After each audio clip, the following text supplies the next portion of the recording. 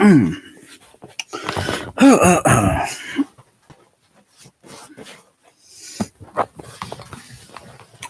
dear.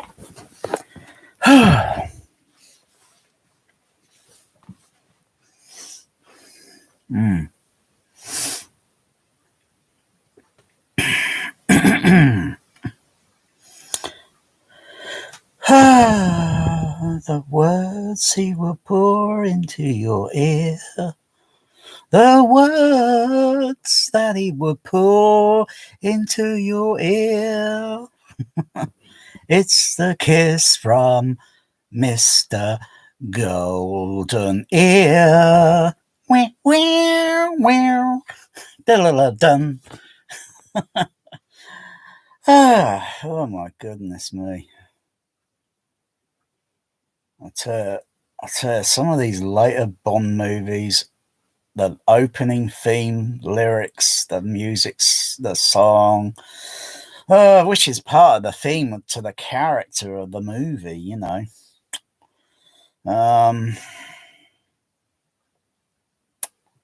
Yeah.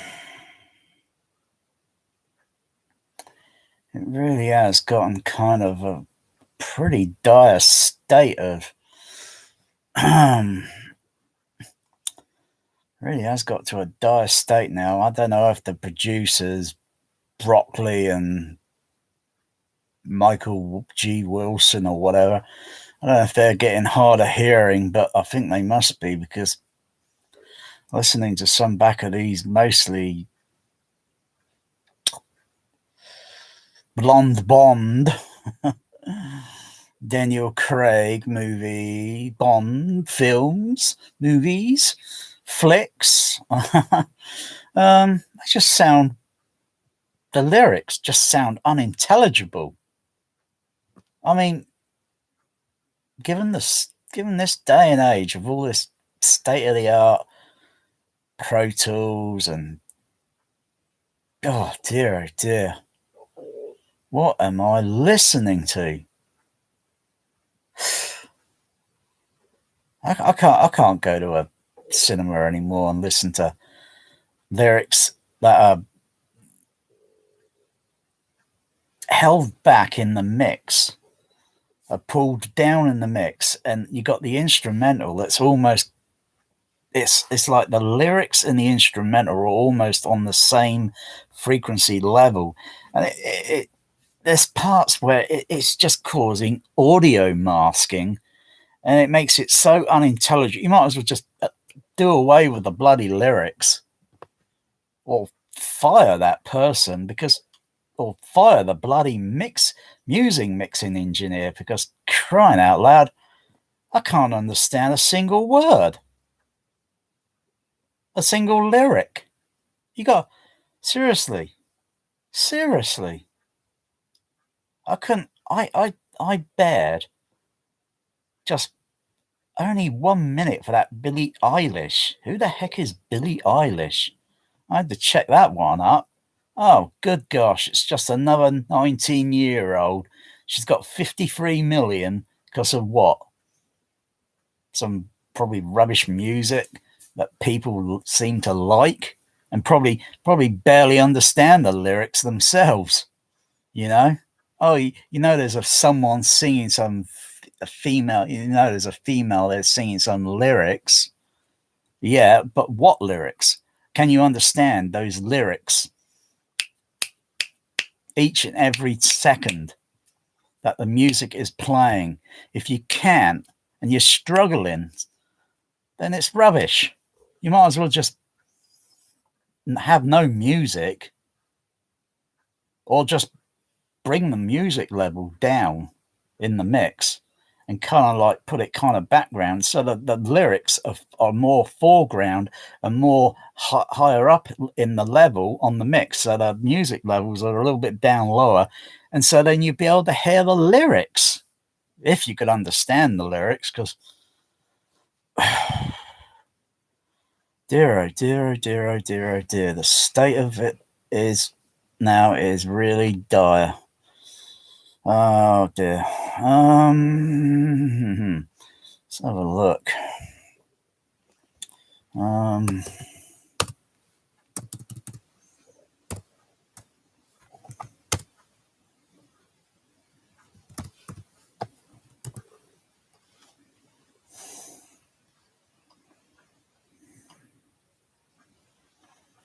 here it is.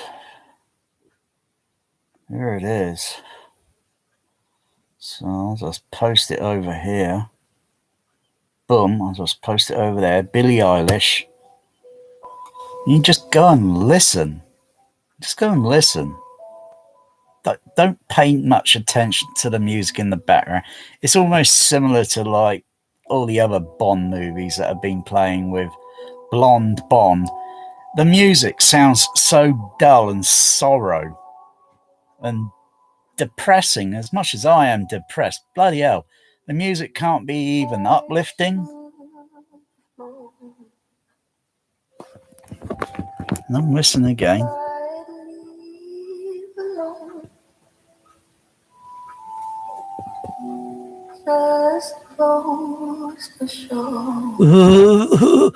It sounds like she's dying. What is she singing?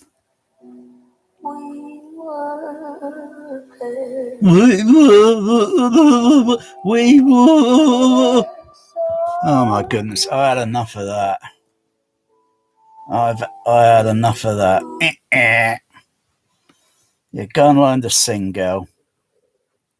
19-year-old, 53 million net worth, and you can't even, say, I think I should be vocalizing this a little bit more clear. Don't any of these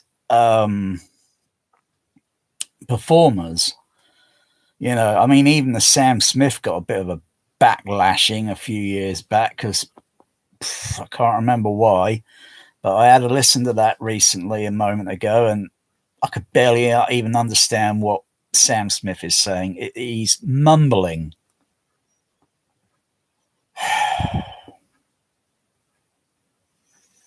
I'll tell you, you want to listen to some of the earlier Bond movie soundtrack opening titles. Shirley Bassey, 1960s. Then you go into the 1970s, and then getting him out of the mono. Even Man with a Golden Gun was mono movie mix and such. Even the lyrics with Lulu, they stand out so clearly because the lyrics are the character to the movie villain, and those lyrics have got to be understandably clear so that the audience knows, because we just seen an opening to the man with the golden gun, and then turns around and then shoots the wax figure of Bond, and then the music cuts in, so we know what this villain is. No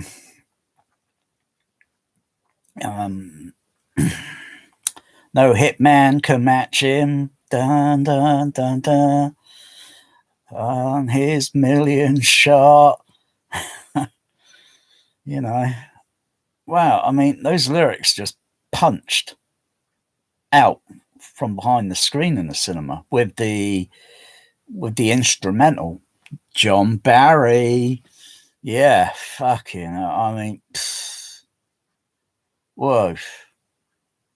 And I think some of these musicians, they're just going into this new Bond movie and then they think, are they even researching or listening to any of the past Bond movie film soundtrack opening titles? Are they listening?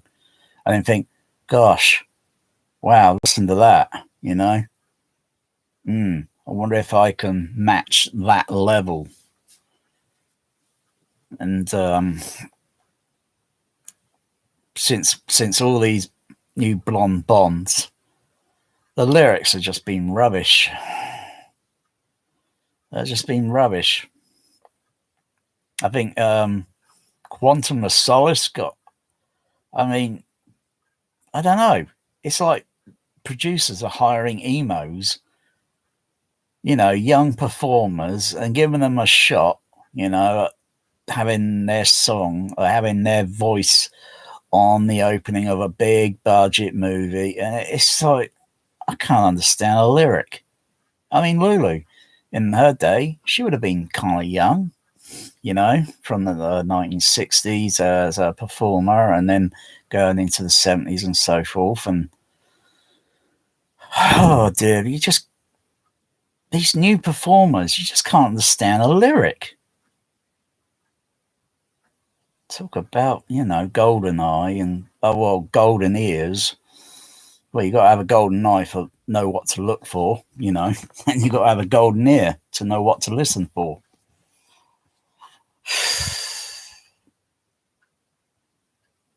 Blimey, if I was Simon Cowell, I'll make him look like it's a no from me, Simon.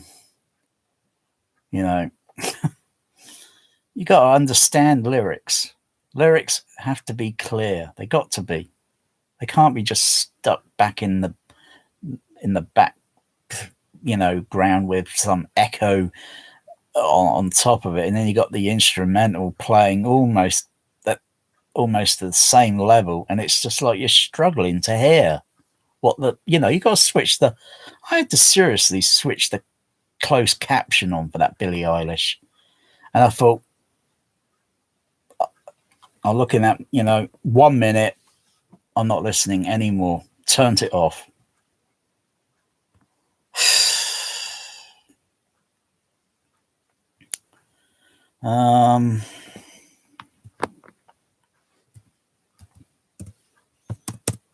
I've never heard the one too much for oh yeah, that is the same. That's it. But it's writing on the wall, isn't it?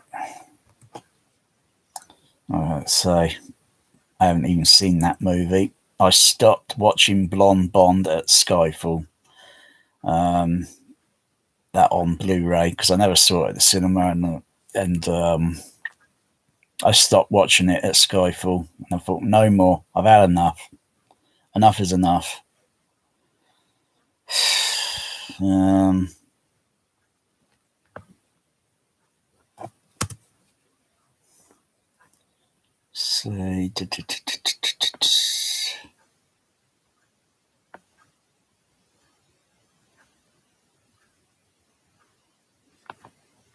See.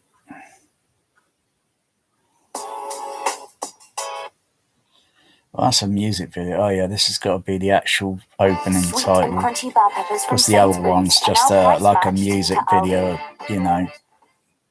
So this would be cut to the movie itself. Bloody advertisements.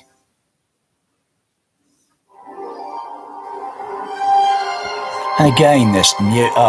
I don't like the new music. Gosh.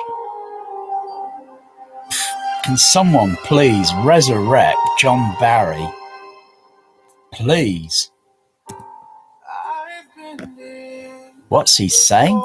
I've been there before. Sounds like he's sitting on a toilet and he's got bowel problem.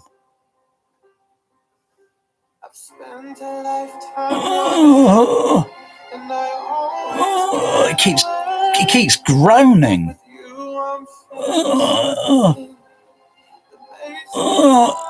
Sam Smith lyrics just keep groaning like he's got a bowel issue.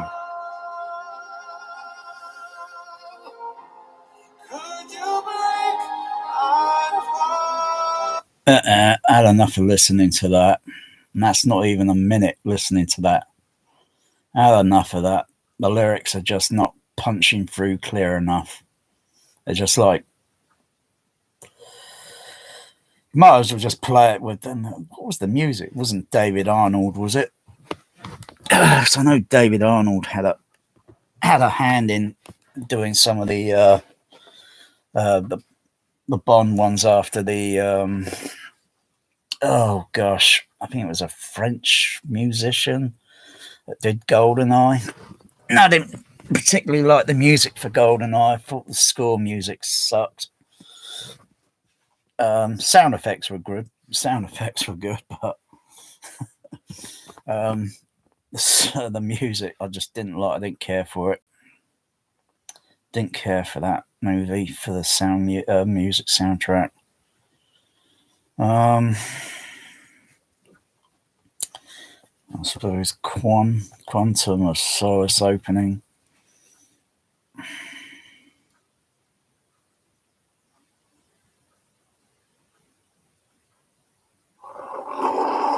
Oh no, that's like the opening. Hang on, opening song.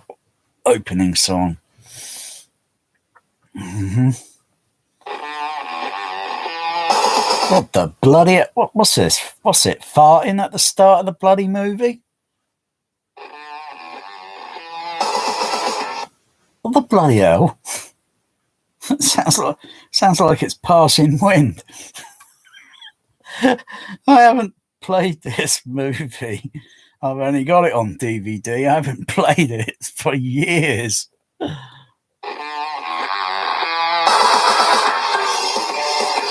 Oh, goodness gracious.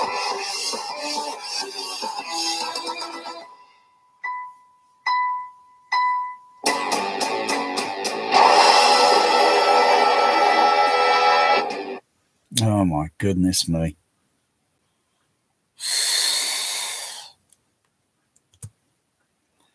So I'll post that link there. Dear. I haven't even got to the lyrics yet. I can't even remember the lyrics. Another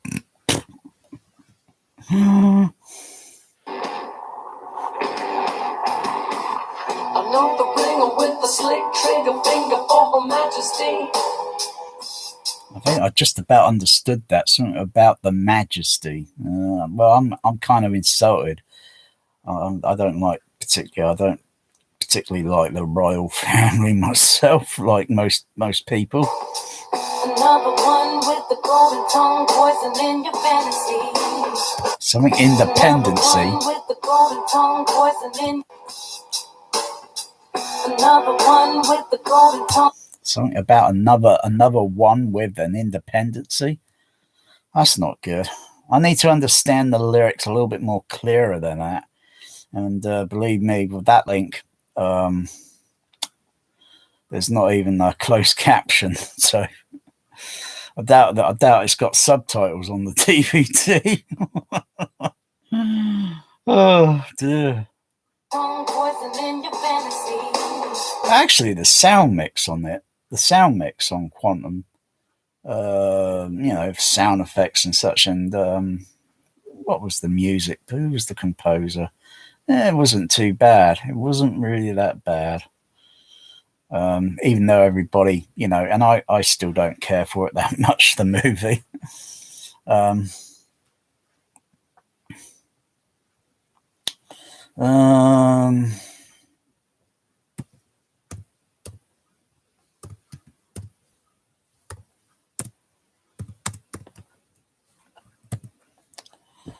Okay, what's the... And I tell you, would you believe if you look at IMDb right now, and you look at the No Time to Kill IMDb credits, and then you scroll down, and then you see music. Are they kidding me? What the fuck? You got a credit like this fucking long, and it's mostly all for the musicians. I have never in all my years seen musicians credited.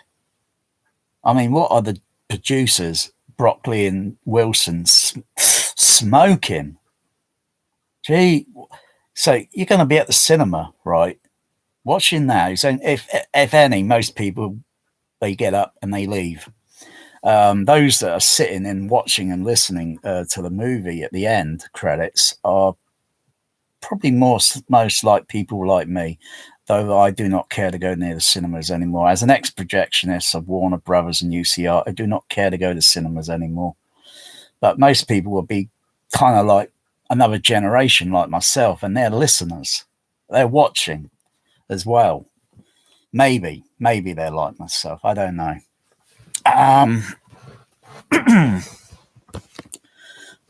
But are you kidding? So those credits are going to come up in the end. Every musician that was, and I certainly stopped listening to Hans Zimmer music after that Man of Steel garbage trash. I stopped there listening to his music. I thought, what a waste of my bloody listening time. I knew the music was going to be garbage trash because I heard, the movie on YouTube, the trailer and some of the clips of the movie soundtrack and that, and think, but actually playing it in Dolby Atmos, it was rubbish. It was rubbish. And when you deconstruct the music on the Hans Zimmer in Atmos and deconstruct and listen to the individual channels, and I'm thinking, what the bloody hell am I listening to? It sounds like Hawaiian hula music with freaking Hans Zimmer, Man of Steel. You listen to the overhead surrounds very carefully, turn off all the other channels, and you listen, and it sounds like Hans Zimmer is playing Surf's Up fucking hula fucking Hawaiian music. I'm thinking, no, I have got no time. I've got no time to go to the cinema and listen to Hans Zimmer playing some garbage trash African drums or whatever the hell it is. Jeez, I've not even got any time, which I do. I've got no time to go on YouTube and bring up and listen to any of his music. Or maybe I should just have a laugh and do it right now and just, can he do like an opening with the Bond? I don't know. It might offend quite a lot of people, because of, I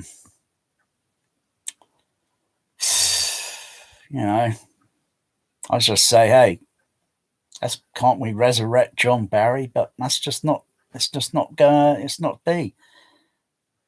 I don't idolize on him. His music was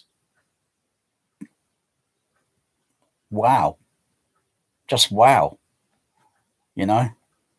If I were to come in late at a performance or cinema, missed the opening credits and then just heard the music, and then I suddenly would say, that's John Barry. Or if it's a movie I watch, maybe in the day would have watched on TV or such, and then it's in the middle of the movie or such, and then suddenly I hear the instrumental, and I was just like, that's John Barry. He always had a signature sound to his composing, just as James Horner, Jerry Goldsmith, John Williams does, and Hans bloody goddamn Zimmer with African fucking drums. I mean, shit. I mean, I ain't got fucking time to listen to that at cinema. I'm not paying £16 and then listen to a load of fucking African drums and some Billie Eilish that can't even vocalize her vocals clearly. So they punch over the top of the instrumental, like Lulu. I'll put a clip up of Lulu in a second down in the description. And you go and listen to how punchy and clear those lyrics are. And that movie's mixed in 1974. None of this Dolby Atmos rubbish, you know what I mean? It's got nothing to do with Atmos and anything like that. That's a sound delivery. Whoever the bloody scoring mixer or musician for the music mixer was, and the producers, whatever, if they were Broccoli and Wilson and that, but really, I think they need to go and get an auditory check. They're seriously hard of listening. They are seriously hard of it. So yeah, it's also Bond, No Time. First he's at 8 rating on IMDb, and then he dropped to 7.9, and then he went back up to 8. And guess what? He's dropped back now to 7.9. He's gradually slipping. I think many people have been saying it for many years. I'm fed up with James Bond movies, I don't know which ones they were fed up with, whether it was saying I'm fed up with this Daniel Craig, because he's I'm sure the guy, he's okay acting in something else, but I think everyone's just had enough of it. Everyone's just had enough. Everyone's got entitled to their opinion to something, and just say, well, there's people like myself. I'm not going to go and see it. I'm not going to buy it. I'm not even going to rent the bloody movie. And I'm just trying to find the credits here. Okay, I'll just go back a little bit more on the Daniel Craig saga sort of thing. So Quantum Solace, the other one was Casino Royale, so I'll punch that one up. Casino Royale film theme song. Okay. Outside, my guy is trying to find a loose weekend.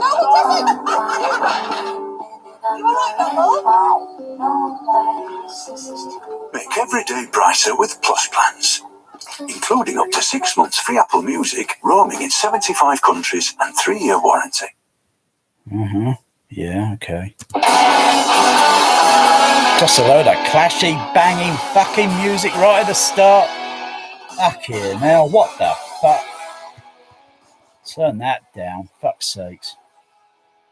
8 fucking electric guitars. If you take life, do you know what you give?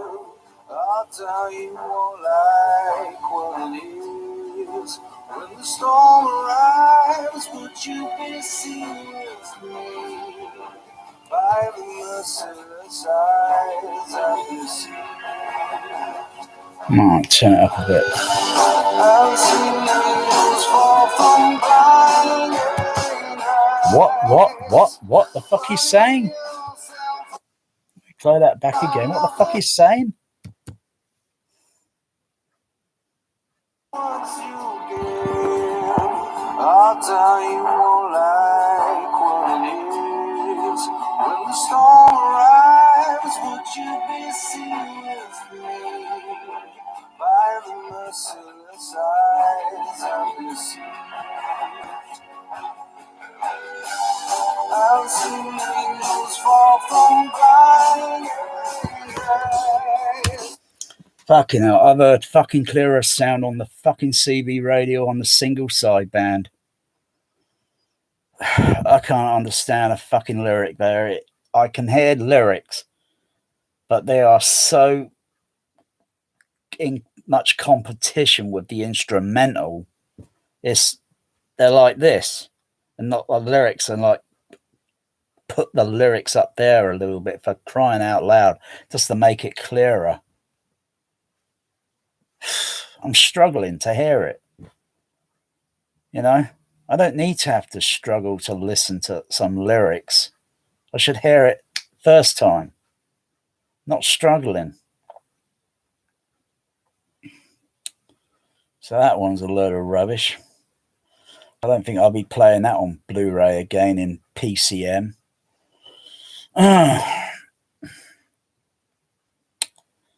It gets worse, I think. I think even the Madonna one was bloody rubbish. What was that, the last one, wasn't it? Madonna?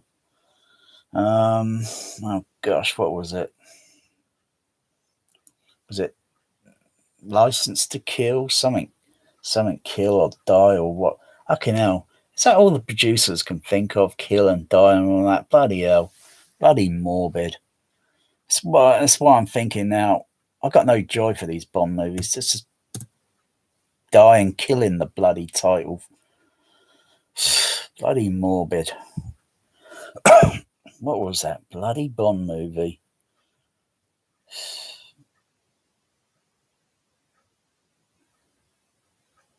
Oh gosh, what was the title of it? License enough world kill. World enough. Oh gosh. I got the movie. Got it on DVD, but I've not played it in 6 years. Recently, I've been playing Roger Moore. Moonraker and The Spy Loved Me.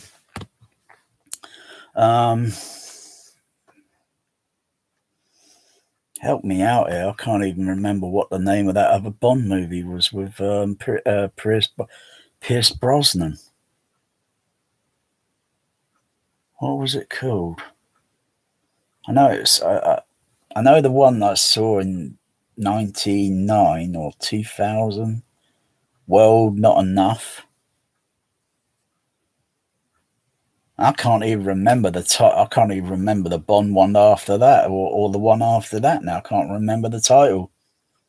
So I think Pierce Brosnan is kind of like that with Bond, because I can barely remember some of the titles of the movie. Looking at that. What's the name of the title? World Is Not Enough. Live and Let Die. No, that's Roger Moore one. Die Another Day. I think that might be it. Let's have a look. I'm getting really senile. I think I'm getting really freaking senile. Die Another Day.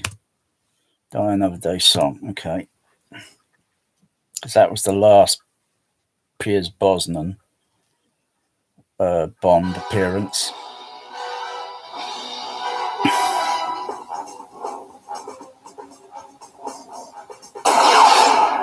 Yeah, and you always got to have an opening. Da da da da da da da.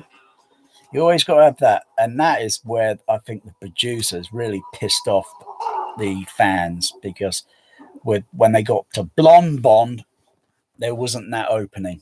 You know, they took a different they took a different route, and I think they kind of offended the fans, because it's like, what the fuck? And then they kind of did that for the second one, I think, and then I think it was on the third one, they kind of put it in at the beginning or at the end. I can't remember. They really made a cluster mess of the bloody thing.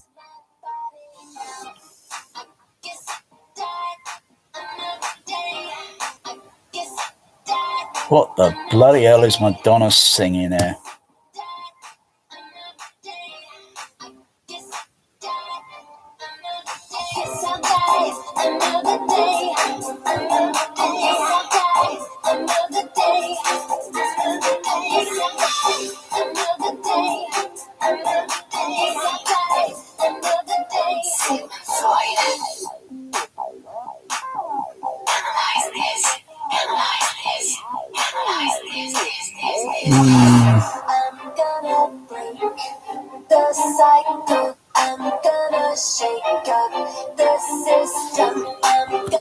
I'm feeling vexed after listening to that.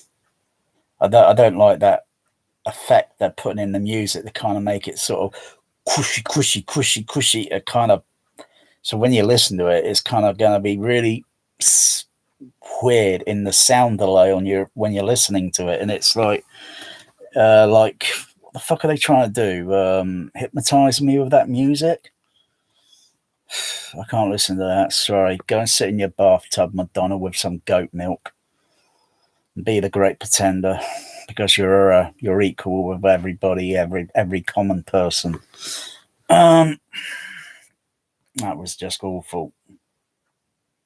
I think I'm just getting a hint. Tomorrow Never Dies, or Tomorrow World. Hang on, there was a Bond one called Tomorrow. It might have been called Tomorrow. Yeah. I think I'm doing this in reverse order. Yeah, Sheryl Crow, that was it. Yeah. Did you know you can access 17,000 markets? Fuck off with your advertising marketing.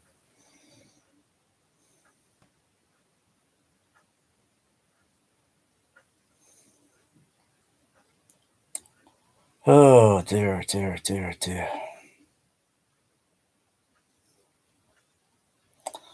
So the other one, yeah, is Tomorrow.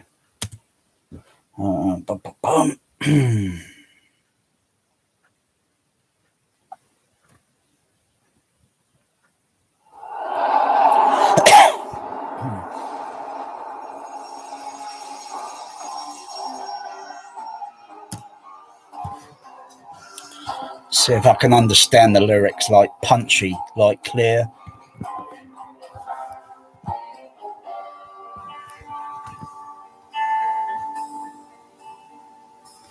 Darling, I'm killed. I'm in a puddle on the floor, waiting for you to return. Play that again, because I'm having a hard time now on that one.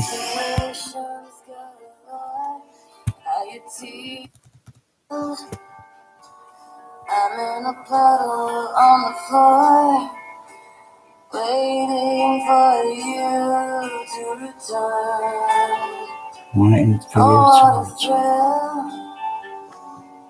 Destinations galore. How you tease, how you leave me to burn. It's so deadly, my dear. The power of having you near until the day. What? Until the day. What the fuck? Who's strangling them? Who's strangling the bloody cat here? Sorry, Cheryl, but you're just sorry, Cheryl, to say, but your lyrics are just not punching through clear enough. They're just like you got the lyrics and the instrumentals just about like that, but the lyrics just need to be up here with the music moving and the lyrics up here. It's just not clear. It's simply not clear. It's just like, oh, they dragged in the cat, you know. Actually, you know, that's what it, you know, like that that quote in the Bond movie. Who's strangling the cat? Who's strangling the cat? It's like, what the heck am I listening to? Oh my goodness! I'll tell you, when you get to Shirley Bassey, despite some of the instrumental or the recording technique of back then, you get a hint of distortion in the lyric. You can hear that distortion clearly, but the lyrics still stand out, punchy and clear against the instrumental. It's what you would call a well-balanced mix, you know. And I'm thinking, what was their production time, you know, with putting the whole soundtrack together, you know, from start to release, you know. How many weeks, how many months did they have to put it all together, you know? Given the old technology, or the technology that they had then was probably state of the art compared to anything else that might have been around. But, you know, the vocals on Shirley Bassey, you do get a slight bit of tint of distortion in the lyrics when she's really reaching the high octave of the vocals. But they sound clear, you know? They sound clear. And it's a mono movie mix originally, and then you get a 5.1 remix. Guess what? The lyrics still sound clear. And I played the DVD 5.1 remix in years, but the lyrics sounded clear still. So I'm guessing the next one might be The World Is Not Enough. That is it. Is that cool? World Not Enough, or World Is Not a More, or I'll have a go. The World, yes, Not Enough. Yeah, Garbage. Oh my goodness me. It probably will sound like garbage. Oh my goodness. Oh dear. I mean, I'm no musician myself, but I've got a golden ear, you know, for listening, but I don't want to struggle listening, you know. You got to turn subtitles on, and then sometimes you don't even get subtitles provided for the opening titles. that's just the way it is sometimes, you know. You just don't get any subtitles. Like, what the heck are they saying? Soundtrack opening. Let's see. Is there right, there we go. Find your dream kitchen at Homebase and be guest The ready world for Christmas. is not enough.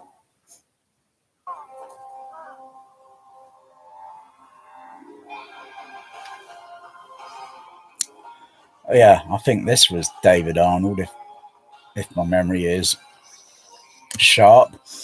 I think this was David Arnold doing the music, and he was pretty good. He was almost kind of like John Barry, almost like a John Barry. You know, I wouldn't say resurrected from the ashes, you know, the phoenix and such, but he was quite like John Barry in a way. Let's just post the link, and then I'll go back and then listen again because I'm mumbling over the what I'm listening to on the laptop because I'm not in my THX cinema at the moment. It's late at night and I've got no time to go in my THX cinema at this time now at the night. I'd rather just relax and I'm just going over.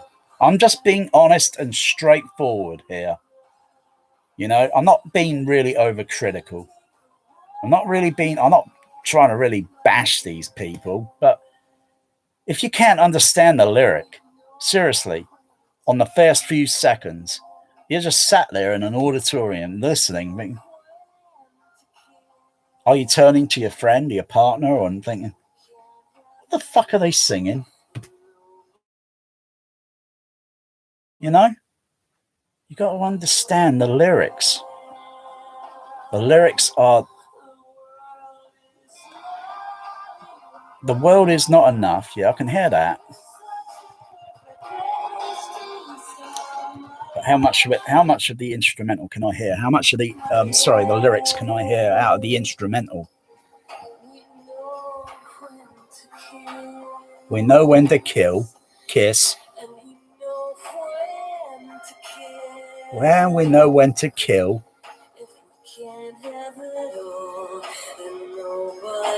Can't have it all. The world is not enough.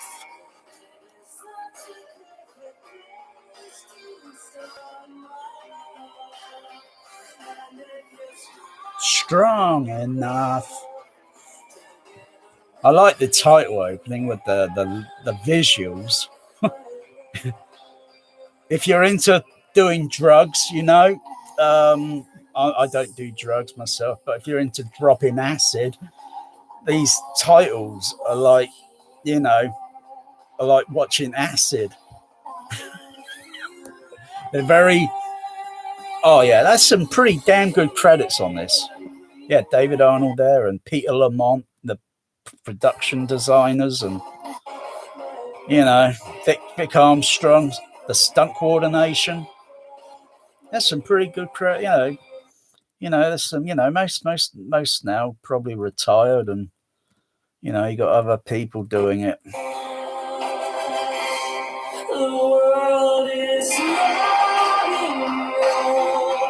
Because all this liquid stuff that you kind of see with the opening is more or less the oil, about the oil.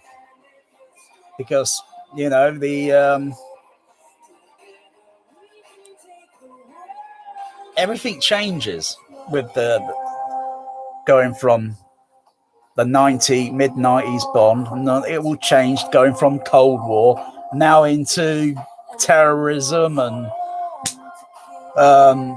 daughter wants to do her daddy in just so she can get all the money and then go on a love boat with some psychopath in a fucking submarine at the end.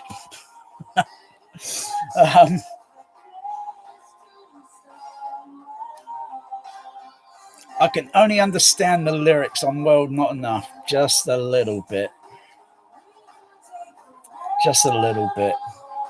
I think at some point in the mix, like here, you get this nice swirly effect going around the surrounds, around the split surround, and I'm kind of like going like this and while keeping one eye on the screen and thinking, wow, that's pretty cool, that swirling effect. You know, going round and going onto the back surround and then down the side surrounds. The world is not enough. It's not enough.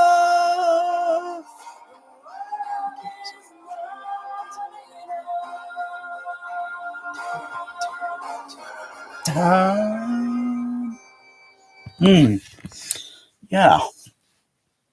That's almost. I don't think there was. What was the one before? I think the other one would be. I'm not sure if it's Golden Finger or no, not Golden Finger. GoldenEye. I think I just done. I think Tomorrow Never Dies should have come before World Not Enough. I think that now it was 97 because I saw that in DTS at Tower Park, and I think it was in the larger screen auditoriums. I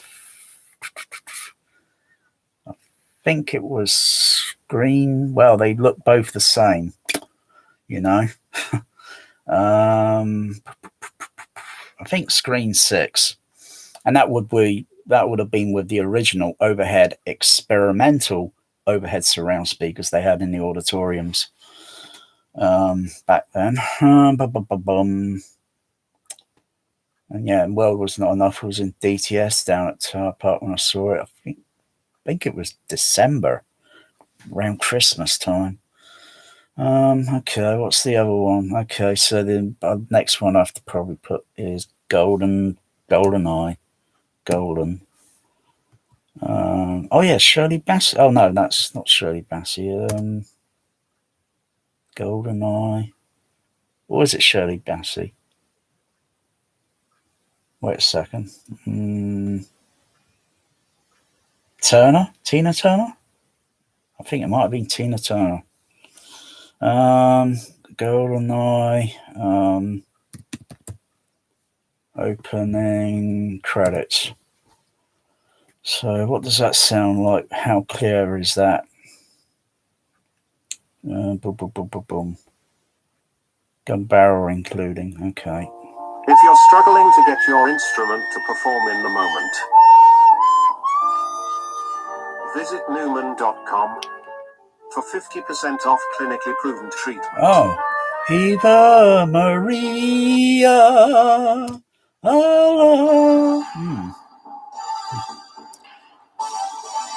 I cringe at the music on this. I cringe at it.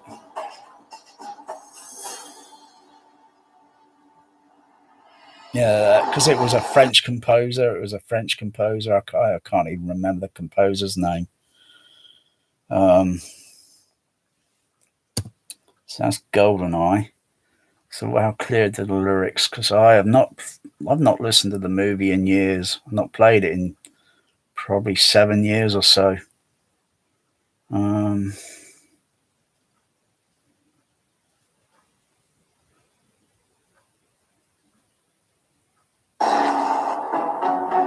Oh yeah, that's it. Dun dun dun dun. Dun dun dun dun. Dun dun dun. Pow. And the bullet through the surrounds. Actually, trivia, GoldenEye was the first Laserdisc I played on DTS in my home cinema years ago with centre back surround. I had centre back surround up and running nearly a full whole 1 year before Dolby EX came out in the cinema, and nearly 2 years before it even came out on consumer AVRs. Just rigged up one of my Yamaha DSR 70 Pro over there, and my Millennium DTS decoder is up there on the rack, right up there on the top. And I put GoldenEye on first time, and I was ducking and flinching and wanted to duck for cover under the seat, you know, because it made a real game change on the way of taking the center phantom away from the splits around and then putting that sound behind. Well, the sound is moving more freely along the side. And I was running, how many speakers was I running in my home cinema, my other home cinema? 1, 2, 3, 4, 5, 6, 7, 8, 9, 10, 11, 12, 13. I was running 13 speakers at the time. Oh dear. Yeah, that's a blast from the past. Dun, dun, dun, dun. I'll play it again. Dun, dun. Dun, dun, dun, dun, dun, dun. See reflections on the water, more than darkness in the depths. See him surface in every shadow. Well, I've got to say, the first few seconds of listening to Tina Turner there, the lyrics are coming through pretty clear. So Billie Eilish, go back to Academy Learning Vocalist School with you and learn how to sing, for God's sakes, because I can't listen to someone that's mumbling against the instrumental. I can't tolerate that. That's just a waste of electricity mixing that song. That's a waste of electricity. And, you know, when they're doing all these new multi-million mixes, that is a sheer waste of money just to listen to a load of mumbling. It's like you ain't going to hear Harrison Ford speaking clear with dialogue today, because he just mumbles like Marlon Brando now. We all will eventually, you know. I will, maybe one day. I may very well be mumbling, but I'll just keep that as a thought. And because I don't want to do a video one day where I'm mumbling and thinking, bloody hell, hardly anyone can, unless you've got. Well, actually, I have had a few trauma sort of things. I'm just trying to get comfortable here with the pillow, because this is like pillow listening talk. So yeah, I'm going back to that Shirley Bassey there. Tina Turner.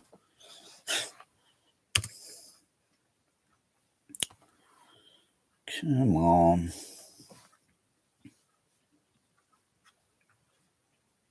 On the wind, I feel his trap. On the wind, GoldenEye, I found his weakness. Do what I please. No time for sweetness. Those lyrics and the syllabants on the lyrics are coming through nicely. But they're not as punchy as, say, like You Get to Lulu. I would say the lyrics on the instrumental with David Arnold and no, not David Arnold, the other musician. Got to bring his title up. I don't know what his name is. He did the music for that freaking The Fifth Element, and I can't even listen to the end credits on that bloody movie, The Fifth Element, because it's like playing the same music on a loop over and over and over and over and over, and it got so goddamn annoying because I was like hearing the same beat and I think, fuck hell, this music end credits is rubbish. You go and listen to Fifth Element again. If you think I'm wrong, you go and listen. You get that it's more or less the same freaking. It's nothing different about it. It sounds like it's playing on a loop over and over. Oh, you poor kitty, you're scratching. Don't worry, I'll get you to the vet. Maybe take you down the vet when I pick my magic up, and I'll get some I'll get some of that other pesticide. Because there's no reason why you should be scratching. We'll get rid of fleas, and we're going to have a disco night here tonight here, Bear. Yeah. We're going to have a disco night. Yeah. But we got the smoke dry ice machine arriving, so we're going to put on some Bee Gee music, okay? And then we're going to have some Saturday Night Flea Fever. Doing away with the fleas. Ha, ha, ha, ha. Doing them away. Ha, ha, ha. Doing them away. Because I hate fleas. And I know their weakness. You know, it's like Luthor knows the weakness to Superman. He uses kryptonite. Fleas, they don't like cold temperature. End of story. Anything below 0, there, hasta la vista, baby. Anyway, I'm going to get back to Tina Turner. We'll bring him to his knees. Bring him to his knees. Bang. See him move through smoke and mirrors. Smoke and mirrors. Feel his presence in the crowd. Other girls, they gather around him. If I had him, I wouldn't let him out. Golden night, not lace or leather. I'll just push it. I'll pause it there because that is what I would say. Golden eye for visual, which is as an ex-projectionist, I know what to look for and I know what to listen for. And that is what one other projectionist said to me at another cinema many years ago. He said, you know what to look for and what to listen for before I even know what there is a problem. And I've been working in this industry for 25 years. I've only done projection probably less than what the other guy did. I only did it from 89 to 1998, and then I quit. I just quit. I had enough of that shit, you know, and I wouldn't even, I don't even look back on it too much now, really. I've been there, done it. But the lyrics here are really clear. I'll play this again. Wow, these are pretty clear. What's wrong with the buffering? To the spot. I'll show him forever what I've got. No wonder shadows of a child. You never know how it feels to get so close and be denied. To be denied. It's a gold and honey track I got for you tonight. But then it's a kiss. I won't. Oh yeah, Eric Chirard. Chirard. Yeah.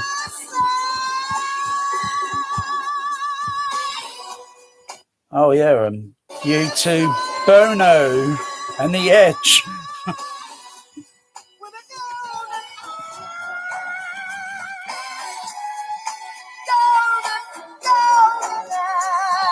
Well, the only real gold in here is my cat.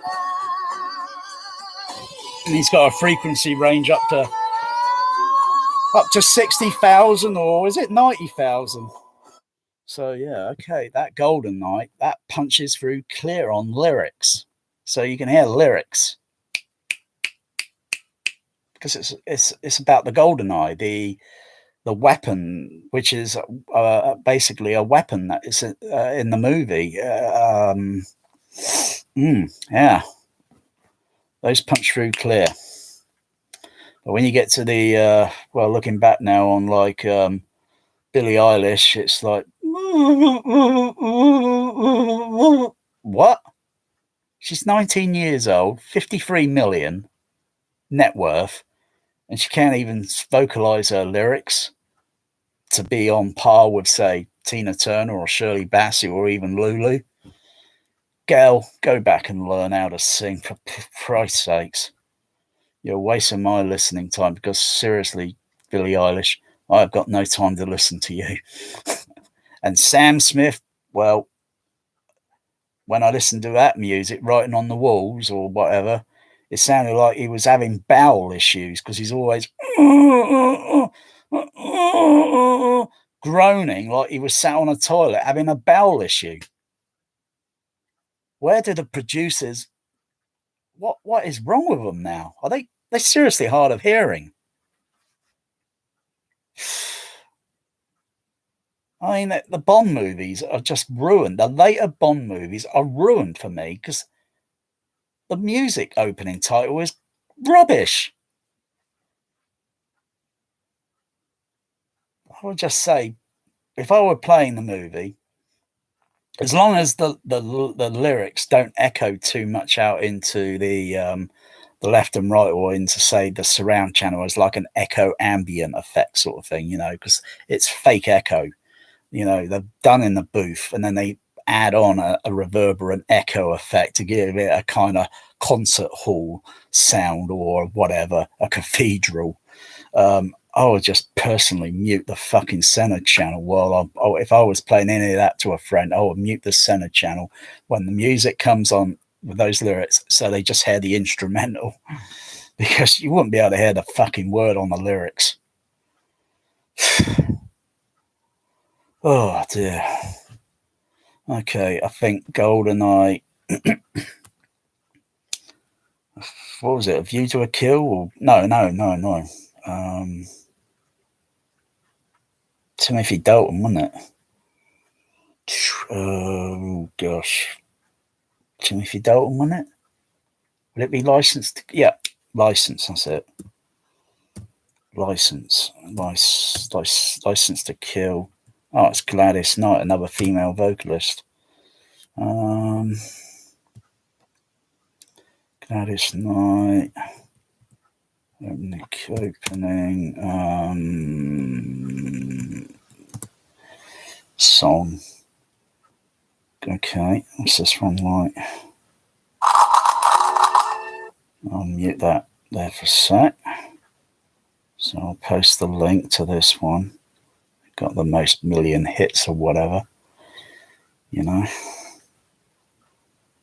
know why, but just did. And the link.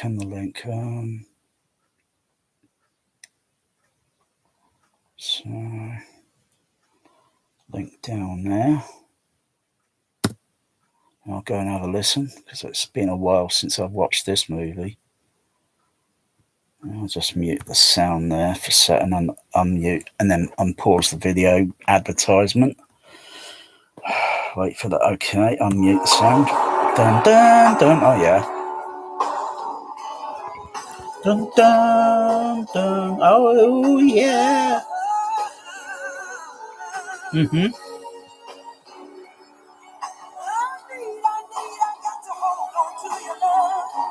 A little bit hard there to understand what she's saying.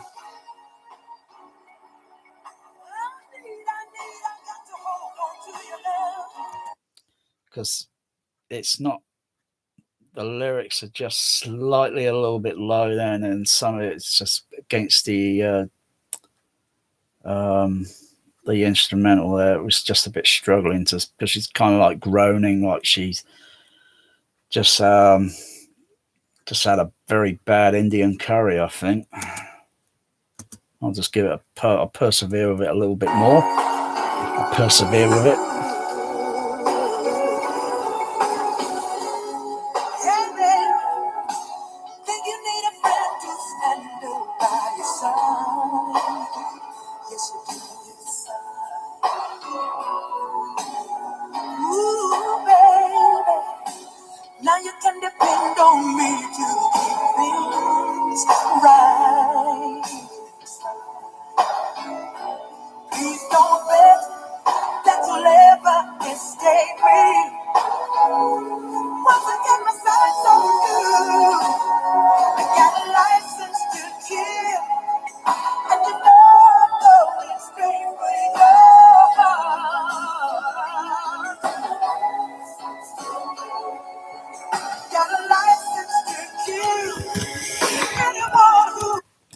Oh.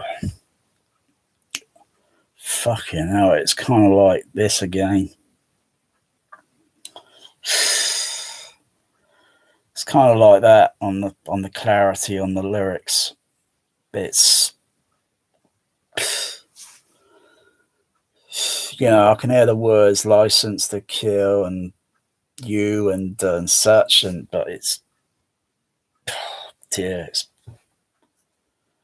I think I'll go to another Bond one now, because I'm not sure. I might do the end credit one. I think the end credit one on that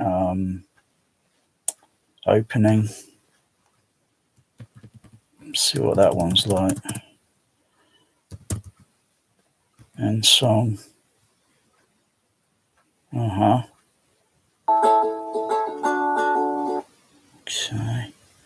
So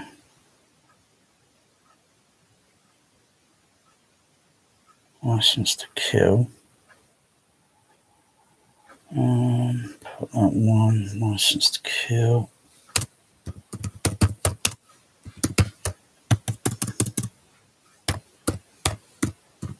And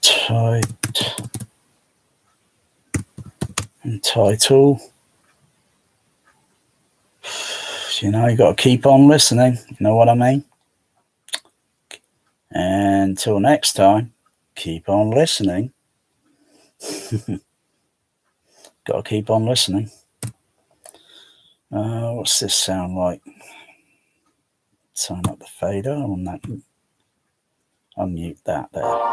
Used to be that I believed in love.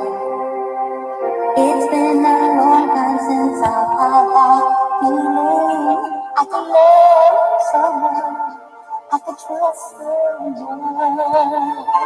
I said I'll never let nobody near my heart again.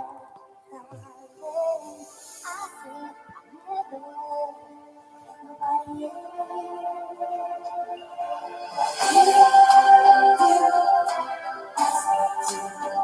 I just might change my mind and let you and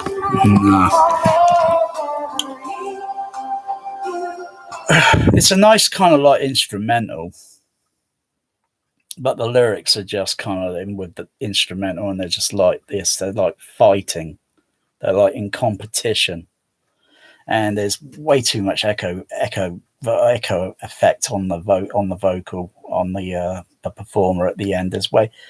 I was hearing way too much reverberant echo effect, and it just didn't sound intelligible.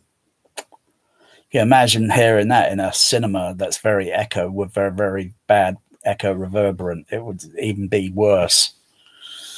Like the Royal Albert Hall, where they publicized premiering that No Time to, at the Royal Albert Hall. Whatever happened to premiering it in Leicester Square? Because usually Bond movies typically have been premiered at the Odeon Leicester Square. I've got no love for the Odeon Leicester Square myself, frankly, because I've been there twice. Came out frowned because of it just wasn't the best presentation in Leicester Square. When across the road, the Empire Leicester Square with THX sound system, it delivered. First time, second time, every time, it delivered. Even if the movie was crap and had a decent sound mix, it delivered in THX, if you know what I mean. Empire did have a slight echo, but still the sound and everything, the whole presentation, sight line to watching the screen, whether you're in the circle, at the back, had a nice sight line to the screen. And if you're in the lower stalls, you still got a nice sight line to the screen. You haven't got this fucking stage stuck in your bloody face, like at the Odeon Leicester Square. A stage is standing up about this bloody high, and you're in the lower stalls, and you've got this bloody stage in your bloody face. And with all the criticism with Odeon bragging in the past they got more seating capacity than the Empire Leicester Square, but they had the worst sound playback. When you sat in the middle circle, in the circle, the balcony on the Odeon Leicester Square, the sound, hearing it from the screen channel, was absolutely appalling. You might as well just be at home watching a TV on TV speakers, because it was that sort of quality. It was not that good. The only thing that stood out that was kind of goodish were the surround speakers and the split surround on Last Action Hero. But hearing anything like dialogue panning or such on the screen channels was very distant sounding, very narrow, because the physics of law are the further you move away from the stereo speakers, the sound gets narrow and narrow and narrow, and that is just simple physics. It happens in real life. If you got two people having a conversation and you're standing across a road, you only perceive their sound not like this, but like that. When you walk up closer and you get nearer and nearer, then you start perceiving it like a stereo effect or reflectivity. That's simple physics, simple laws of sound physics. And there's no way of getting around it. Not that I stood right at the back of the Empire, in the very far back of the auditorium, but I was in the middle row, and that's the circle, and that would be almost say a similar distance, say, to what if you were Odeon Leicester Square. But it was just like rubbish at Odeon Leicester Square. But I'm still puzzled to the day why that film was not premiered. Not that I care. Why wasn't it premiered? Because they rather premiere it and hype it up at some Royal Albert Hall that, guess what? It's going to sound very echo and reflective and reverberant. It's going to sound awful. So dialogue is going to be so unintelligible. It's going to have an echo effect. And that is not part of the soundtrack. If you listen to that soundtrack on headphones and you can hear it, yeah, and you take those headphones off and then you listen to what it is like in the, say, like the Royal Albert Hall, it's going to sound atrociously appalling. No if, no but, no debate, no vote about it. It's going to sound awful. And the screen size is like this. That's this here, this width here. That's like the Royal Albert Hall, and the screen was that size in the hall. It looked pathetic. I watched it on the live video and thinking, and plus when you got people sat around it in the you're going to be at very awkward positions. Seriously, you ain't going to get any good decent stereo, or I don't know what sound system they rigged up there. I couldn't care less if they rigged up Atmos, because it won't polish a turd. It was just sound appalling, because it is the wrong type of venue. It is the wrong type of venue.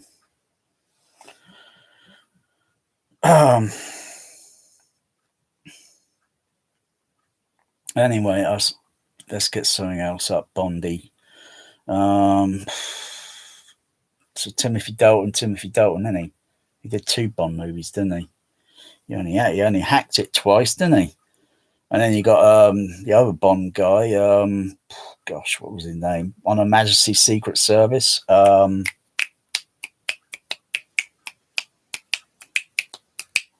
Australian guy. I can't remember his name. I can't remember the name of the actor. He only hacked it once at Bond, and I thought the opening titles to that on Majesty's Service was pretty kind of state of the art sounding in the music.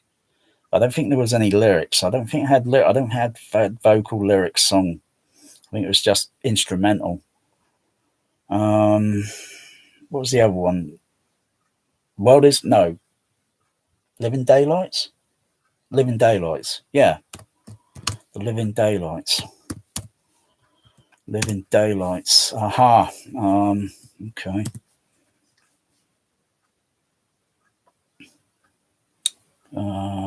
Where's the actual video for the opening titles? There we go.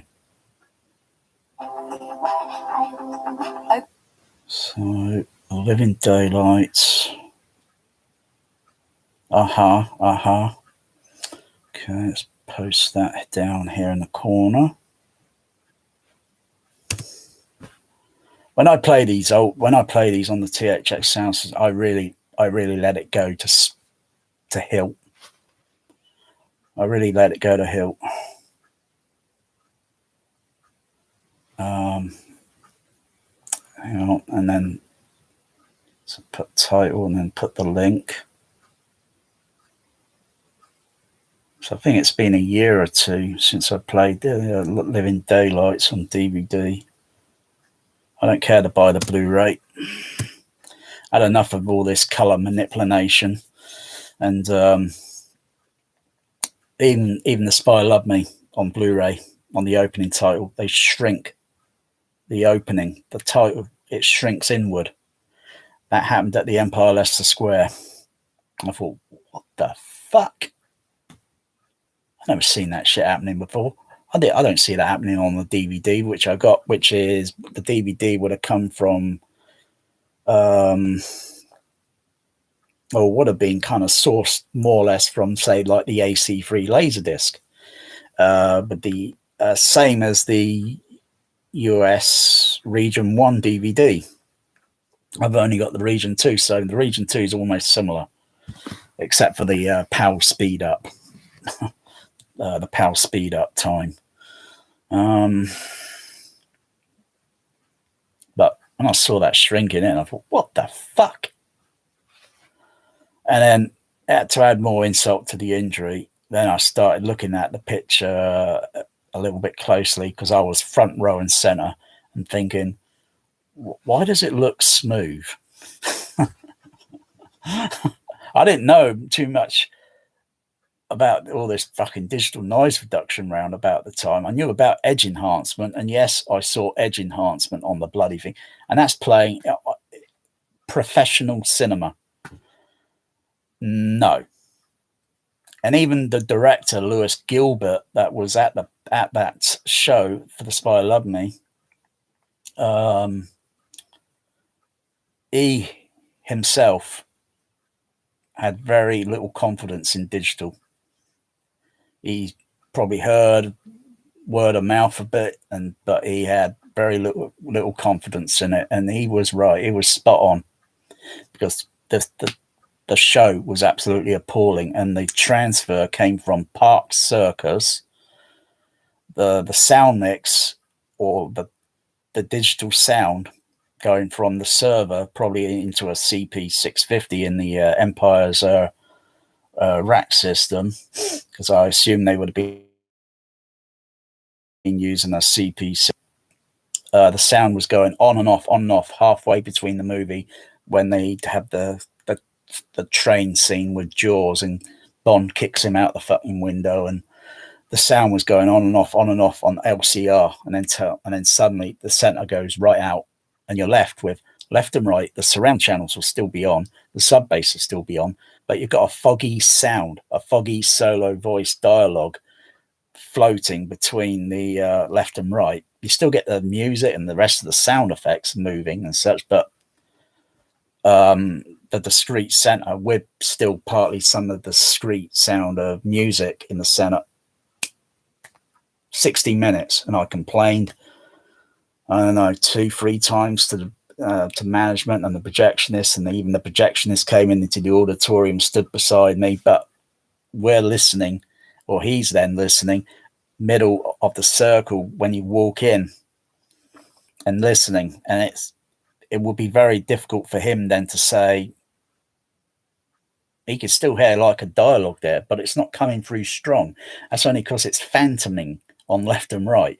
What he should have done, gone up in projection and checked it on the booth monitor, and then you realize there's no sound on the center channel. The trick there then to fix the problem is simply turn the cinema processor off and then turn it back on, because it triggered some sort of hiccup and triggered out the the center channel to not play. Didn't blow up. It just got messed up in the digital decoding.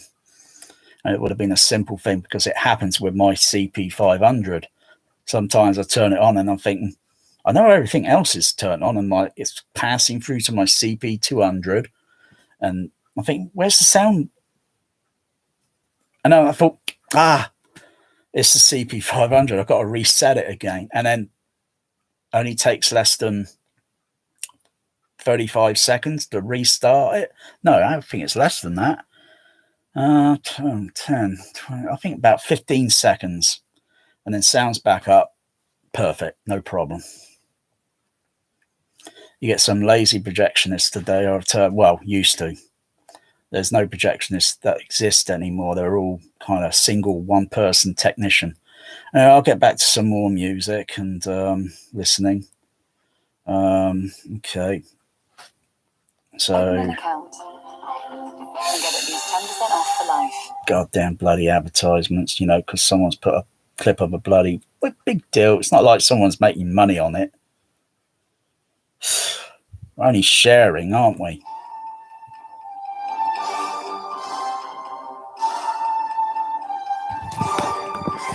And I'm opening your ears by saying, go and have another listen, Ding, ding, ding, ding, ding.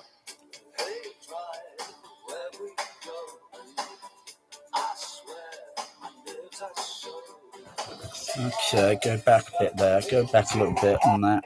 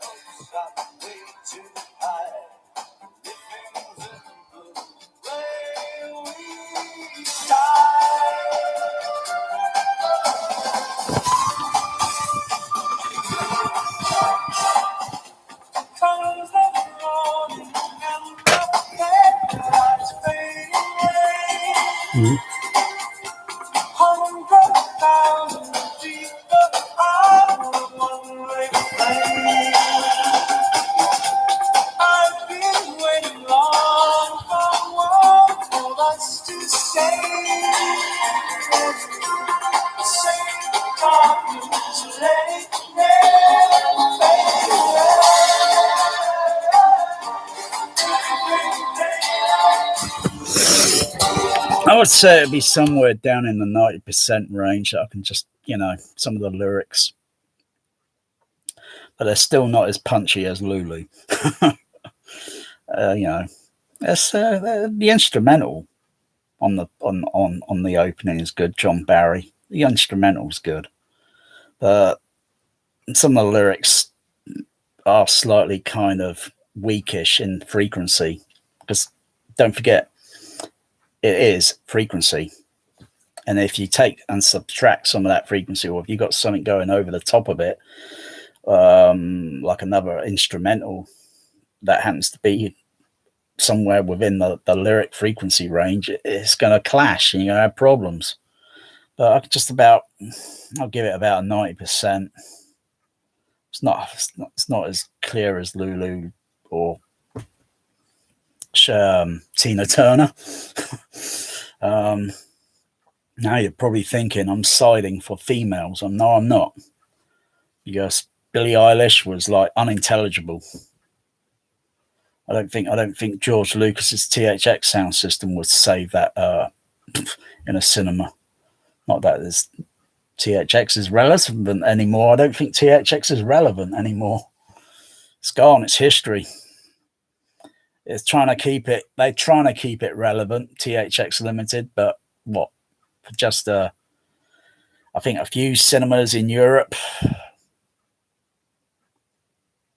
a few or so maybe around the United States now, or THX Ultimate in LA. And seriously, I was thinking of getting a passport, getting on a plane and just flying over, see a movie, just to check it out, sort of thing, and then get back on a plane and come back, because I don't intend to, stick around. I just want to go over and then come back. But I think, fucking hell, am I seriously out of my mind? That's expensive. You know, who does that? You know, but I've seen no videos. I've seen no videos that anyone's taken to show what that cinema sounds like.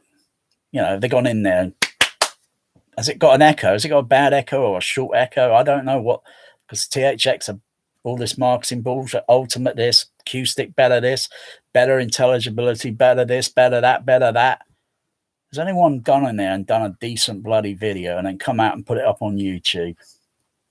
And then go back there the next week when the next film's playing and then see what that's like. So, and then get a good recording so you're not distorting your microphone, get a good decent, and don't use a, you know, use a decent, you know, get a decent, because there seems too much controversial hype about it, and I just don't believe THX is really seriously relevant anymore. It's dead in the UK. Last THX cinema in the UK would have been possibly the Curzon behind Leicester Square. Empire Leicester Square. Well, when IMAX tarnished and trashed the bloody cinema into a Limax, so you got a screen there and a screen there back to back. So when you're looking from the circle at the screen is now brought forward because of the shape of the auditorium. It's like that. So that would be the narrow end down here. That's where the screen would have been. And this would be the wider point. And so they stick a Limax there. So it's like me here and then moving that closer. Yeah. It's only an illusion, but it's bullshit. Because that cinema would no longer be classed as a premier cinema. It's no longer classed. It's like having an Olympic swimming pool, and then you do alterations to it. It would then be no longer classed as an Olympic-sized swimming pool. And then, like I say, behind the wall, and the audience are basically facing in the other side, facing towards the back of the auditorium. The original, they're facing toward. Only there's a screen there. Say, like I say. It's like that. And then what they do is put two screens in between it to bullshit the public, play Limax in one screen, play the same movie in another screen in a different sound format. Too greedy. And I bet that they drove away probably maybe 1 million of their customers and they never came back, including myself. Because when they tarnished it in 2013, I hardly went to the cinema again. Oh, how did this get into the conversation of Bond themes and all this? Cinema, isn't it? Cinema, entertainment.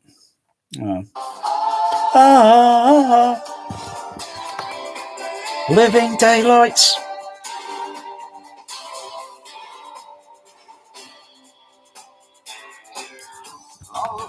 Now, hold on tight now.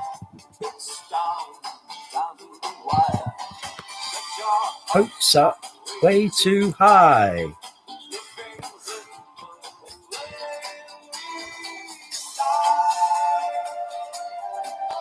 And trivia, when I saw the Living Daylights, would have been Odeon Screen 2 down Bournemouth. And it was only rigged up upstairs, downstairs. We're only rigged up for Dolby Stereo. The cinema process that would have been used at the Odeon would be Dolby CP50s. The upstairs one was a Cinerama curved screen from the Cinerama day. Still had the curved shape. Only the screen would be reduced because it's not playing 70mm Cinerama. Through I believe would have been a single lens, because they had two processors of Cinerama in the days, in the late 60s, which by around early 70s, Cinerama was retired. And so with the original Cinerama, you had 3 projections systems, one here, one over here, and one there. Left here for the right side of the screen, the right, over to the left side of the screen and the middle one for the middle portion of the screen. But they did the process with a single lens then, I believe. Not that I saw Ice Station Zebra downtown with overhead surround. Oh yeah, overhead surround. Shall I say that again? Overhead surround. Because that's where the original speakers were. And they utilized those during the 1970s for a long time ago. A storytelling Star Destroyer coming overhead.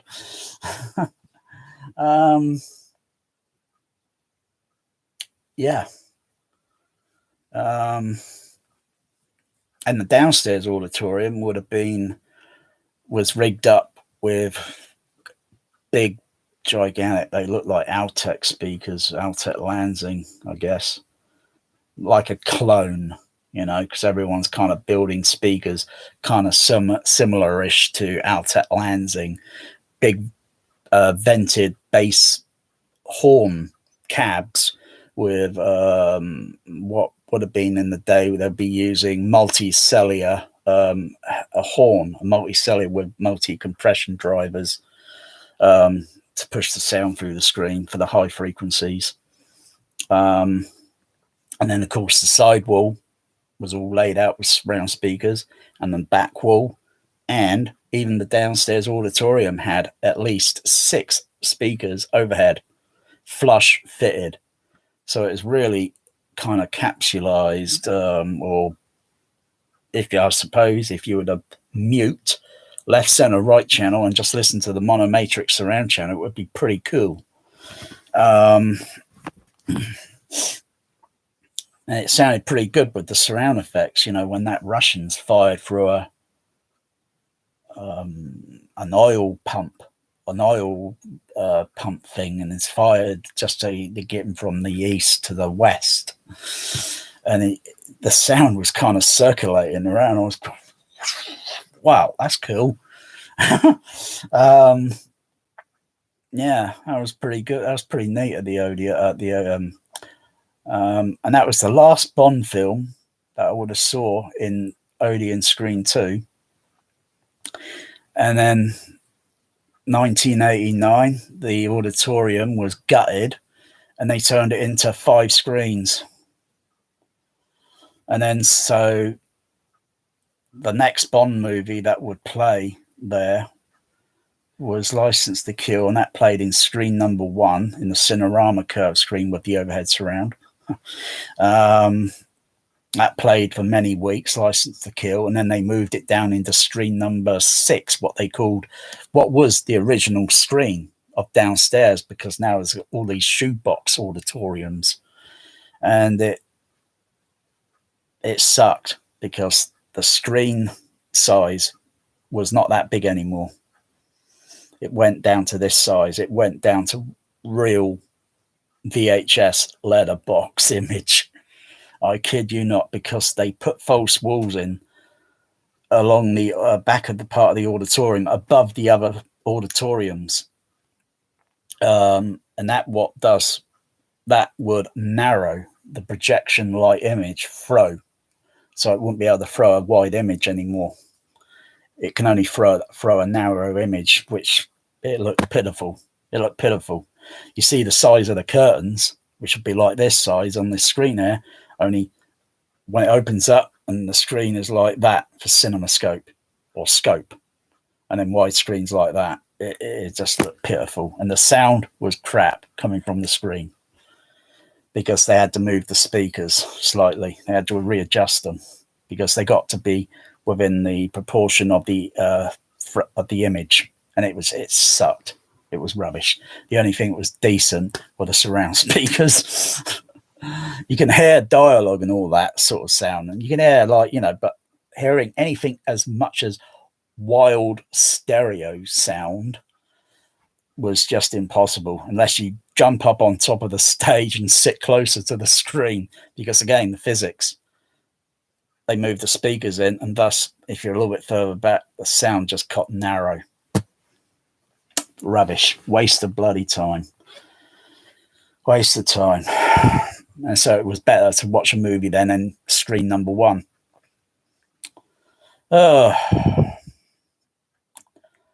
more things change, the more they stay the same.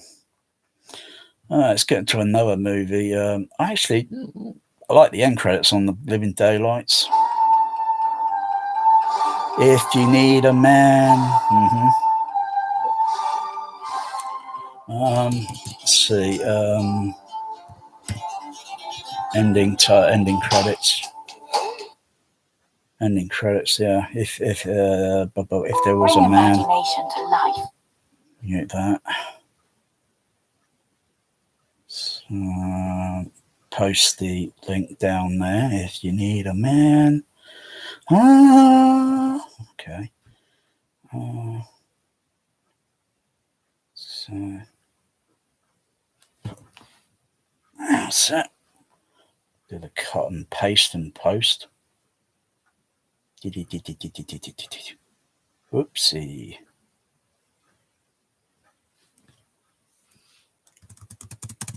How long? I think my nerves are playing me. And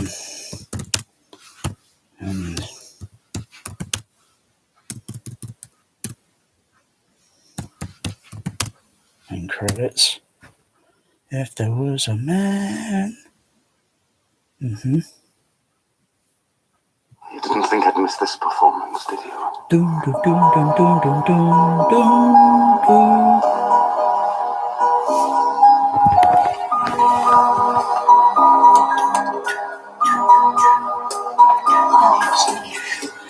If there was a man I could dream of, I'd dream about a dream come true.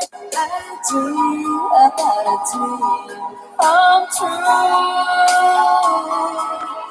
If there was a In case what you're wondering what I'm doing, moving it around, because the speakers are underneath the laptop. And so the sound is firing downward, and so I've got to orientate it and move it around for the high frequencies.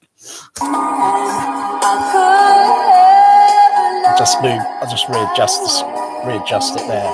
That's better. Fold the laptop up a little bit, sort of thing, so I'll still be visual.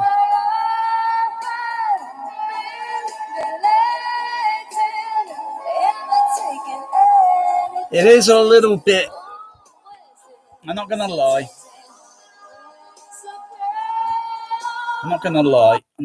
Some of the instrumentals are a little bit kind of clashy with the instrumental and putting a bit too much echo on the lyric there, and it's just, I'm not gonna lie, it is a little bit, but it's entertaining, but it's not very clear. It's entertaining, but it's not very clear. I mean, like I say, I've heard clearer sound sometimes on a single sideband on the CB radio, and those are transmissions that are coming from probably 2,000 mile distance with other people on the same channel frequency, you know. And you got to really struggle to listen to pick out their name, what part of the country they're in. You know, but yeah. It just has a nice kind of melody harmony toward the end of the end credits. It's got a sort of melody, you know, and it's got a nice, I think it's got a nice bass beat. Pum, pum, pum, pum, pum, pum, pum, pum, pum, which I can't hear on this laptop. This frequency range only goes down to about 200 hertz at the very least. It can't do anything really that good below 200. It starts to resonate and distort on this laptop.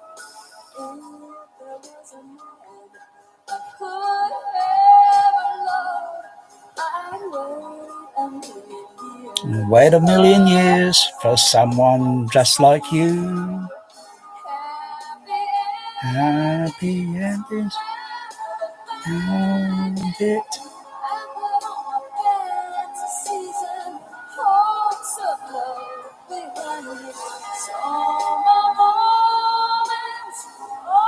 Hmm. If there was a man out there for me, I wish it would be someone who could love me too. If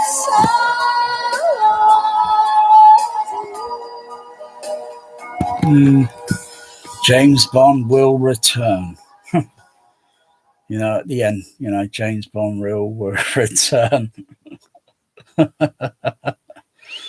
Okay, so I think it would be a View to a Kill. Yeah, it'd be a View, Duran.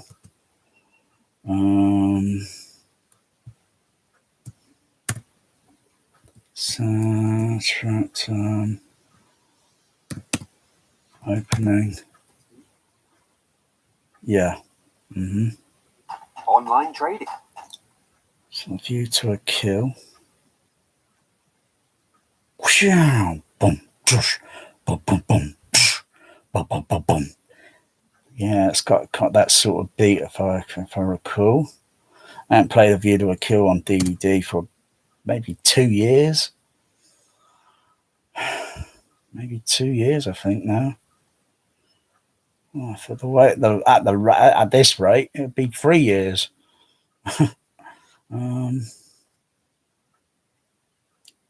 Okay.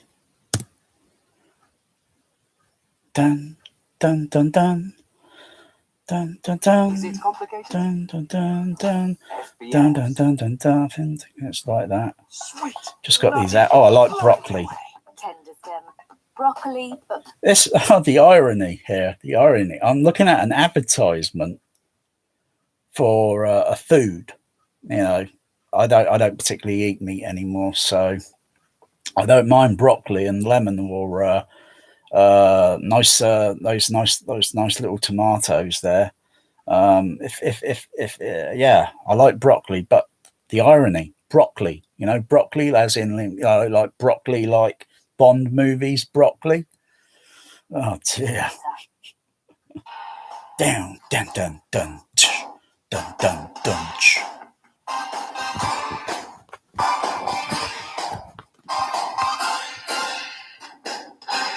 Oh, these opening titles look cool with the ultraviolet lighting.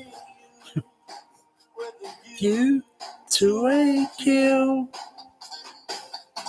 Wow. I like that on the instrumental, on the panning.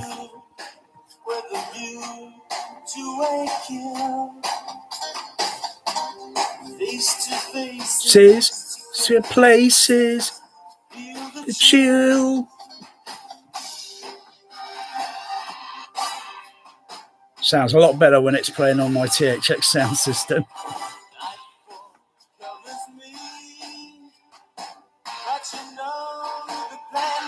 Making Christopher Walken.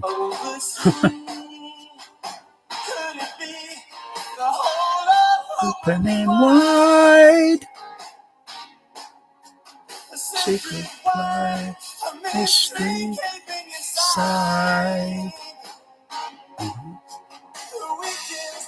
Which is why till we dance.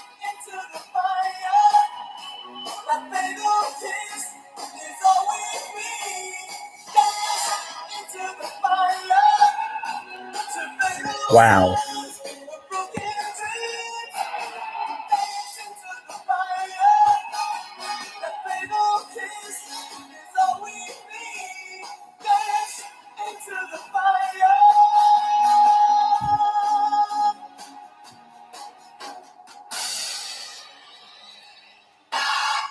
Wow, that's cool. Where the Bond comes up and does the shooting with the graphic, and you get the wow, that's cool. Wow. You can't beat these Maurice Bendy when he the graphic title opening. Wow.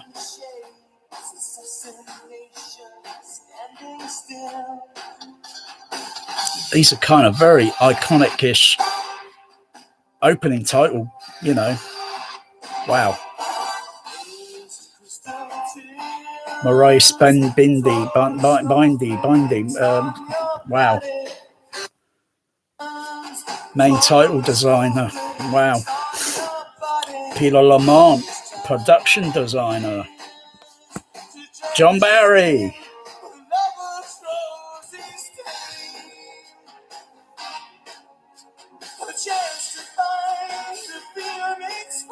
The flame. I like these. I like these graphics. The way they choose using an ultraviolet and having all the fake, and then having an ultraviolet and these graphic colors, you know, and wind blowing effects and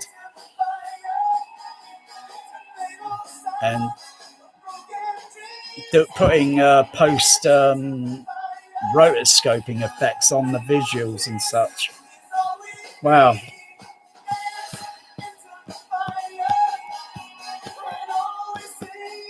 Wow. Cool. So the lyrics for Duran Duran, they kind of come through they come through, cut through kind of clear. Not like mega clear, but they cut through clear. They're cutting through clear to understand the lyrics.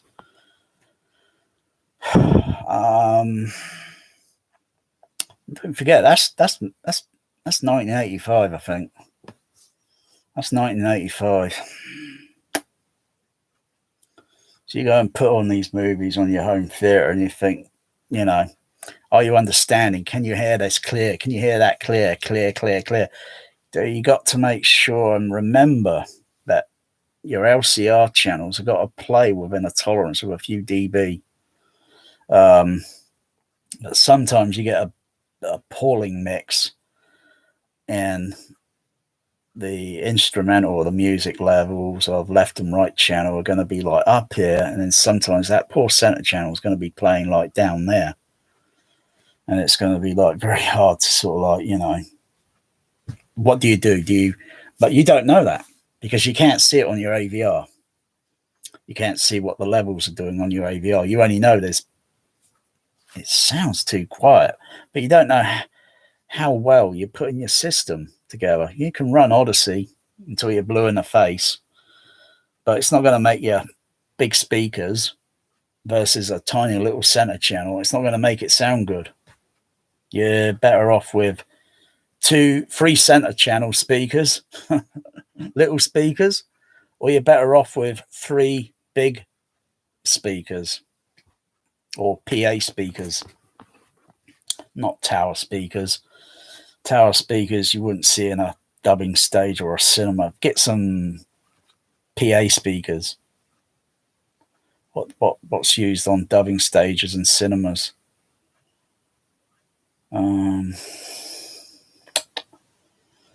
So what would the other one be?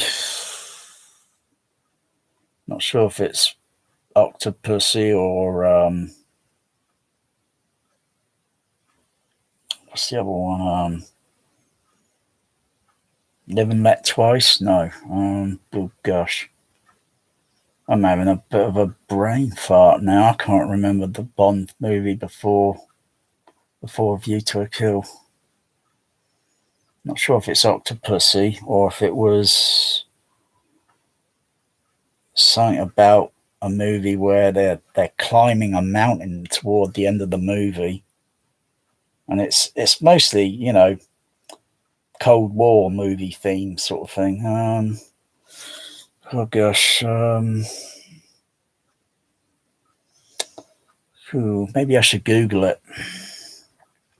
Because I can't remember. Bond Roger Moore, because it's Roger Moore now. Bond movies, Roger Moore. Okay, I'll just vote. But a Bond movie, Roger Moore. Okay, there's a list there. Yeah, View to a Kill. Just watch that. This is that one. You've got Octopussy there. No, I need to see a Chronicle Bond list. There we go.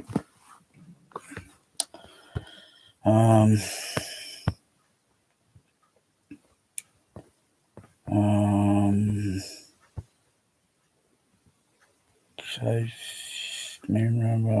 oh right, it is Octopussy. Oh yeah, and the other one was For Your Eyes Only. Okay, so the other one. Okay, look up Octopussy. Look for Octopussy. Meow, Octopussy. My Octopussy. I think the lyrics are clearish on this one. They're kind of clearish.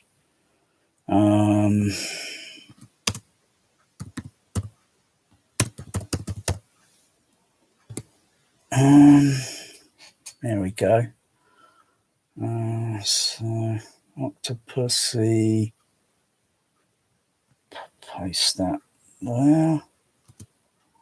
And click. Fill her up, please.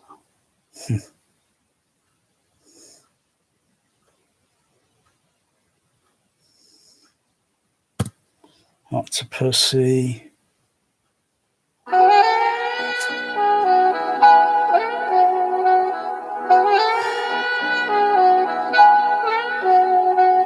All I wanted was a sweet distraction for an hour or two. Had no intention to do the things we've done. Funny how it always goes with love when you don't look, you find. But then we're two other. We move as one. Move as one. We're an all-time high. We'll change all that's gone before, doing so much more. Wow. The swirling with the strings, the instrumental on the John Barry. Wow. And again, these brilliant graphics, these brilliant opening graphics, but designed with a smoke effect and a laser. So you get this kind of effects that you would have seen in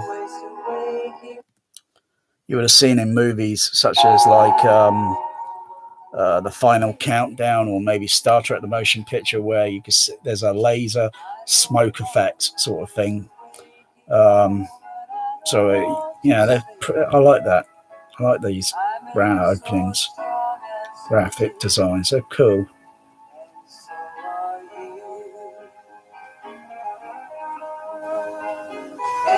Because the designer, Maurice Bender, he's probably looking for new angles every time to give it a really good visual display that, that people might remember or would just look good for the production.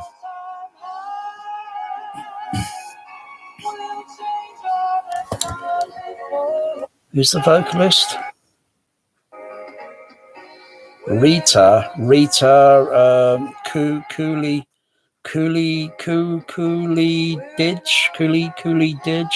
I can't pronounce that. I'm so stupid. Rita. And Tim Rice lyrics.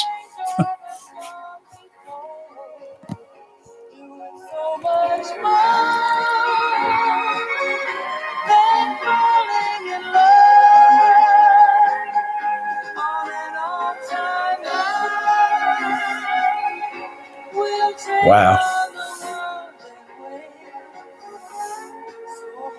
Hold tight, let the fight begin. Hold on tight, let the fight begin.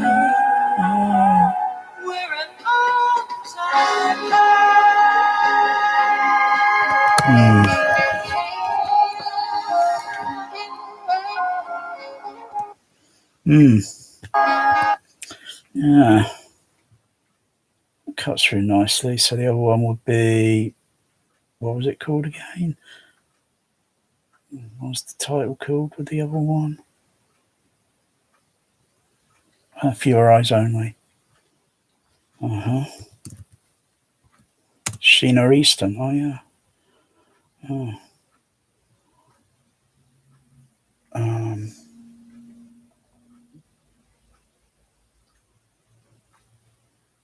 Did I just hear a bus going down the road? At this hour? It's past 2 a.m. in the morning. What the devil's a... Bloody hell, that... What a night to be doing... What a night to be doing some bus driving. Must be late night shift. I thought the bus service usually stop at 12:30, not past 2 a.m. in the morning. So I've got an ear for listening to traffic sound vehicle types. Soundtrack opening. I don't know if this should be for my eyes or for my ears only.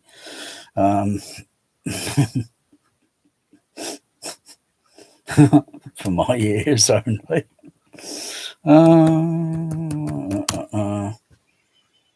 Oh dear. Okay. Sheena Easton. Okay.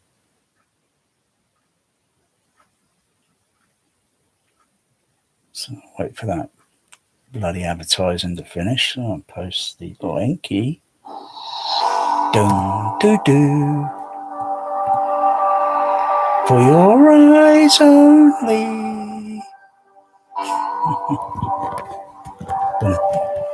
And again, some pretty cool graphic titles.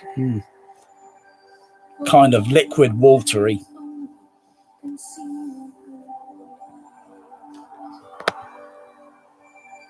For your eyes only, and never need to hide. You can see so much in me that's new.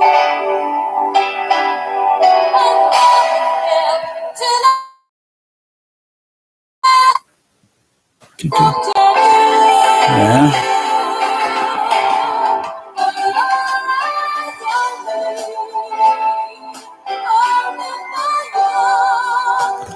You know,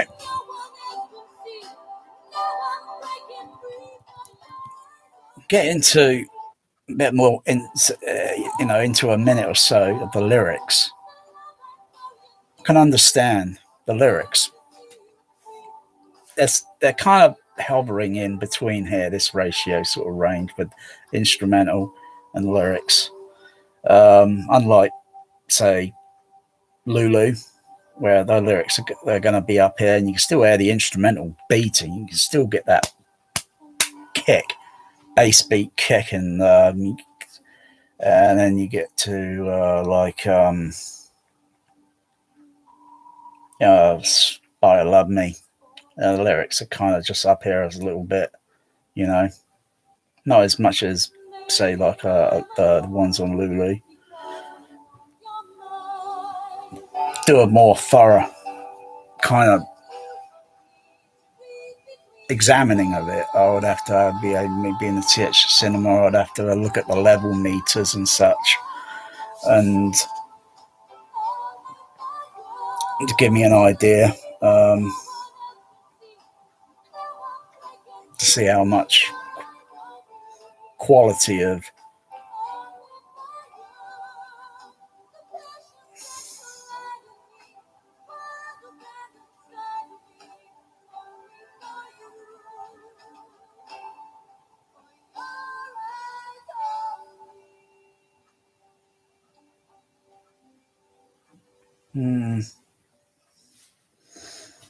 it's better on that one, but still I think Billie Eilish should go and I think stick to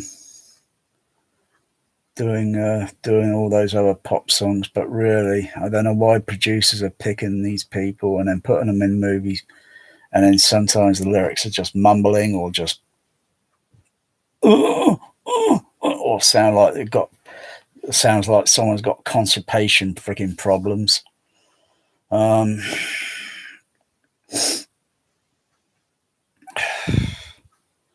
You just, it's like when they do movie musicals. I don't really care for movies and shit now. I really don't give a care for fuck shit. But musicals usually have to be very clear, particularly for motion picture. And that's why mostly sometimes you see these musicals occasionally for sound mix and such winning best sound and such, you know. You look back on some of them like what's that French movie? Les Miserables or whatever it's called. Or something called Ray Charles. I think there's a few others, and mostly they're often the same re-recording mixer and such and all this, that, you know, because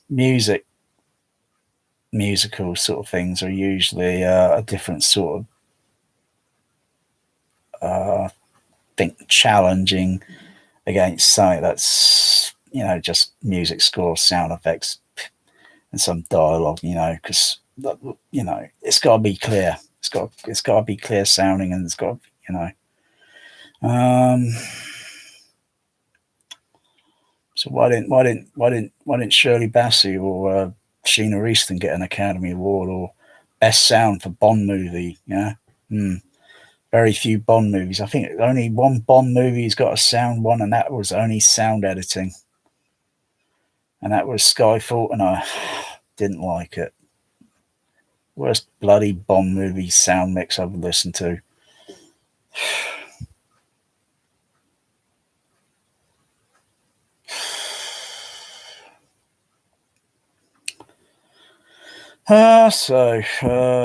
Man with a Golden Gun, Let and Dive. Where's the other bloody title?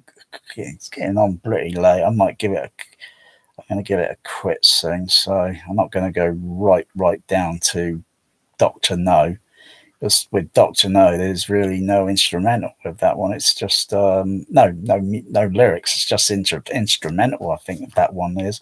And then you had a lyric one with Russia with Love, and then Goldfinger, and then I think like On Her Majesty's Secret Services. I don't think that has any lyrics on it. I think it's just instrumental, but it's pretty cool for 1969. You know, it's only pretty cool, just getting near to the next decade. It's pretty cool on that John Barry one. Man with the Golden Gun, I only lived twice. Hang on, I only lived what the fuck am I looking at? I'm getting jumbled up. Octopussy, Moonraker. Fucking hell, are you kidding me? Moonraker. Okay. I think, what was that? Shirley Bassey or Sheena Easton?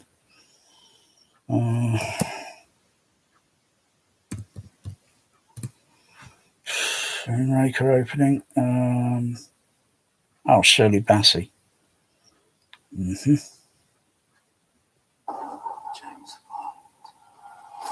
Oh my goodness me.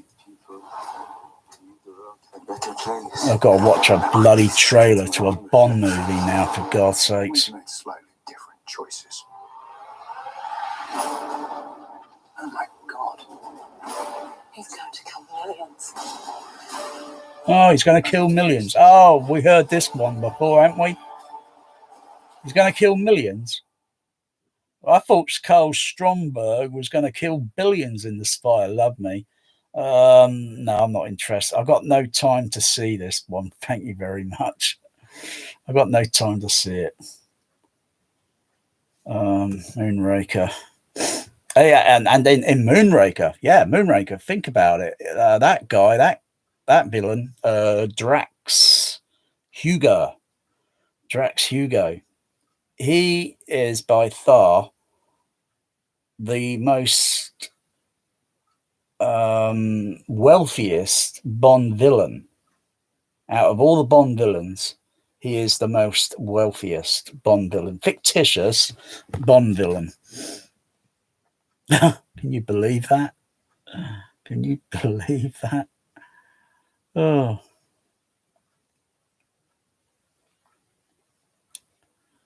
And yeah, Drax Hugo was out to. When did you start wearing glasses?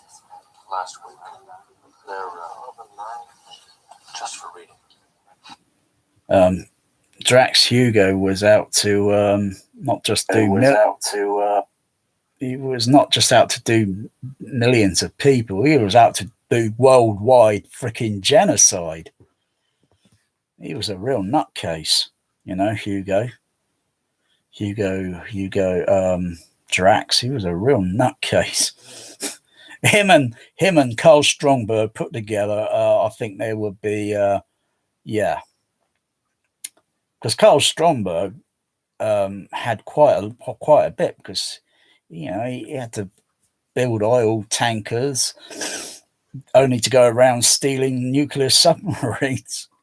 I couldn't understand why that guy just couldn't get along, get his shit together, and go and live under the ocean and play fucking music, watching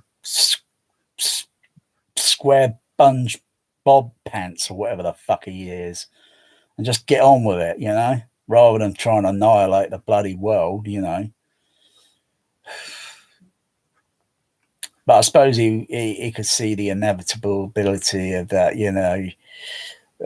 He just didn't want to see but what the fuck? He's going to start nuclear war, and then boom, boom, boom, and then you're going to get fallout and shit, radiation and all that shit, and then you're going to get marine life like sea lions, turtles, and they're going to come up onto the beaches, right? And they're going to get affected by radiation. So you think Carl Stromberg, he's a real fucking Looney Tune. He hasn't thought it out, you know. He's a real nutcase. But he was the most wealthiest Bond villain. Oh.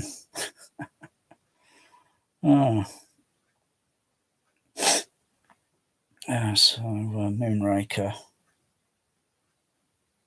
I think Moonraker lyrics come through clear. Get more Zeds for less in the Dreams Up to... Oh, another bloody advertisement. Yeah.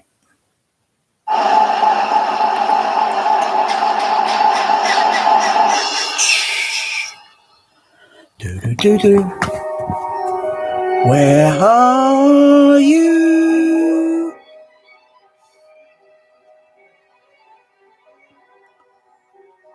Where are you? Why do we hide? Trace that moonlight to your side, just like a moonraker goes in search of your dream of gold. Did you say dream of gold? In search to your side, just like the moonraker goes in search of his dream of gold. Stream of gold. Love. I don't know why I'm trying to sing like a female vocalist. It's ridiculous trying to sing like a female vocalist when I should be doing it. 1,000 dreams. Fell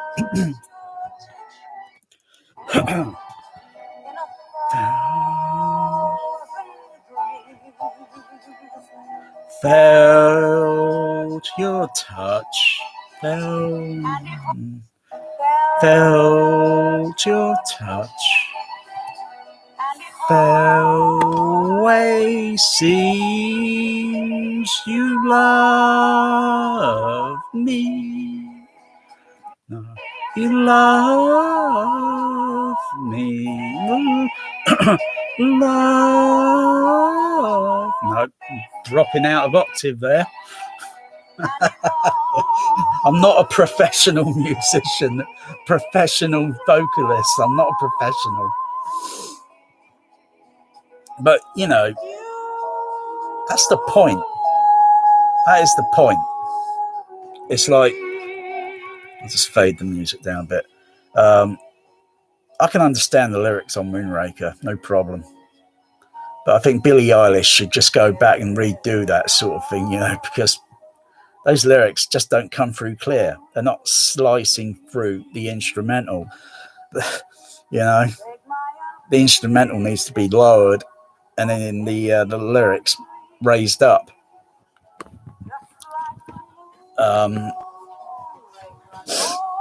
Because otherwise, No Time to Kill with these Blonde Bond opening title songs, they just sound like Christopher Nolan mixed it. It's like, what? I need the subtitles turned on. Oh, right, that's what they're saying. And then that's just totally then utterly ruined the bloody movie because you can't understand the lyrics. You've got to understand the lyrics the first time. Unless you're hard of hearing, which, of course, is going to be awkward. Love, you love me, you love me. Do do do do do do. Do do do do do do do do. Yeah, cool. Of course, I played the movie recently, so this year I lost count how many times.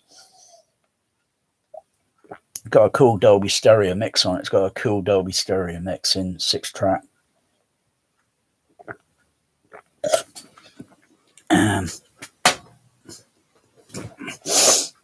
Unlike some of the garbage trash bloody Atmos, that sounds like it's got way too much in it. And they're stuffing way too much, and you're expecting trying to hear all this. But then it's just like real life sometimes. There's way so many sounds going on, and you just don't notice it. Sometimes you don't notice it all. You look around, and you know there are other sounds going on, but you can see what else is going on, and you know I know there's audio masking going on, and so it's kind of mask. You know, just like if you were doing audio mixing and such, and but you know, it's like it's like this. It's like I'm listening to lyrics that are playing on a busy road with traffic, with constant traffic noise. That is not going to vary much. That's not going to be very variable in frequency. It's going to be the same constant noise level. And if you actually singing vocals without the aid of any microphone or PA amplifying your voice, your natural voice against all that, it's just not going to cut through. It'd be impossible. Unless, of course, you're standing pretty close to someone that's singing the vocals. And if you stand back a little bit distant, it then becomes very inaudible. You know someone sings some lyrics, but you can't understand it all.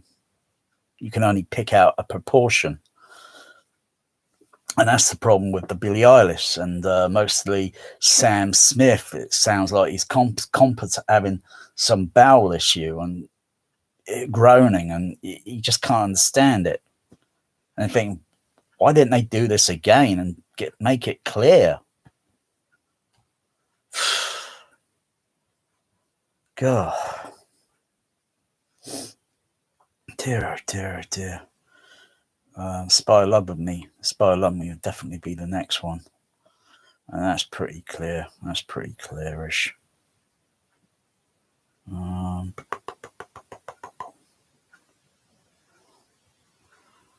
I've got no time to listen to No Time that one again.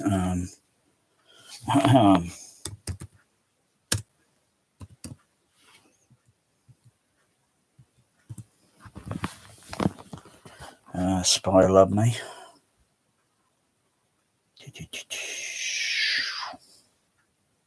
Whoosh, whoosh, whoosh, whoosh, whoosh, whoosh, whoosh, whoosh.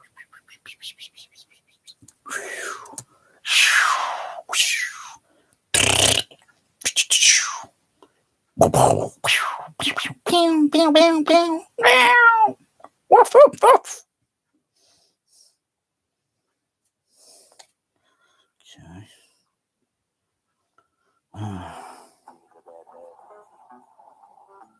Okay, Lanky. Bondy. Very good girl. Meow. Boy with Our Song by Carolina Herrera. Is that typing person? There we go. Dun dun dun dun dun dun.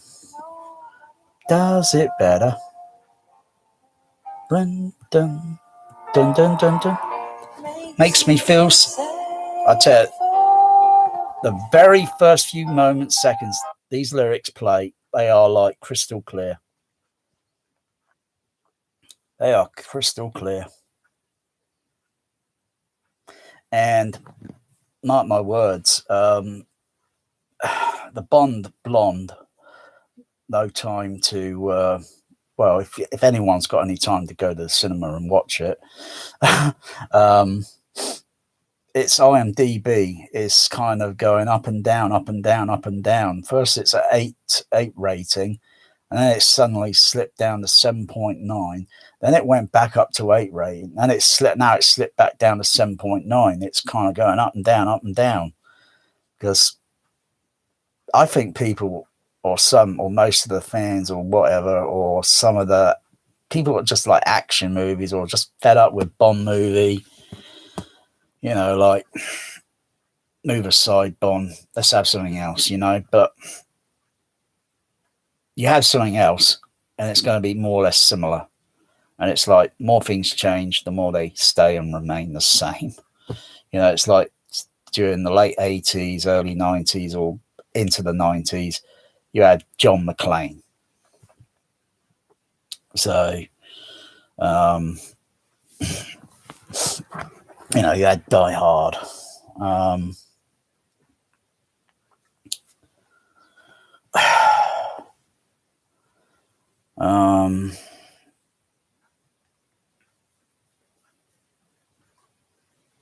Okay. And then the Bond movies did have kind of lapse between some of the Bond movies where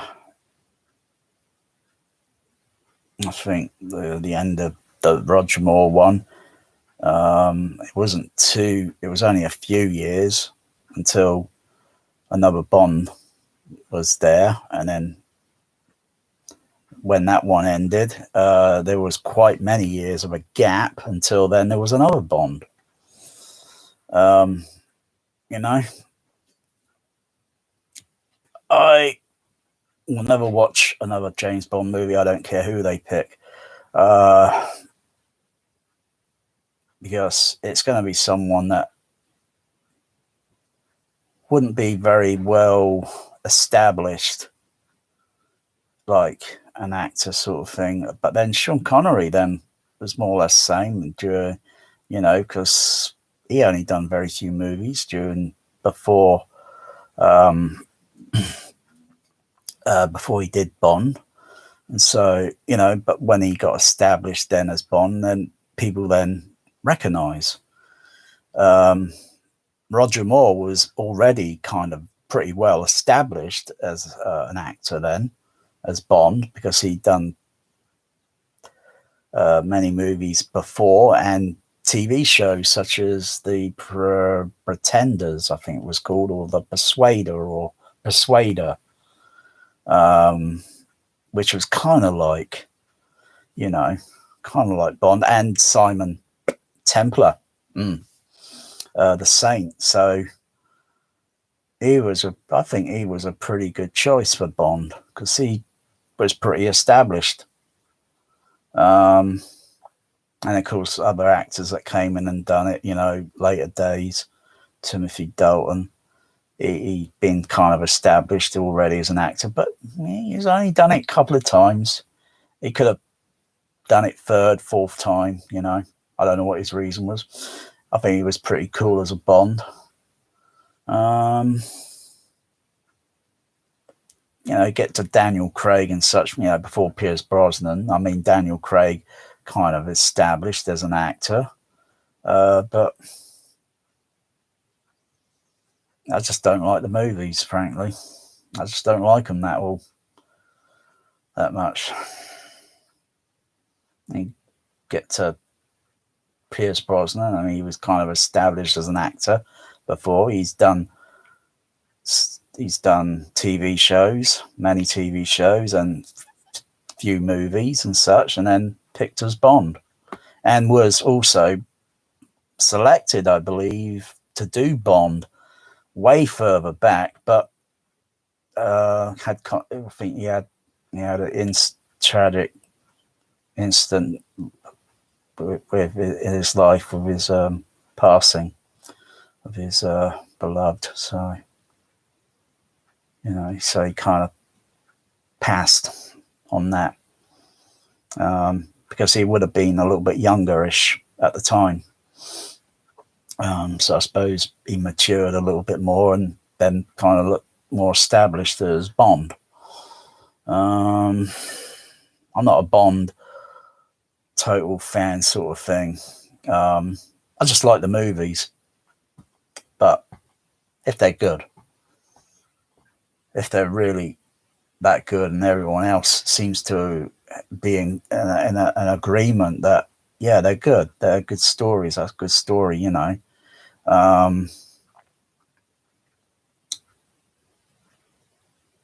the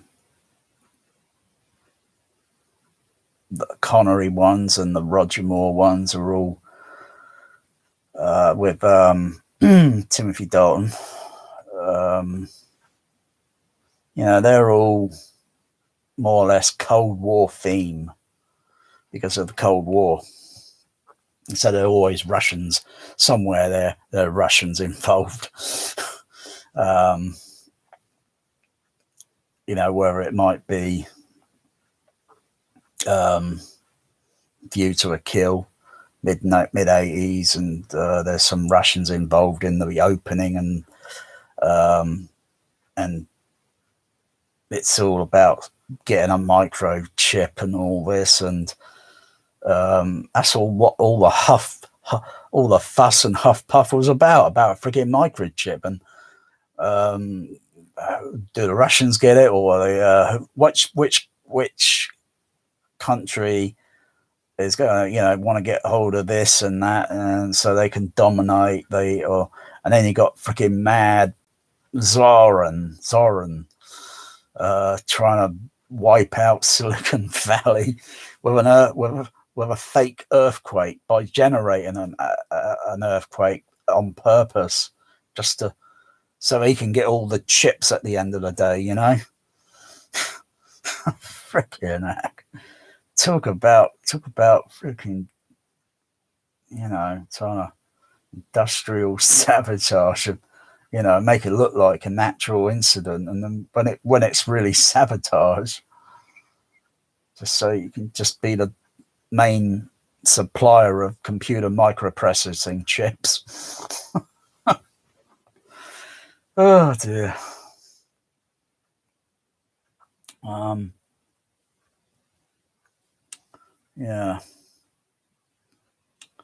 So Spy Love Me, that's pretty cool with the but the character himself and wanting to take the world over, he's not really thought it through. He's not really thought it that much through, because you're just going to make everything radioactive, and you got the sea lions coming onto the ocean shores, and then you got or I say maybe any whales that want to come up and breathe, and you got everything radioactive and shit, and that shit's going to get into the ocean. It's going to filter in. The guy's not thought it out. He's a nutcase in that movie. Had to be stopped. But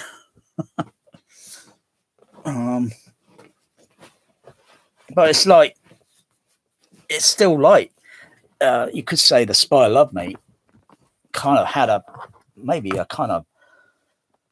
kind of environmental message in a way, because you see it today, it's still going on. Big corporations, and they're just very little at a time, they're doing big harm to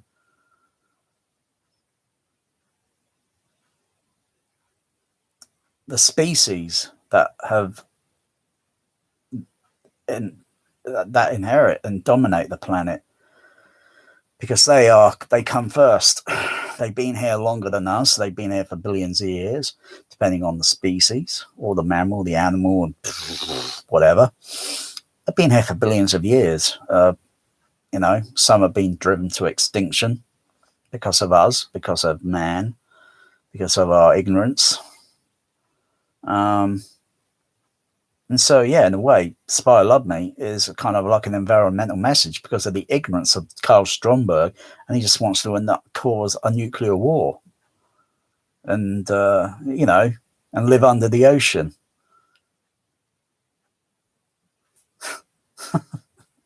With webbed hands. And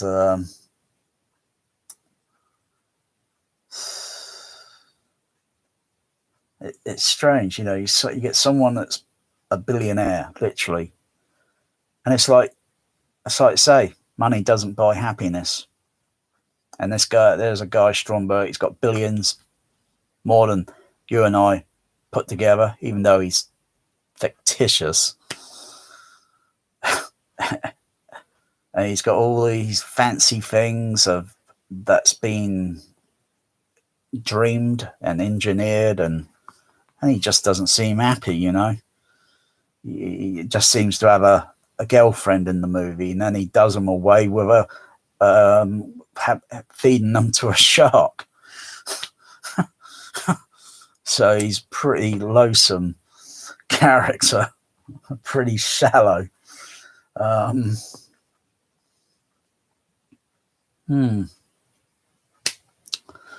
But there it is, I think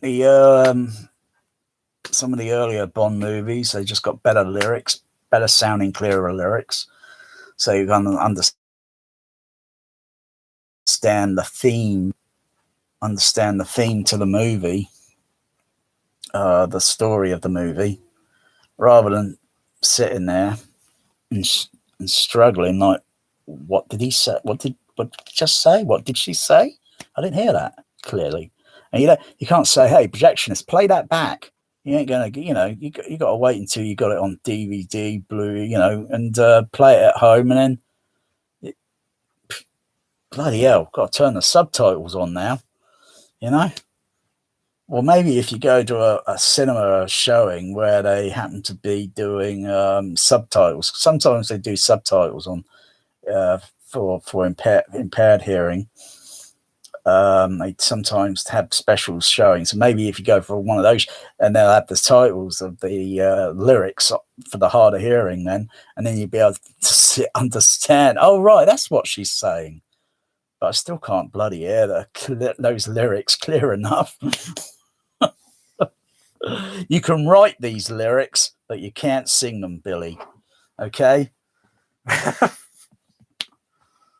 That's all I can say. You gotta listen to and listen back. You know what you're saying in your head, those lyrics. But honestly, girl, you gotta listen back and say, honestly, I'm not cutting through clear enough.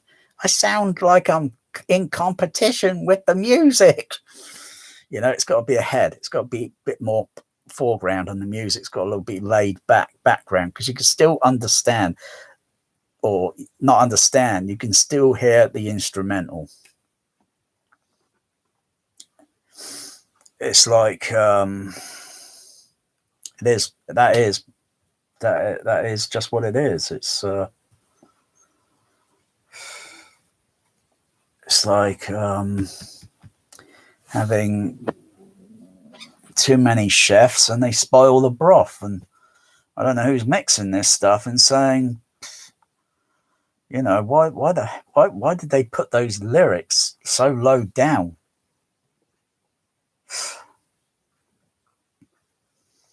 And then you're putting so much, too much syllabants on top of it, when I don't know frankly, I don't even know what that Billie Eilish sounds like in real life. I have not watched a single video. As far as I'm concerned, she's still a teenager. She's only 19 years old. and she's got still a lot of years of growing up, and you're trying to throw your wealth or whatever your net worth, 53 million net worth around. So what? Poor girl's probably living in her house surrounded by bodyguards because you get mad, crazy fans out there that want her autograph. I couldn't care less because I don't idolize on people like this. I want to be entertained at home or in a cinema, and if I was going to cinema again, I want to be entertained with clear vocal lyrics, not sit there and struggling. What the heck did they just say? I want to hear it within the first few seconds of the instrumental.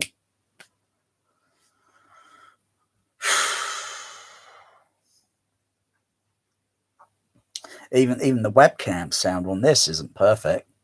I know that because I played back the video and I listened to it and think, is it a problem with the algorithm on here, or is it the microphone sensitivity on this? Because I could see the bar graphic level display on the microphone down here. Ooh, it's not going very high level. I must have the gain level set down too low on it, but at least it's not clipping or distorting.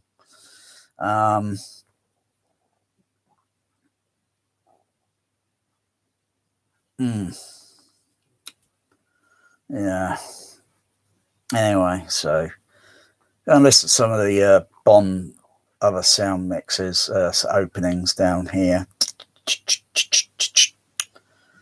George, someone's just pointed a comment now. Just Mike Howard. Yeah, George Lazenby. That's right, George Lazenby. Yeah, George Lazenby. Yeah, cheers, Mike. Yeah, George Lazenby. Yeah, he's only done one Bond movie, so but it doesn't have a song title written for Her Majesty's. It's just the instrumental John Barry, which sounds, if I just go to it, it does sound pretty damn cool. I'm not sure if it is on DVD in mono original or if it's remixed 5.1. It does sound pretty cool on the on Her Majesty's Secret Service. I'll tell you, YouTube knows. If you've been looking at Bond movies soundtracks and then you type up, before you type even the title or the whole title in, you just put the first letter in, it suddenly comes up, you mean, because it's the algorithm.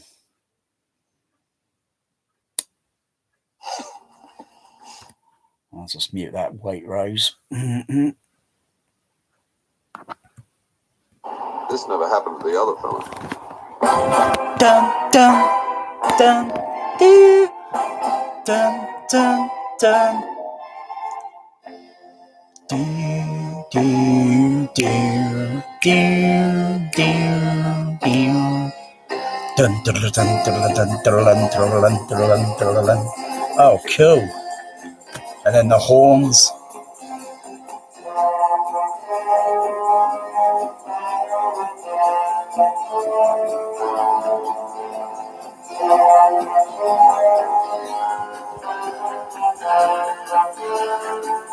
It's stereo on this, so it might be. Might be 5.1 on the DVD I got, because I've not played Her Majesty's Secrets. Well, maybe 7-8 years.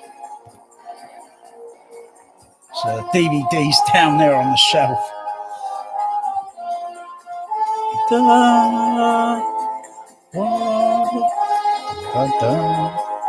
Let's just look at these opening titles while I have a look. Yeah.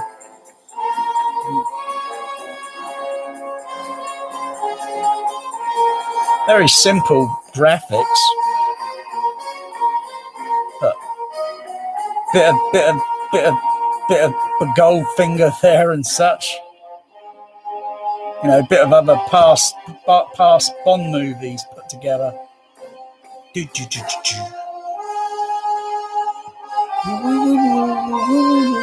Oh,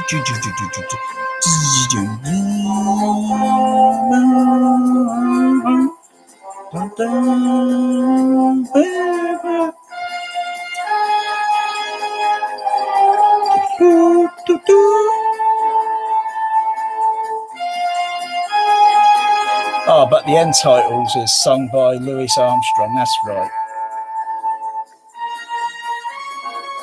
All the world, or yeah, because of the ending. Yeah, it's pretty sad. All the time in the world, or something. All the time, we had all the time. Do, do, do, do, do, do, do, do, do, do, do, do, yeah. Wow. Yeah. Wow. Yeah. That's a pretty good instrumental opening. So then you had like it's very few Bond movies that just only have an instrumental opening. I think it's Dr. No and Majesty's Secrets. Because I haven't got all the Bond movies. I don't have them entirely all. Don't have them entirely all. So, and certainly I'm not going to add Spectre or even No Time, because I got No Time to buy the Blu-ray, and it's not even out yet. It's like this is going to become a meme. I got no time. Oh dear. It's like the lyrics for the Billie Eilish thing. It's like she's singing with a COVID mask on her face, and it's like, crying out loud, take that mask off so you can sing a little bit higher level here, and the instrumental will be down there so we can understand what you're saying, please. But no, they're not, because you look back past on all the other Bond movies, mostly the blonde Bond ones, and the lyrics are just, you're struggling to hear the lyrics. So it's clearly the producers have made up their mind, you know. They just don't want the lyrics to cut through clear. So, you know, how many people are really going to honestly say that Bond opening for that movie, that Bond film, was pretty damn good because it had really clear lyrics and you understand it. So I don't know who people are having tuning in and tuning out on this live. So there are a load of videos down there. Go and listen to some of the past Bond ones with the original title opening. How clear they sound, you know. Or you can just put the video through your home theater, whatever, on in Pro Logic Sound. 424 Matrix, because that's all YouTube can do. And then you might just go and think, I think I got that on DVD, or I got that on Laserdisc, or I got that on HD. No, they didn't do Bond on HD, did they? You know, you just go and grab the, you know, and then you put that on in discrete mix, and then you listen and then think, well, yeah, that cuts, that I can understand, that's clear. And then you get to a bit of the later Bond, Blonde, and then it's like, what's going on? It sounds like they're bringing the lyrics down, and it's in line with the instrumental, and it's very hard to hear. I can't, yeah, it's not clear, you know.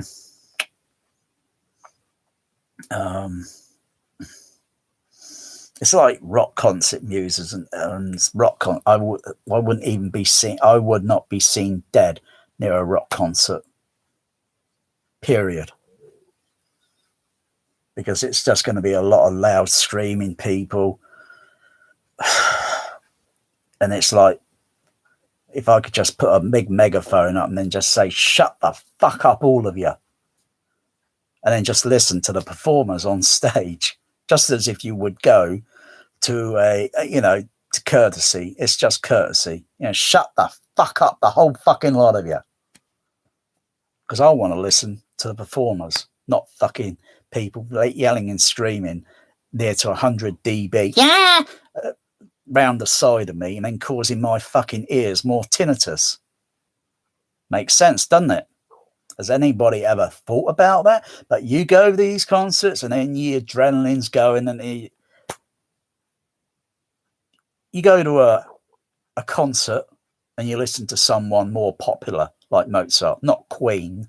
You go and listen to someone more popular. It's probably got more watching, listening views, and it's Mozart. Yeah. You go to one of those concerts, you're not yelling and screaming and shouting, because guess what? Someone in the hall is going to say, shut the fuck up. Aren't they? Am I right or am I wrong? Because I know I'm right. Because I am right. You go to a nightclub, I don't understand, the dancing and all that shit. You might as well just do that at home on live video and just dance around. All you're basically doing is burning off calories and such. You're exercising, you're burning calories off. Why the fuck go to and you got PA music that's playing really blaring fucking loud, because all the bodies in there absorbing high frequency, and then people yelling and screaming, shouting and shit, and glasses clinking and glasses breaking on the floor.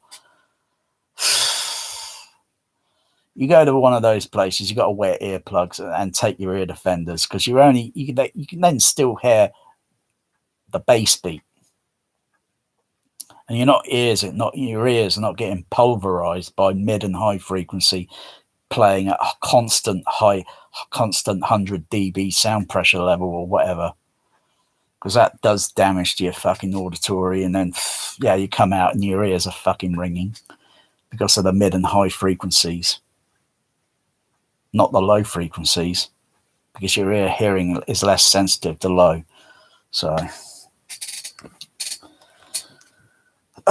simple experience.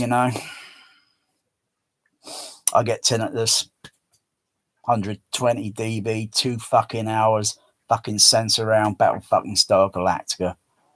I don't notice the fucking hissing in my ears until weeks and weeks later, because most of the time it was probably very, very settled. And with other sounds that are around that can also mask the tinnitus, which is only an inner ear noise. It was only till nighttime in bed and thinking, what's that noise? Oh, I'm so excited. What's that sound? I didn't know where the heck it was coming from. I didn't know what it was.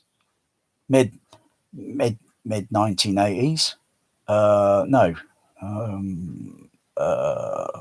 think it was mid 80s or early 90s. I asked my doctor, and then he says, that sounds like what you're describing is tinnitus.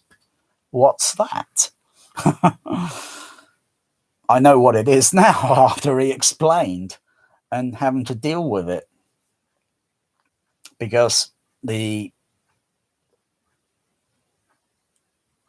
auditory had been subjected to a very high sound pressure level that goes well above your threshold of hearing, or exceeds or near the threshold of pain. And once you get in that range, you can say hello to tinnitus, and it won't leave you. It'll be with you day and night, haunting you, taunting you. And most people can't understand it and commit suicide, because it can lead to very deep depression, which in my case has done over the years. So, like I say, I wouldn't be seen dead near a fucking concert. I'd rather get that music, play it at home on a JBL PA system, not at PA levels, but a lot lower, because they can do and I can do a good calm 80 dB sound pressure versus something that's playing at 100 plus dB sound pressure.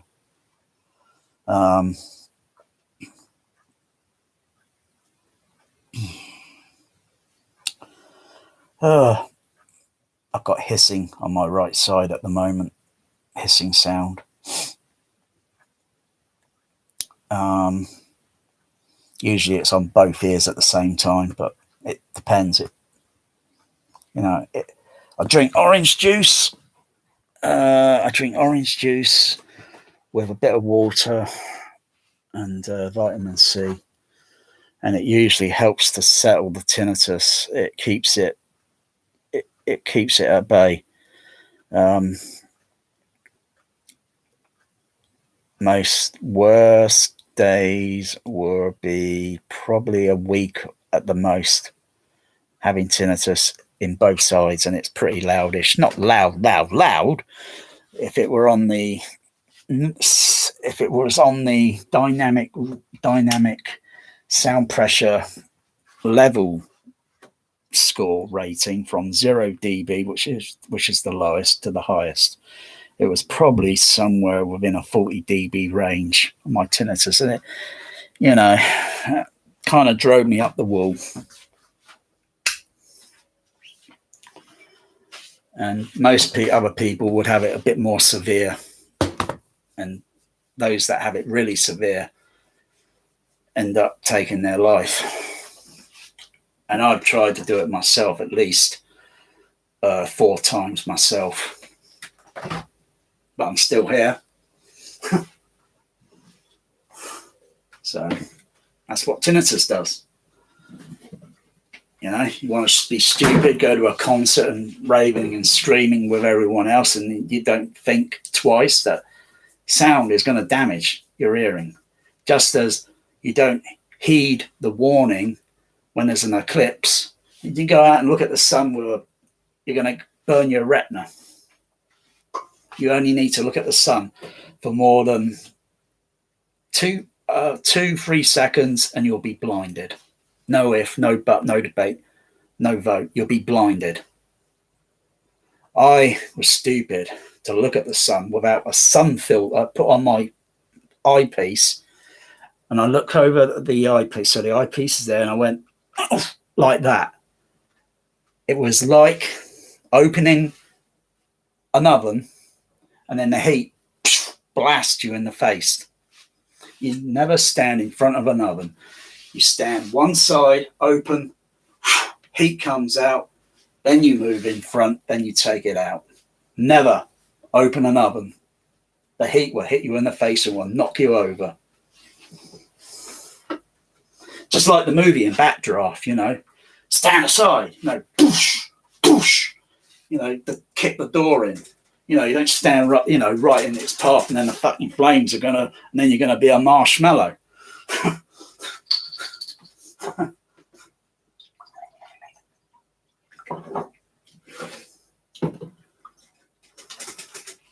And never, ever, ever open a freezer and stick your hand in a freezer, because it will stick.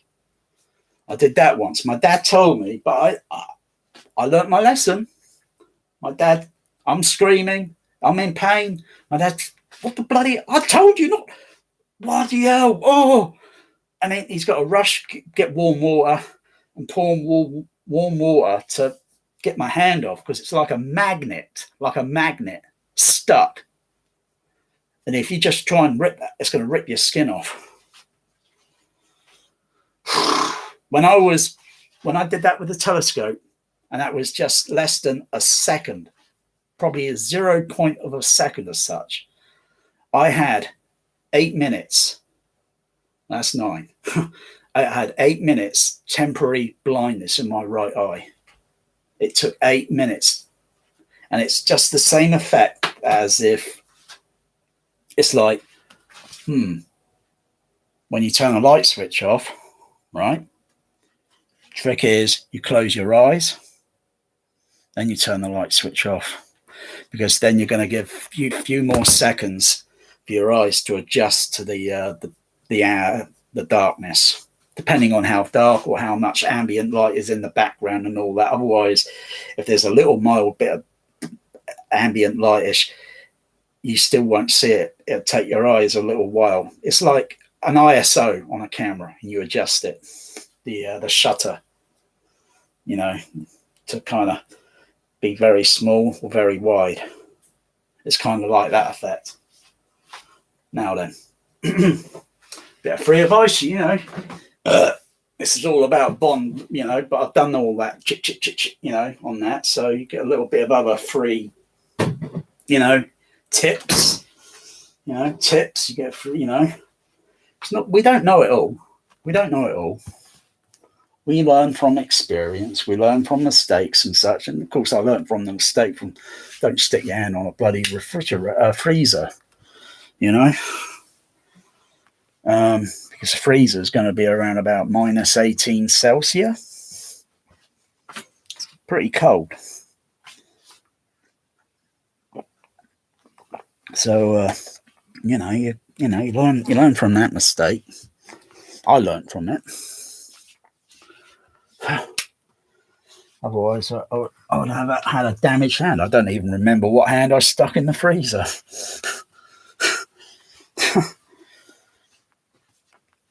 Usually, you take things out the freezer. You don't touch the inside. You don't touch the inside.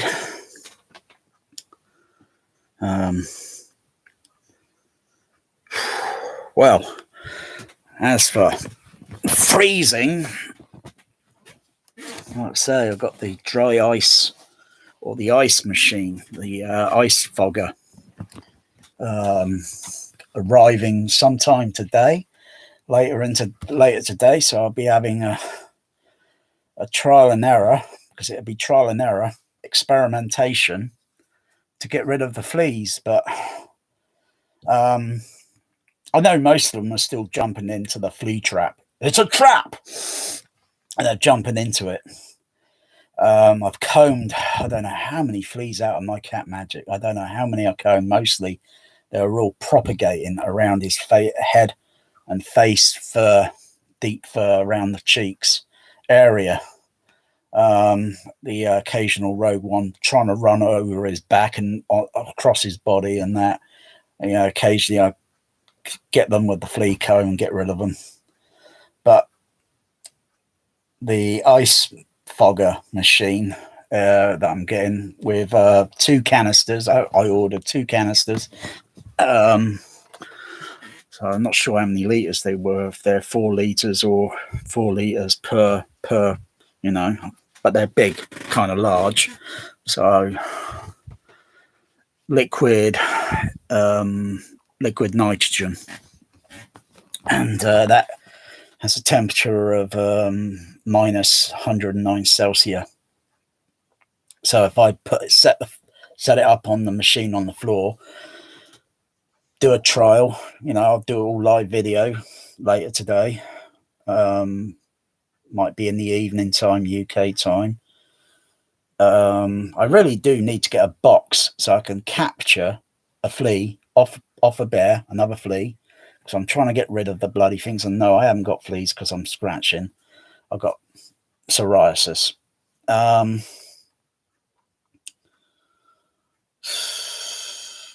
I need to capture one to put them in and do it under laboratory YouTube testing.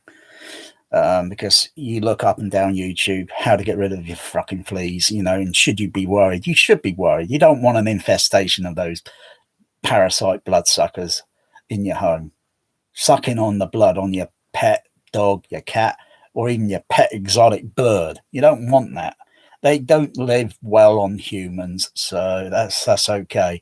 And a flea cycle lifetime is only 30 days, thank goodness, but it's the eggs they lay that are the problem.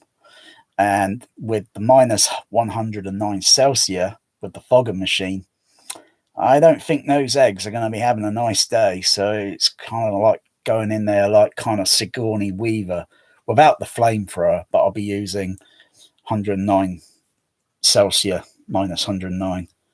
I tried to see if I could get hold of liquid helium, but don't think that's readily available over the counter on eBay, because that stuff is bloody lethal, and you've got to handle it very carefully. So it is obtained. I think liquid hydrogen would be obtainable but for a specific seller. Because it'd be like buying firearms and shit. You don't sell firearms on eBay. You don't sell anything that's potentially dangerous. If someone would buy that and they don't understand or respect it, they're going to lose their fingers. You know, it's dangerous. And how to apply. If I had liquid hydrogen, which is minus 450 52.11, or is it minus 455.11 Celsius?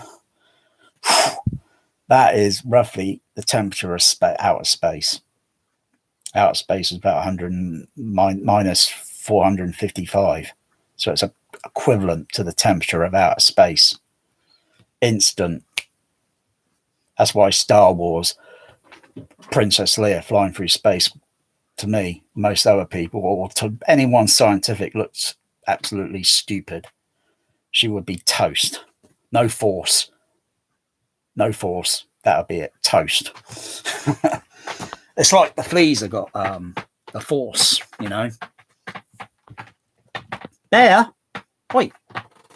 That is... He needs to go to Specsavers, that cat. Bear? Wait.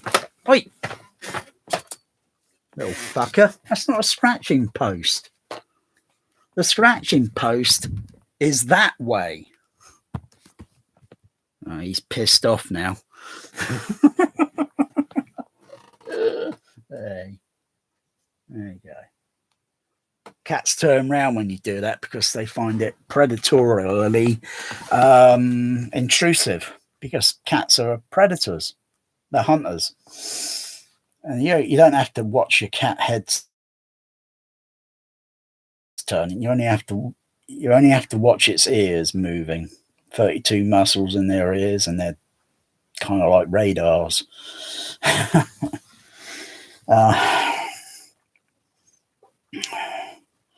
You all right there, Perry? Yeah? I can see your ears twitching. So the fleas are going to have a bad night tonight. Hopefully, touch wood, theoretically, it should be a shock to their system. And if it's a shock to the system, that means hasta la vista, baby. Well, maybe not quite hasta la vista, because if I had liquid hydrogen, it's not going to be cheap. It's not going to be cheap. Hang on. Let me say liquid nitrogen. I might have got that wrong. I think it's, oh gosh, because there's so many different types. Because I did a video the other day. Liquid. Got liquid helium, liquid nitrogen. Hang on. I think it's dry ice. Dry ice temperature. Yeah, minus 109. And liquid nitrogen. Liquid nitrogen is minus 196 Celsius. You'd still lose your bloody finger, I'll tell you that. Even with that shit, you would still lose your finger. And yet you can buy it on eBay, but it's not cheap.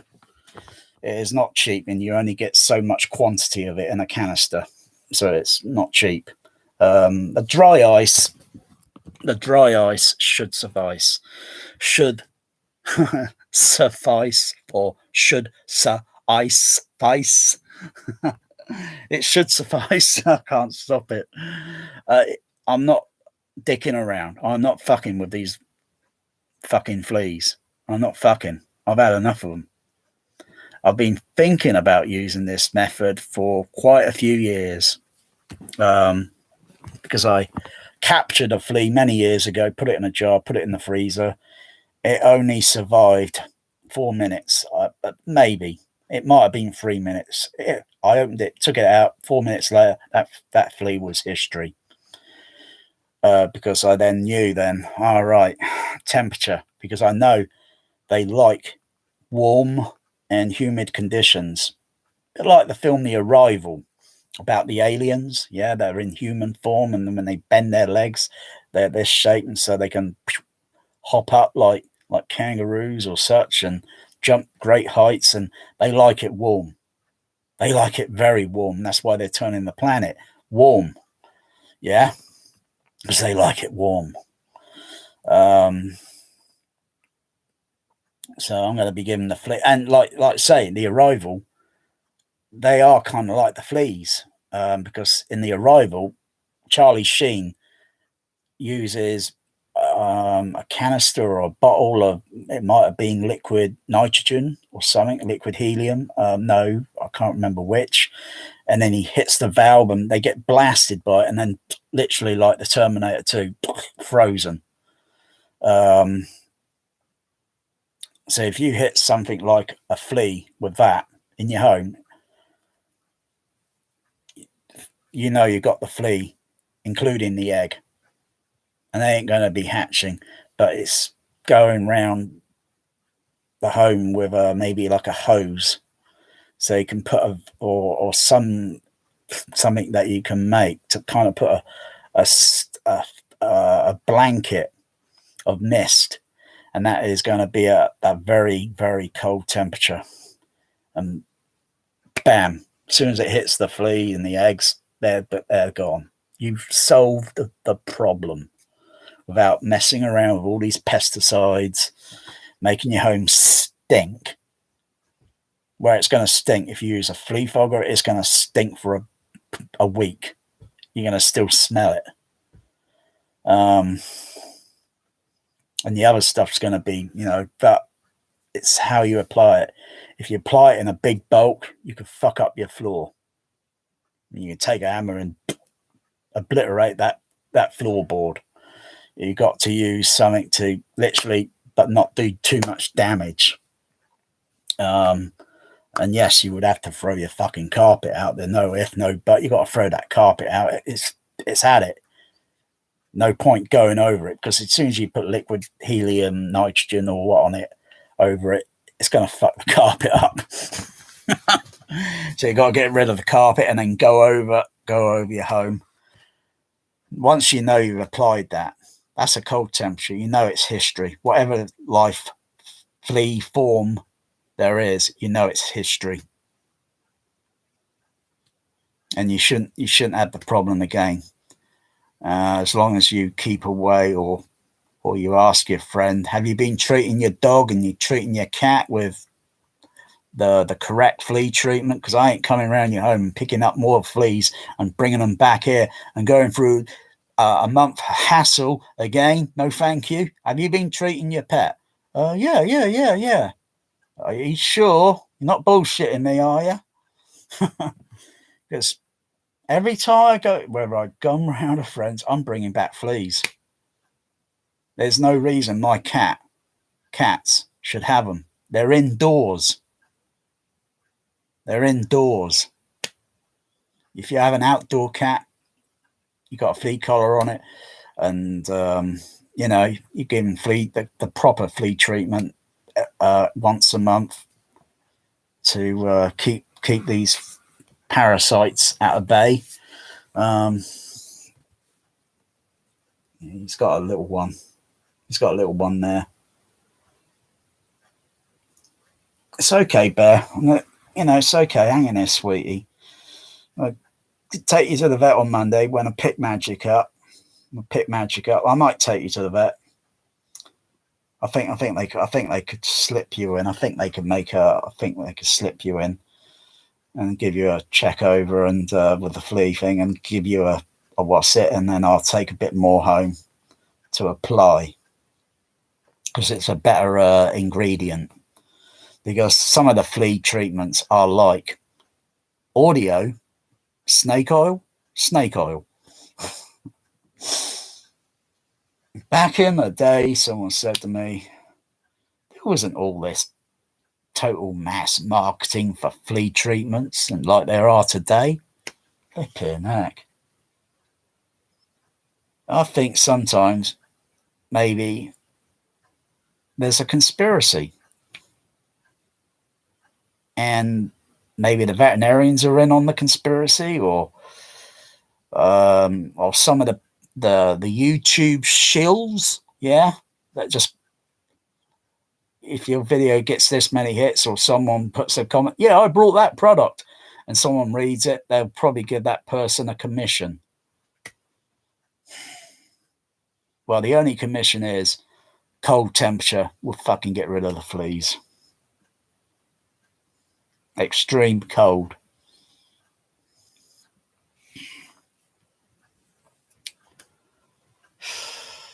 It's like many things. Yeah, it's like many things. I'm not sure. I'm not exactly Googled it. What flea temperature? Blah, blah, blah, blah. I'm not exactly Googled that one. I might have Googled it in the past, but it's not coming to mind at the moment, because I've been dealing with this hassle on and off over the years.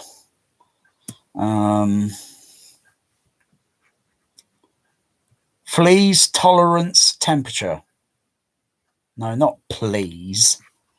Oh, God, fucking hell. I can't understand what fucking word I'm saying.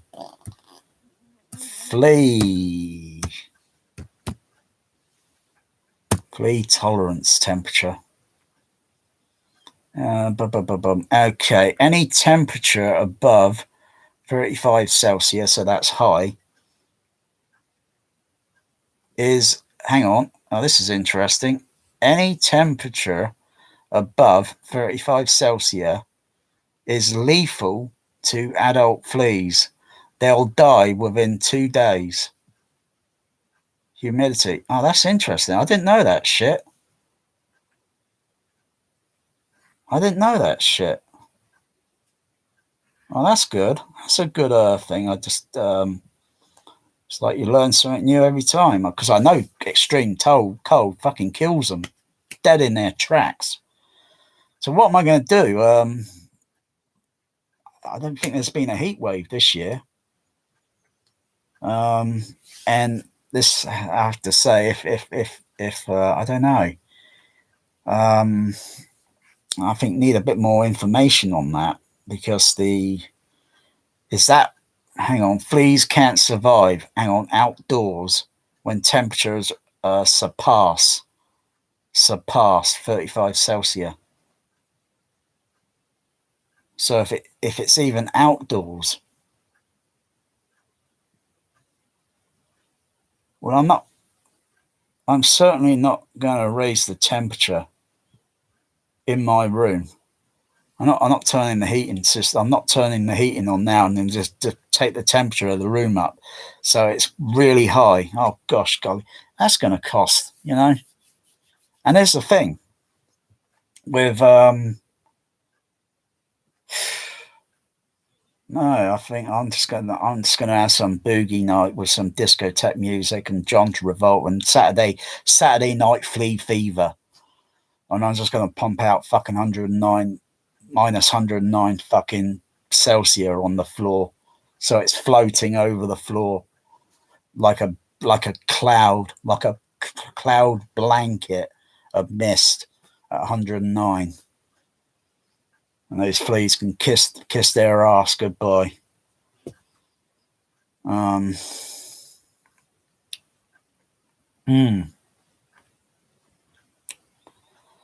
Yeah.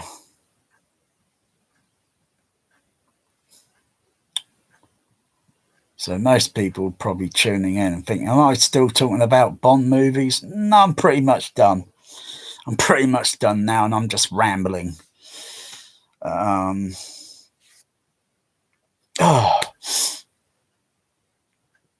So yeah, I didn't know that. Anything above 35, because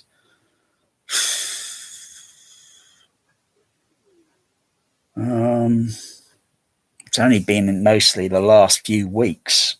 I've been in contact with my friend and his dog, so temperatures have kind of gone down.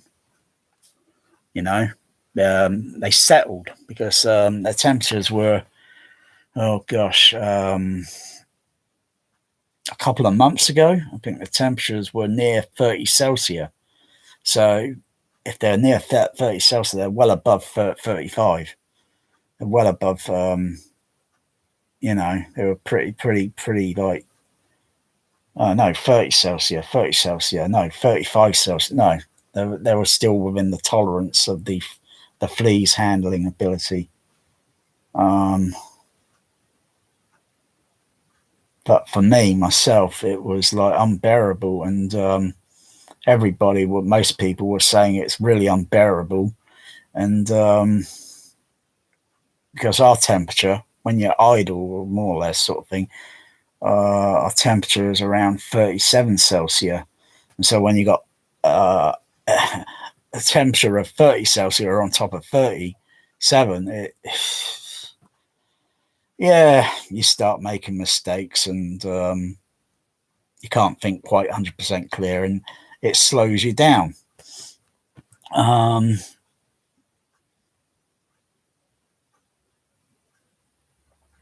think it's like The Simpsons, you know, fire, kill it with fire, you know, innit? Kill it with fire, Simpsons or something.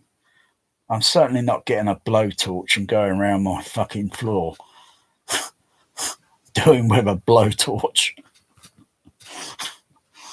That's going to do a lot of damage to the floor.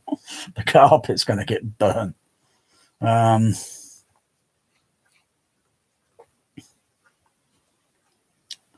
Dear, oh dear.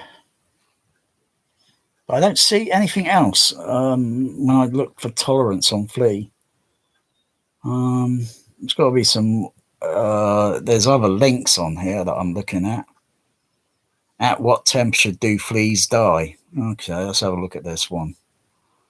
The Flea Science.com. This is interesting because these people will stick them in the lab, wouldn't they? No, it's still saying something like more or less what I saw on the Google. 95 Fahrenheit or 35 Celsius. Because our body temperature is 37 Celsius. And the heat that this year has been 30 Celsius at the most.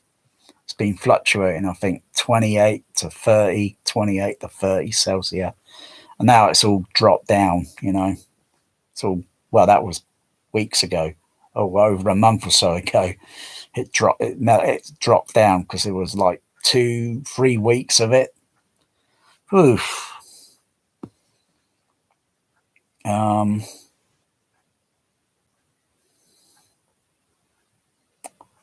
just trying to see if there's anything with cold temperatures here, because I know of putting them in a freezer at minus 18 Celsius will kill the flea, literally.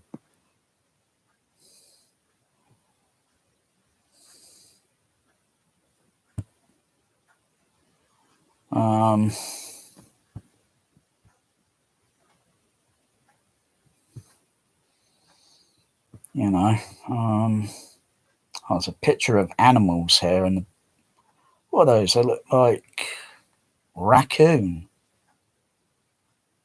I think those creatures there are raccoon. Oh, they're cute. They're like a cat. They got a nice thick coat. Raccoon. Oh, hang on. Winter survival. In the winter, near freezing temperatures, kill fleas living outdoors. Thank you. I didn't know it. I didn't come across this link before. I should have posted this link into the other video I did the other day. Okay, but they're not saying what temperature, not exactly. But I know minus 18 literally did it. I know absolutely 109 is going to positively. I know minus 452 with liquid helium would instantly as well as if you drop it, if you do it in a kind of like a mist and then sort of, but if you pour that shit right there, you know, you fucked up your floor, man. You know, fucked your floor up. Fuck your fucking home up. You'll apply it very carefully so that, you know, it can thaw out.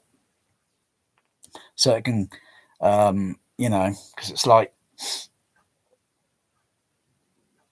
having liquid helium, a very small amount, and you got a chip pan or boiling with oil, and you put your chips in, and then you just throw a little tiny minute of that into it, you're going to have an explosion.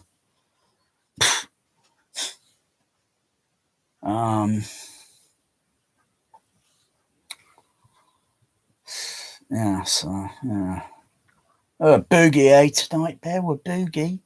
Hey, you want to do some cat dancing? Yeah, you want to get on a cat pole and, you know? Huh? Hey? Huh? No? No, you'd rather lick. You'd rather lick. Rather wash yourself, eh?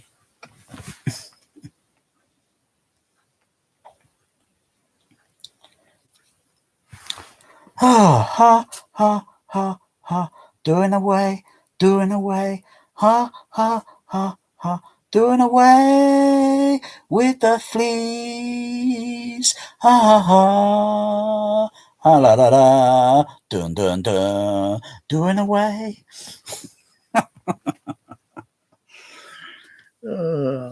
Sick and tired of messing with the motherfuckers. I really am.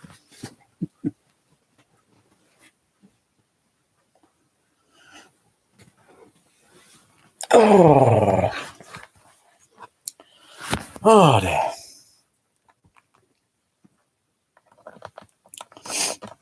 Oh, I've got a bit of an itch in my ear.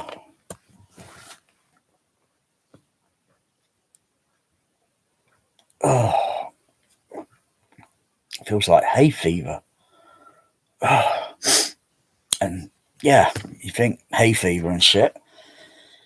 You can still get hay fever during the winter time. I didn't know that until I had to look it up.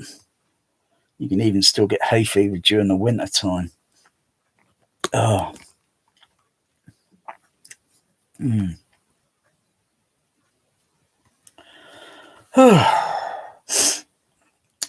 Well, what do you think, Bear?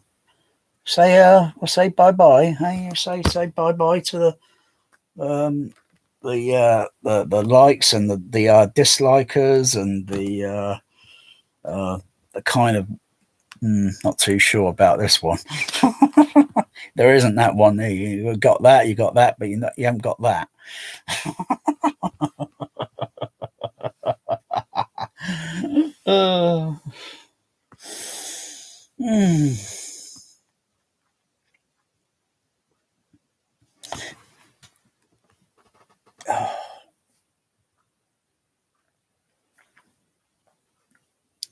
Yeah, it feels like a hay fever effect.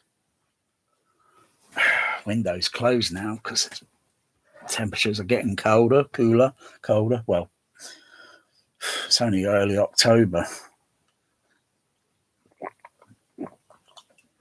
I think it gets a little bit more darker toward late October, I think. It gets a little bit more darker because the hemisphere, we're changing in the hemisphere. It's changing, and so it's going to get a bit more darker, get more shadow by about 5 o'clock at night or 5 o'clock p.m. It'd be dark. Oh, gosh. I'm not exactly looked up. What's the most peak day during the summertime? Because there will be a peak. Just as every day you get the sun, and between 11 and 2 p.m. It's going to be at the most hottest, and that's when you need to be more or less indoors. You don't want to be in direct sunlight contact with that. because it's very extreme then, particularly if it's a heat wave. It's going to be very, very extreme. And I suppose you still get it during the winter time. Not that I thought about it, because even though the air's cold, and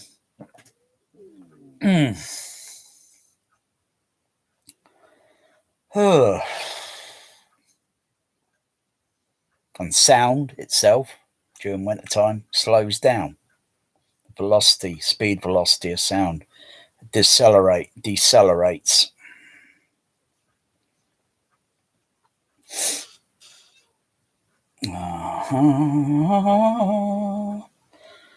So you could take a microphone out and a speaker and such, now all this technology, REM or whatever, and do a frequency sweep during summertime, and then repeat the same, but repeat it again during the wintertime, with everything set up in more or less the exact same position.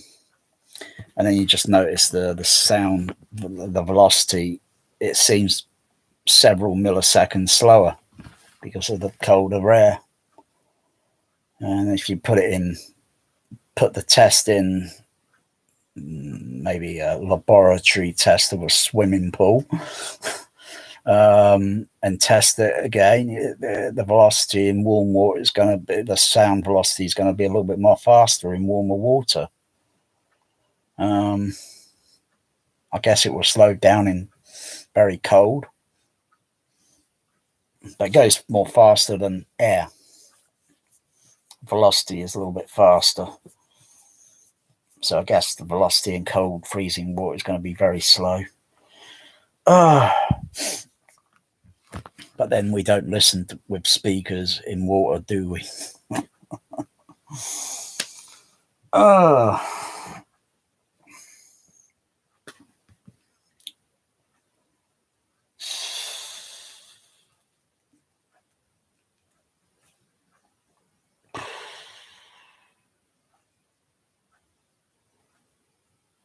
Click, tick, tick, tock.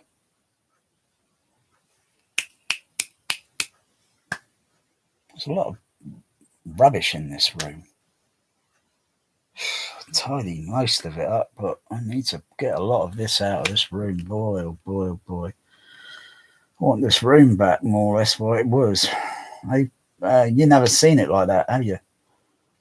No, Magic has. Sooty has. I think it must have vexed them when I started stuffing all this in the room, thinking, what the blazes am I doing? Oh, no, my. I'm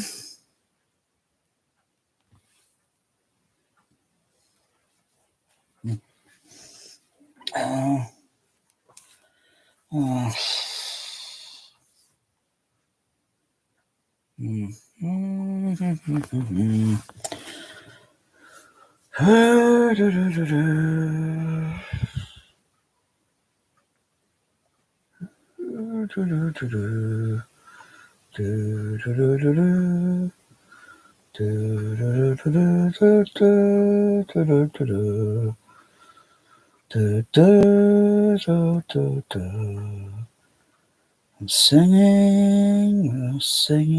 in the rain. Da, da, da, da, da, da, da, da.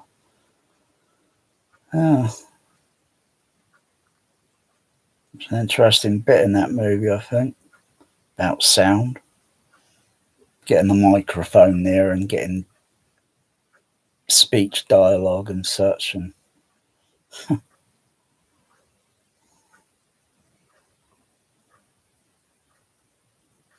I heard 2 clocks ticking. One over there, one down the hallway. And it sounds like stereo because they're clicking at different. So if I can get them to click at the same, more or less the same, readjust it. So the way I do that is I've got to take the battery out and then put the battery back in and then start up and get them, get a different psychoacoustic So I got one clock over,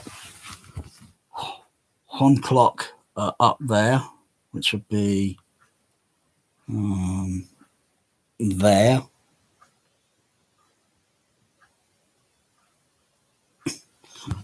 And the other clock's down the hallway and slightly round the corner.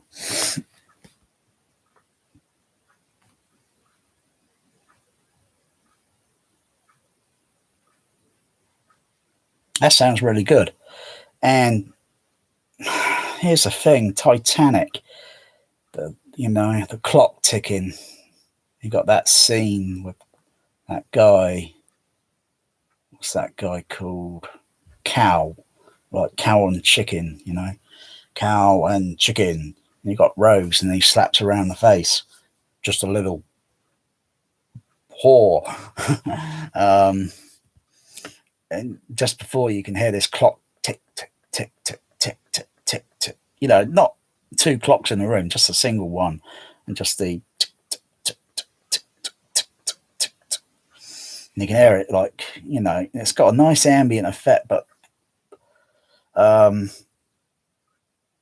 everything else that sounds in the movie, it just sounds a bit too loudish and harsh, unrealistic sort of thing.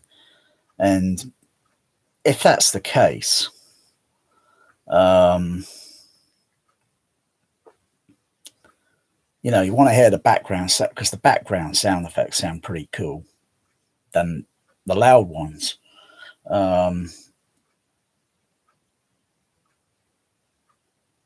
You don't need a film to be remixed, tampered with the sound mix. You don't need that. So totally unnecessary. What most AVR receivers and what they can and cannot do is more or less the same as, say, like a cinema. If, say, like, I suppose depending on a cinema owner, because it has been, cinemas have used audio limiters. So if the soundtrack mix goes above a certain threshold level, the audio limiters cut in, and that you could turn the fader up a bit more. That sound level is not going to go any more higher, because the audio limiters are suppressing and holding it there. It's not going to go any higher. So you could kind of put audio limiters on, and so when all the loud sound effects and that come in on Titanic, like bugger me, dong dong dong. So you got the lookout, lookout from the crow's nest.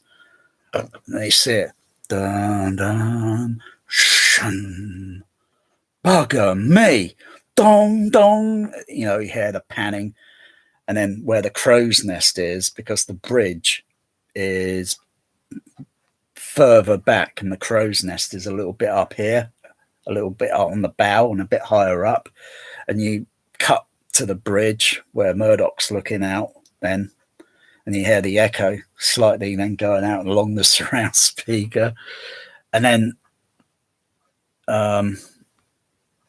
calling the bridge from the crow's nest, and then come up, and you hear the click, and then you hear the guy coming up, and then you hear a clonk on the stage left, or partly stage left and partly center, because it's like a half sound, but you should hear it partly left.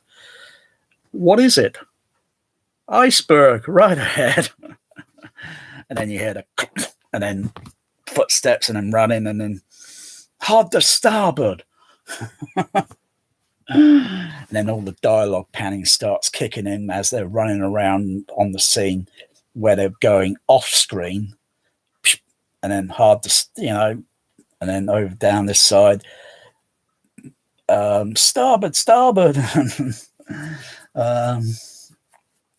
and then the music level itself, you got to monitor and check frequency that it's all playing within, say, X curve, so the frequencies are not going to go too high, too harsh and such, but it can get a little bit too much. And if it seems to be too much at reference level, which is 0 dB or 85 dB or 7, And no, Dolby Cinema processors do not go to 11. They go from 0 to 10.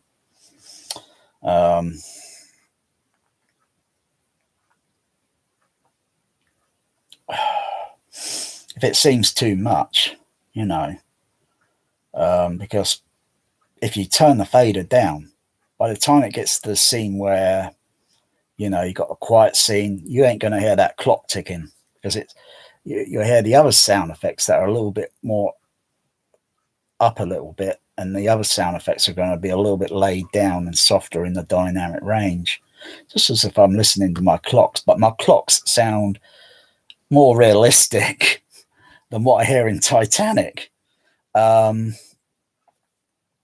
This. I can feel this effect. Feels like hay fever. So the way my clock is set up here, there's my clock where my finger's pointing. It's more or less against the wall.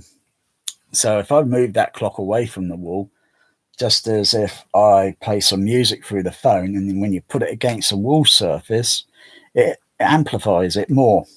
So the clicking on the clock, and due to the way it's made, and so it's just amplifying a little bit, just as if you do that, it's just amplifying it slightly, magnifying the sound, enhancing the sound.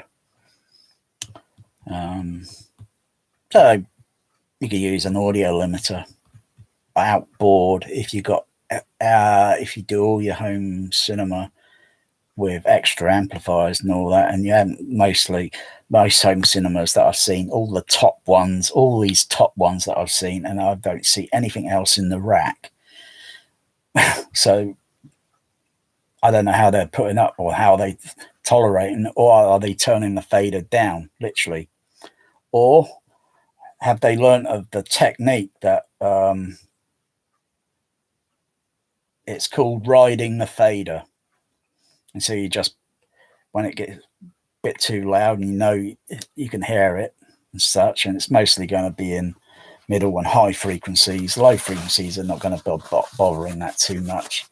You just turn it down, ride it, and then when you notice, you just ride it back up again. You just ride it, riding the fader.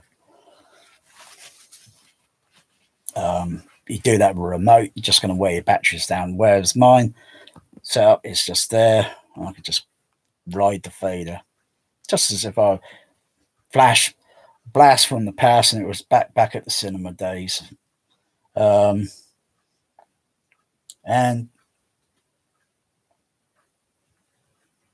it does partly depend on the acoustics of the room. If it's dampened well, you know, you don't have any echo, you just have dampening.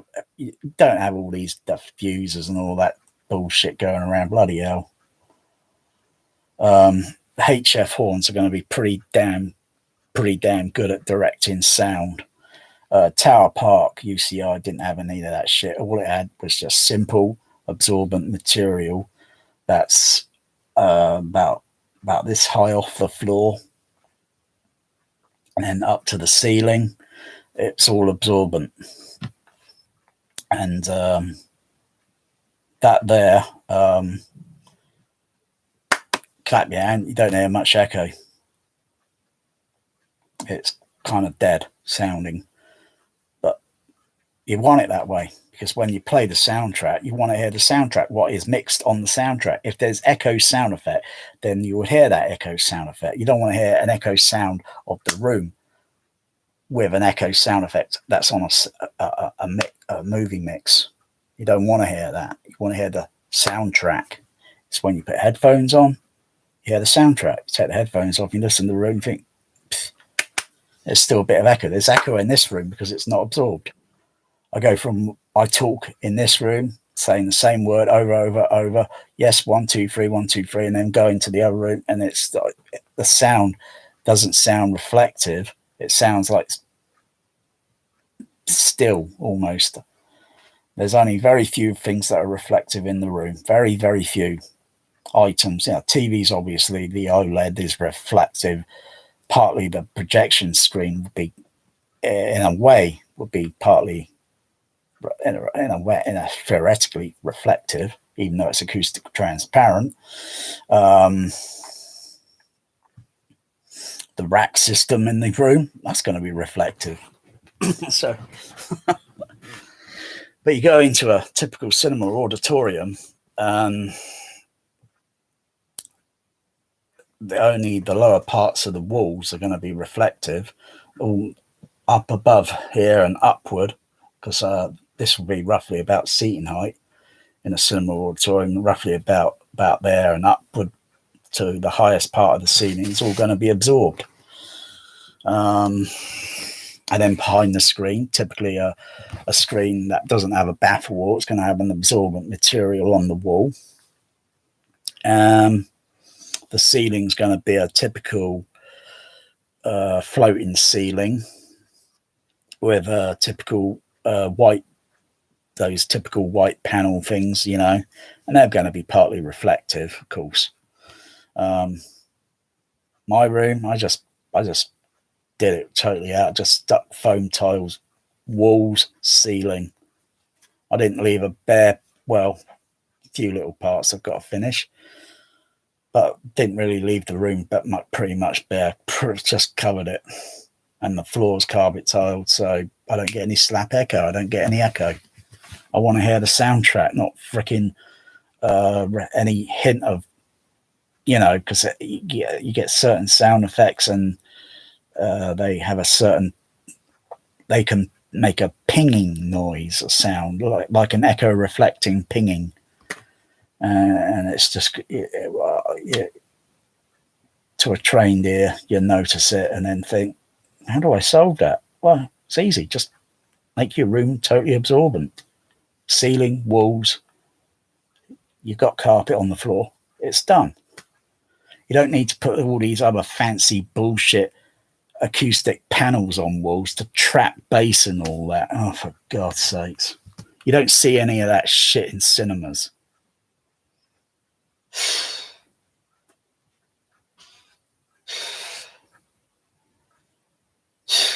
A lot of this acoustic stuff and paneling is a lot of snake oil, or people think, or that people get it in their mind thinking, yeah, I need that. And there are people out there trying to sell this shit, probably really dishonestly. And you don't need it. You don't need to. And when you look at some of this stuff and you look at how simple it is, you think, I could do the same thing. I'll just get some tools and I'll build it myself. Don't forget, you know, some of these things come from the free mind. And this is what David Icke would say, you know. David Icke, you know. These ideas come from our mind, our imagination. And they come for free. They don't come through the cost of money. Money doesn't make that happen. This does.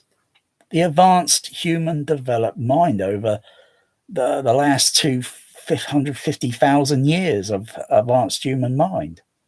That's where the dreams come from. And then when other people are thinking the same dream, you know?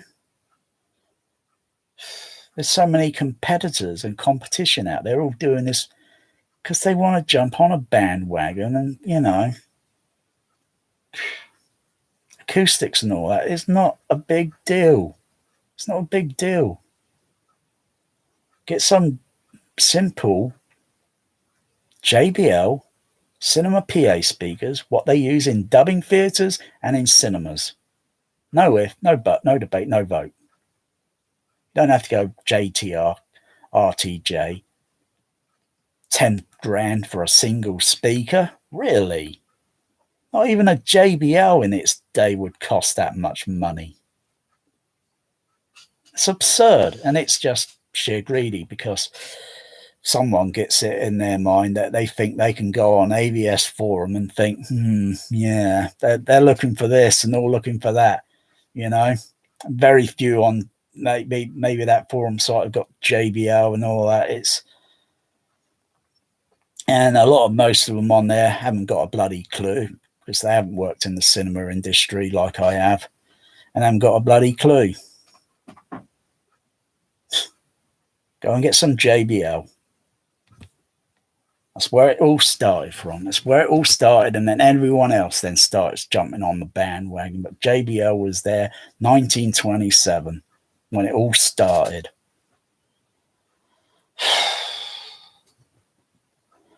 And so Calypso, 1953 or 1956, pissing off the neighbours. Well, JBL's been pissing them off since 1927. So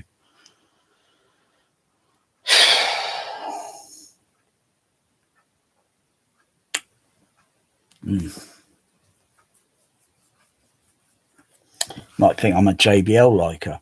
Hey, I worked at UCI. Fucking hell. Oh, fuck me. My cat Magic's having a hairball.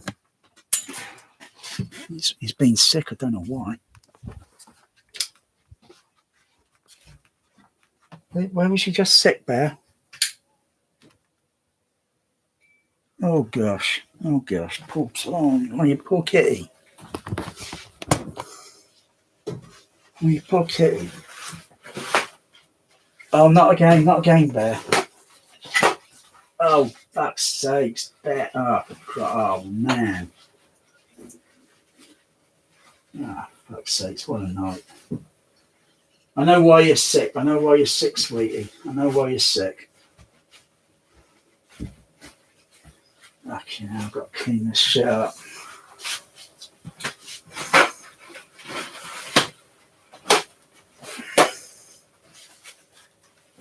Yeah.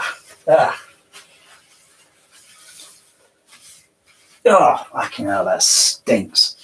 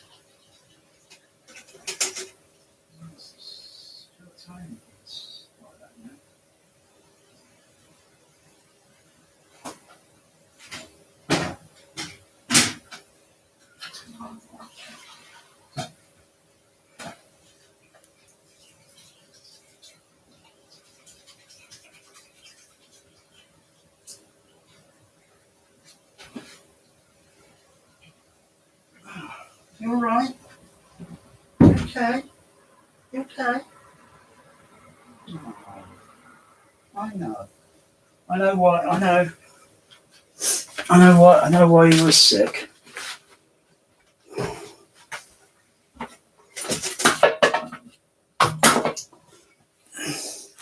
You got to settle down. You're just going to settle down. Don't eat any more food, all right? You're not having any more food. Just been 6 feet, all right? I know why.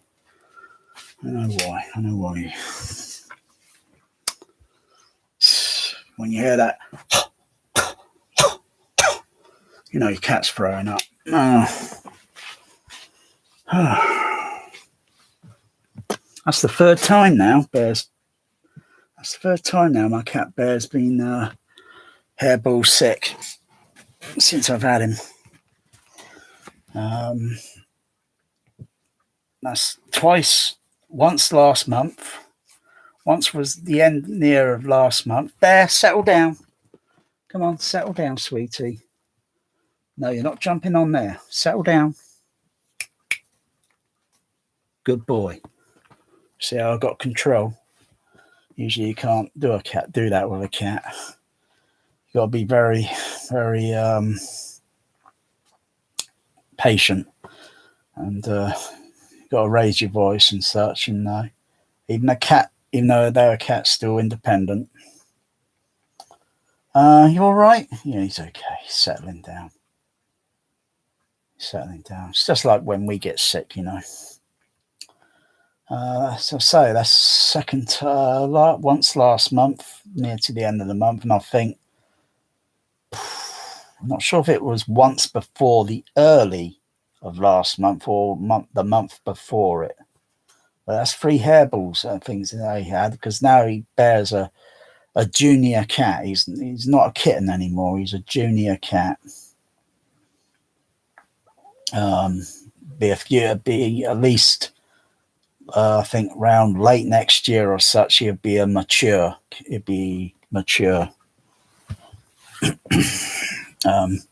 My cat Magic. He's not even a Jellicle cat yet. He's still he's a senior. He's a senior cat. My cat Sooty was a senior. Could just do more years, and he would have been a Jellicle.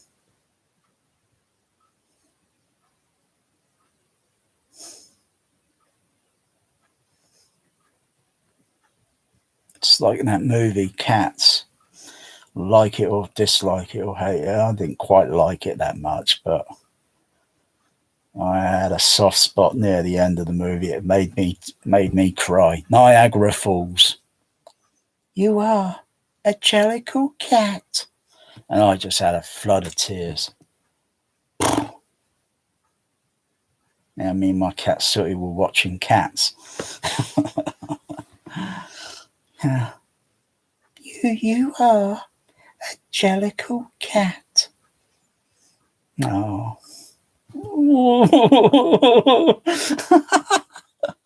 Oh dear.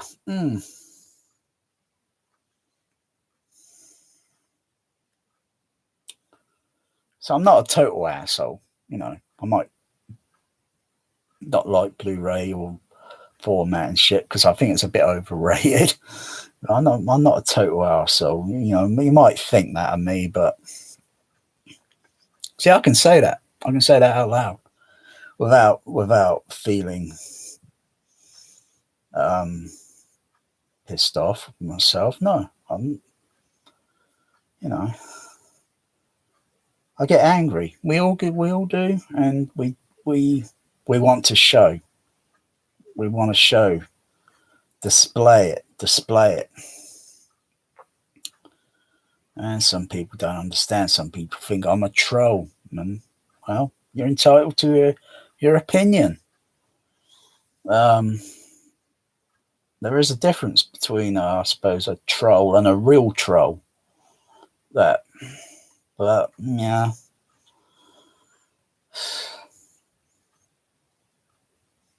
You know how many movies I don't even hardly watch there now? There's a lot on there, a lot over there, and I just don't hardly watch them. I just sit there gathering dust. And when you open the case, and you think, oh goodness, this disc, got to give a wipe with a tissue, bit of water on it, wash it, wipe it. And then other tissue, and then dry in circular motion, like turning this, and comes up clean, just like it was brand new the first day, because they do get a little kind of mold or such on the disc because they've been sat there in a case for years and unplayed. And I'm thinking,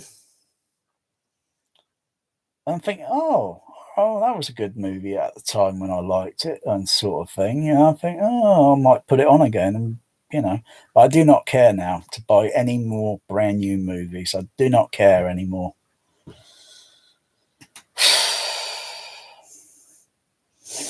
Because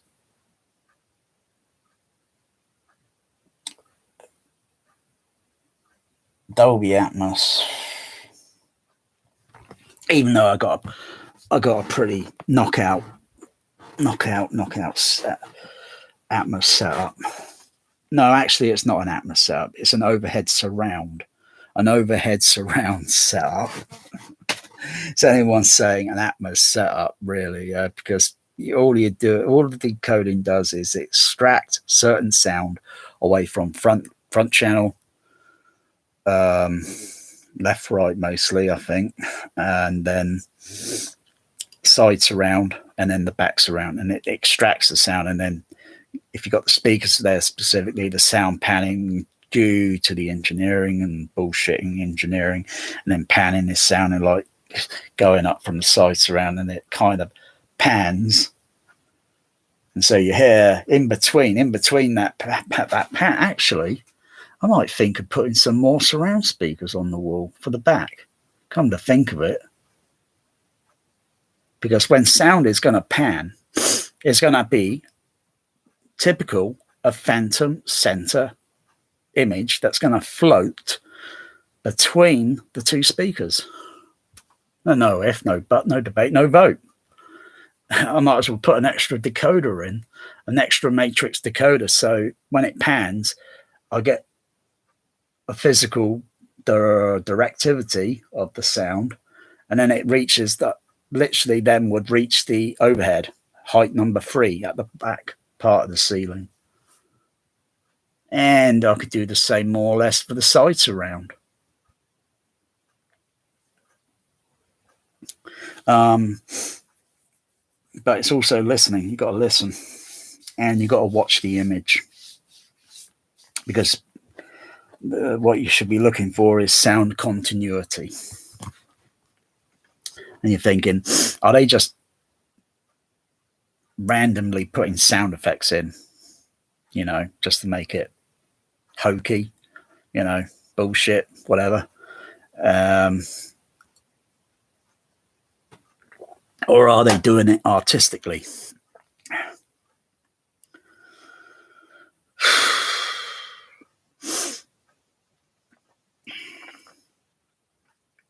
And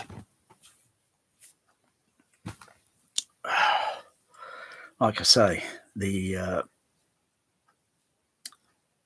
sound for the Z axes, that's floor to ceiling. And I've said it and I'll say it again. You often see the speakers, they're on the sidewall, and then you got the height, and then you got the overhead surround. And so the sound is effectively only going from here, there, and then back down. It's not going down to floor level. You can put speakers down there if you want to. Knock yourself out if you want, because then you look at the continuity in the visual images, and it won't match, because you need an actual discrete below surround channel, which there isn't. Oro doesn't have it. DDSX doesn't have it. Dolby Atmos doesn't have it. And you'd have thought there would have been a Mark II version of Dolby Atmos, at least maybe 5 years through its, and it's almost been, you know, next year will be 10 years of Dolby Atmos. And they haven't even thought about modifying it or extending it, because they rather bullshit the public and not give you the full Monty. At the end of the day, it is still an artificial sound. It's fabricated. It can't duplicate real life, despite what you believe, all this marketing bullshitting, and you haven't got much of IQ. You've just got common IQ, and you think, yeah, okay, I'll believe that, okay. They should have did it literally from the start, but they didn't. I've been thinking about below surround way back, as far as 1998. If Dolby Labs or Oro 3D Wilfid or DDS Labs or whatever, if they even had half of a brain, they'd be damn dangerous. Because I'm just getting older. I want to be entertained with a fabricated soundtrack, you know, because when it comes to that, you got my attention. You got my listening ear attention. Golden ear, da da da da. Golden ear, la la la da. He's the man with the golden hair. And then the golden eye, you know. So you've got to look and you've got to listen. If I was tapping my feet on the floor and it's framed like this, there should be a blow surround. So you know, and until the camera makes a pan, yeah, downward and such, and then the sound should track and follow and then come onto the screen channels. And that's like how we would when we're moving around and we're listening. It should be more binaural.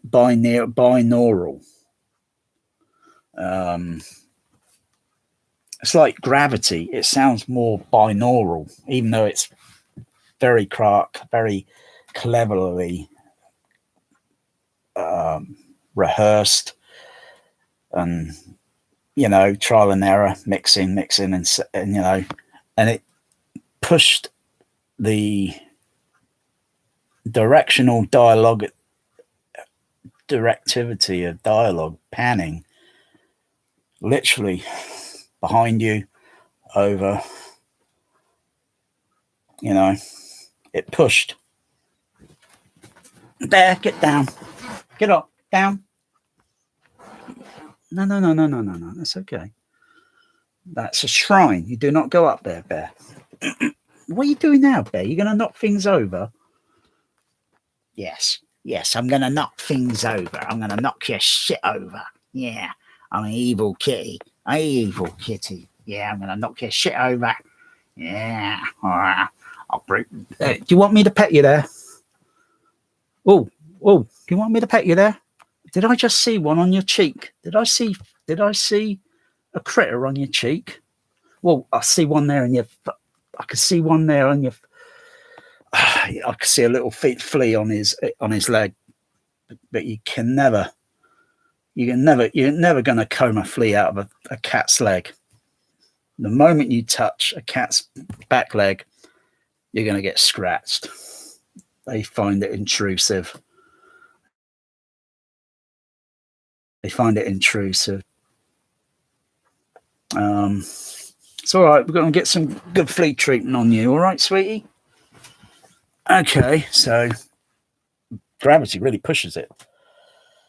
Most movies that had directional dialogue panning usually concentrated that sound across the screen channels. Over the years, it gradually started finding its way panning into the surrounds. And you get all this bullshit about, you know, some audio mixer re-recording mixers or sound designers bullshitting on a forum site saying, oh, it doesn't sound good that way. Human beings don't perceive sound very well when you hear it behind. Oh, that's a load of bullshit. I don't know why someone would bullshit, you know. And when you're in Gravity, and then, you know, and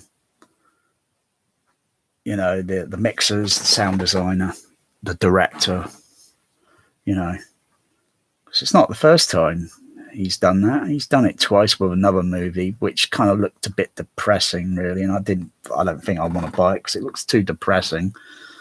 But he uses the same technique again. I'm not sure if he goes full Monty and goes into the surrounds and such. I'm going to give you a little rub in there, sweet. All right. No, okay. See his claws. See, it's pushing away. He's a cat.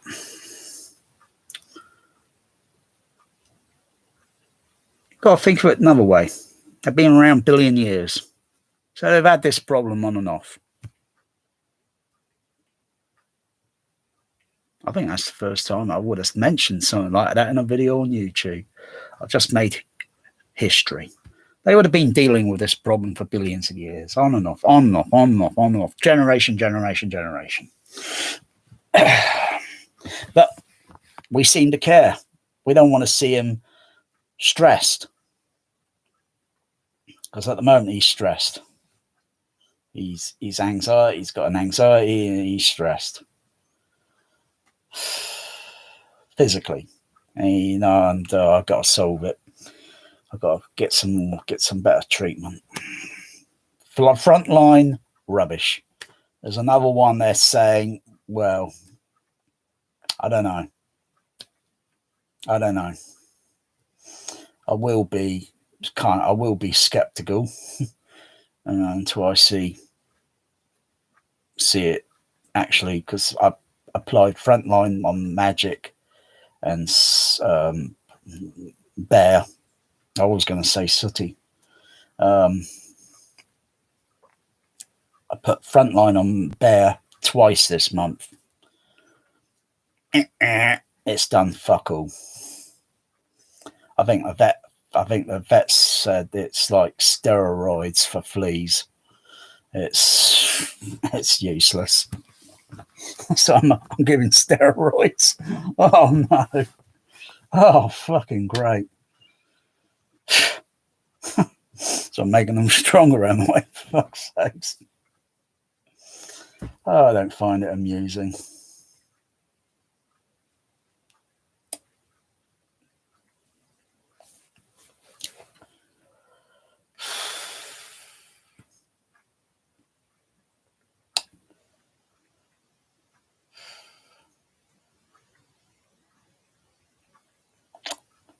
Poor kitty.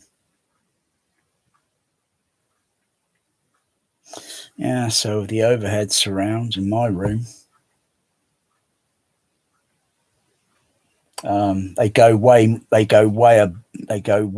further than what would be on a dubbing stage, a cinema, because 2 speakers are just stereo. Front overhead, middle overhead, back overhead surround. They're just stereo pair of speakers. They're stereo. And they always have a center phantom between. So put a decoder between it, and then you can have them 1, 2, 3 speakers going across the ceiling. So there's 9. Actually, there's 12. I'm using 12, which is a lot more than most others, because I listen. I know I listen, and I know what the mix can do or what it can't do, and I extend and expand and make it better or improve on it. But I can't really get anything much like get a real blow surround out of it, apart from a kind of blow surround, and that only takes with another decoder on the side surround, because when sounds are extracted and some sounds are going overhead and then some sounds come down into the regular surround channel at this level, and I can see the orientation position of where that sound image is moving off the screen at that angle, therefore the sound should be going down at that angle. And so I put a matrix decoder in, and then bam, put some speakers underneath the cinema seating, and then wham, the sound goes underneath. Simple.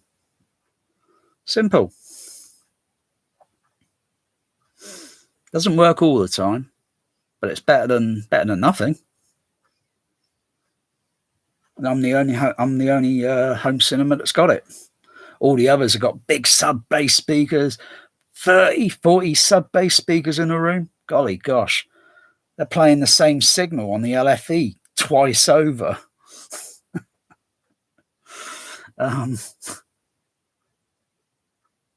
You know, you've got to look more into the physics and the and such, and think, really, you should just need a single sub bass speaker and just figure out how to get that single to put it literally, that sound frequency uniform in the room. Maybe have it a little bit higher up, and then it should radiate, just like you get a torch, or have little torches. But torches are not like speakers. They just put light out. Sound puts sound waves out that are gonna change in shape and such. And so if you had if you experimented with water and liquid and have a little square shape, or a square transparent box, have a square transparent box and fill it with water, and then put certain things in to poke at the water, little thing, and then you're going to see the disturbance in the water pattern on the surface. You might see a disturbance underneath. You may not, because of the density of the water and such. And experimenting with a new angle. Get off of there, Bear. Bear, get down. Get down. Don't break it, you clot. Oh. What? Oi, that's not a scratching post. There. Oi, oh, you fussy. That's not a scratching post. Come on. Come on, it's not a scratching post. No, it's not a scratching post. God, little beast. Aren't you?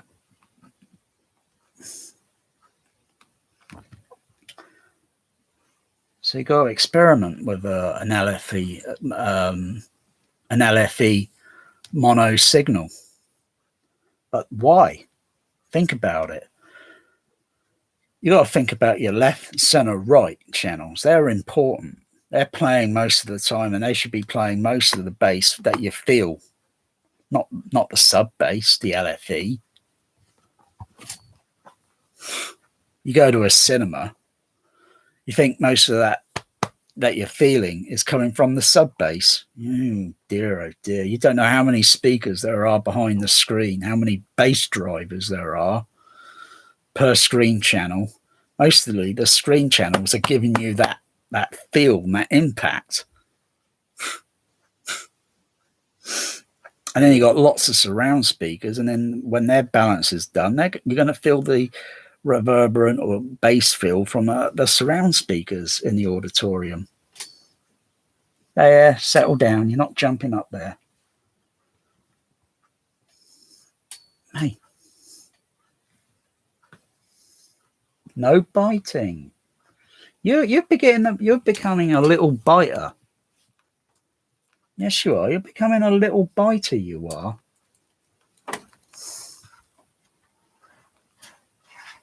No, that's not the scratching post. No, he's going to do it again.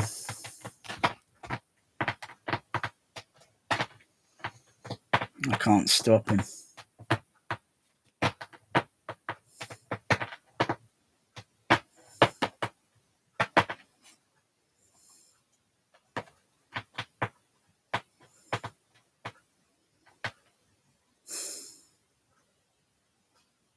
Are you through? That's it. Come back up here. Are you through? Are you finished? I think when a cat does that, the scratching, I think they're venting. They're having a meltdown. That's it. They're having a meltdown. Like he's frustrated. And he's I can if you won't let me get the flea off your foot, off your leg, there, how am I supposed to get you fixed up there, sweetie?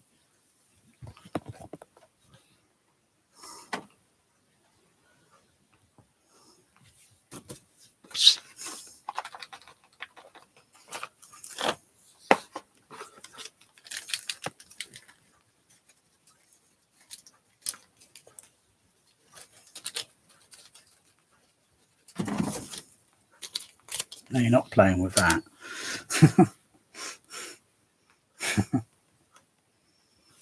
Oh, there, it's not a scratching post. There, it's not a scratching post. Stop it. Stop it.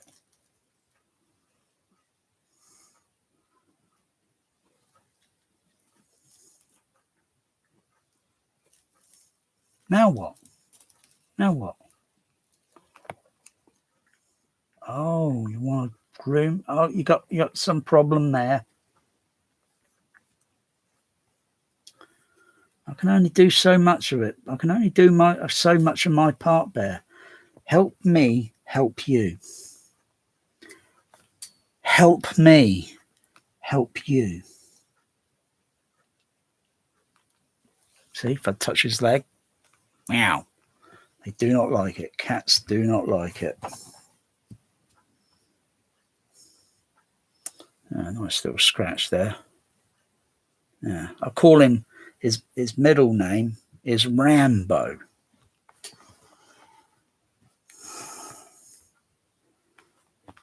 I'm not scared of no kitty, Colonel Trotman. You should be. You should be scared of Rambo. Murdoch, I'm coming for you. Meow. Meow. Aren't you, Rambo?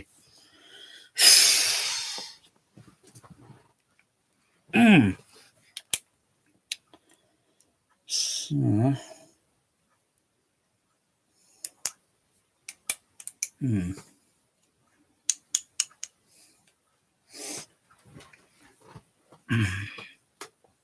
Theoretically, I think a sub base located in the middle of a room.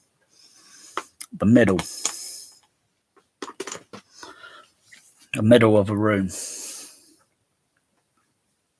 Or so many of them located around the middle, say like the ceiling, and located around the middle, because theoretically I'm thinking the sound wave then should spread out evenly. I'm not sure how well it would spread out if it were, once it gets above a certain frequency. So if you go from 20 hertz, it should be pretty uniform around the room with 20 hertz. So if you've got a sub bass located middle center of the ceiling of a room, it should be equal sound pressure around the room. When you get to 30, 40 hertz, 50 hertz, 60, 70, 80, it might vary in the pressure or such, the change in. What are you doing, Bear? I saw your little red eyes there, your evil kitty.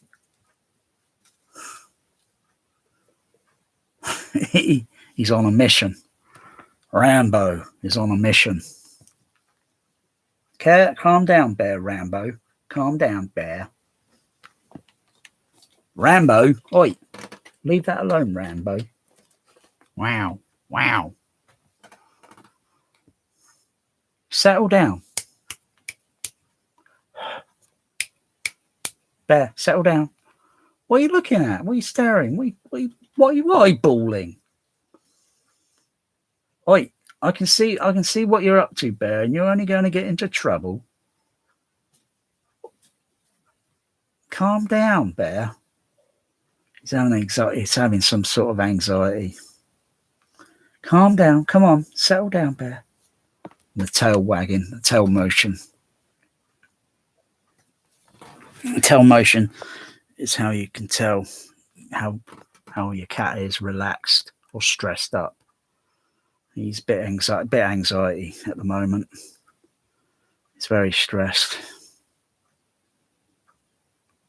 He's not in the mood. If I start petting him, he'll just start fidgeting around. I just got to watch him and to see if he settles down, calms down. So I'm not sure if he's having an anxiety like I have, a physical anxiety. My blood pressure drops and my heart rate's going beep, beep, beep, beep, beep, beep, beep, beep, beep, erratically. So I'm, just got to keep. I know it's the fleas. Couple of fleas or so more on him, and they're just irritating him. Plus the biting they do and the skin. So I know exactly what he's going through. I know exactly how he's feeling. Poor bugger.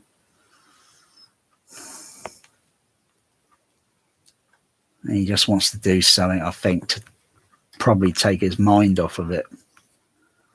He's going to destroy everything, you know.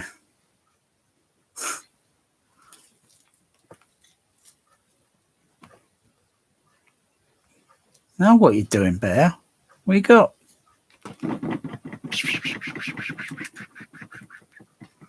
Bear. Come on.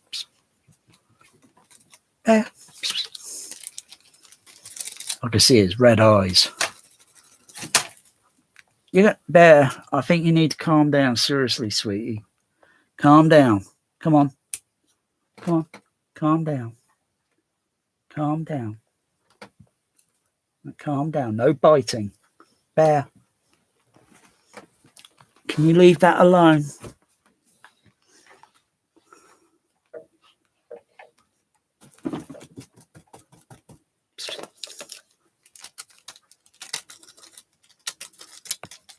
What are you doing?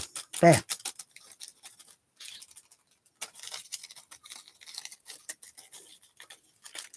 What are you doing down there?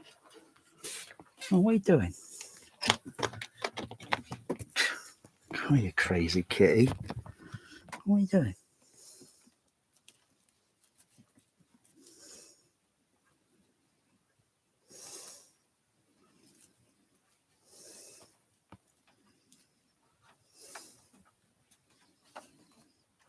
Come on, you're gonna knock things over, Bear. Come on.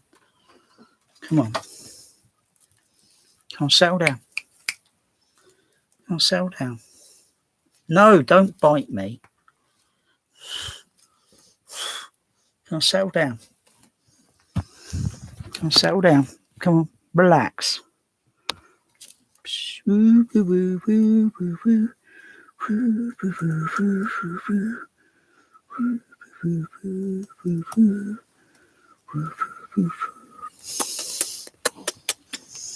Come on, relax.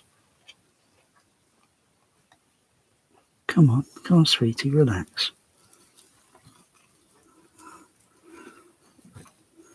Do you want some food? All right, okay. All right. Don't you're scratching. Come and have some food. Come and have some food. Come on, bon appetit. Come on. Dish of the day. Here he comes. Look at that. Look at that. Trained cat.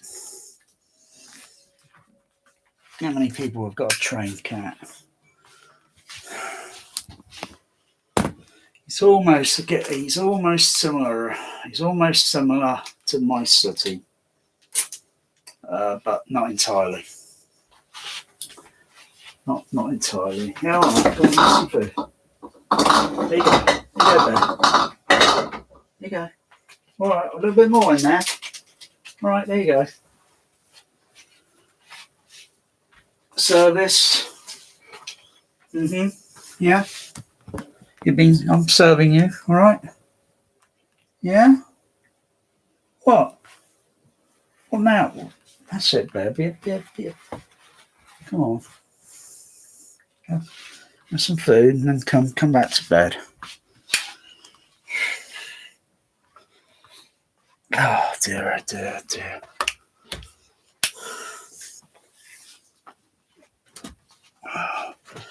Oh, cats are fun. They're fun. They're curiously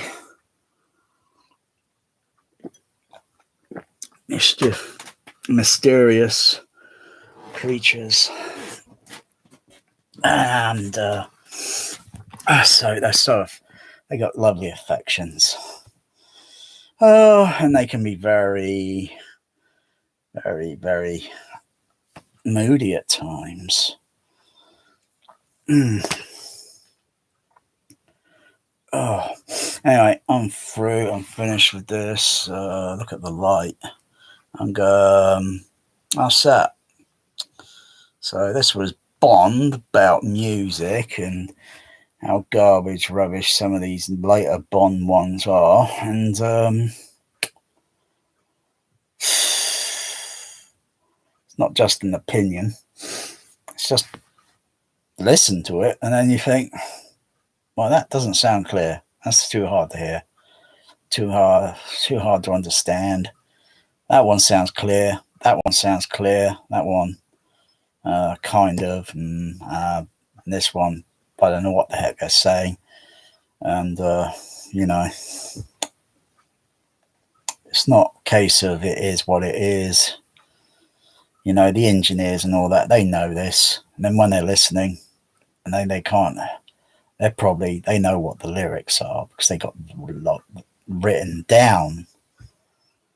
But when you play it to someone first time, an audience and such, and don't know what they're saying, I can't understand the lyrics.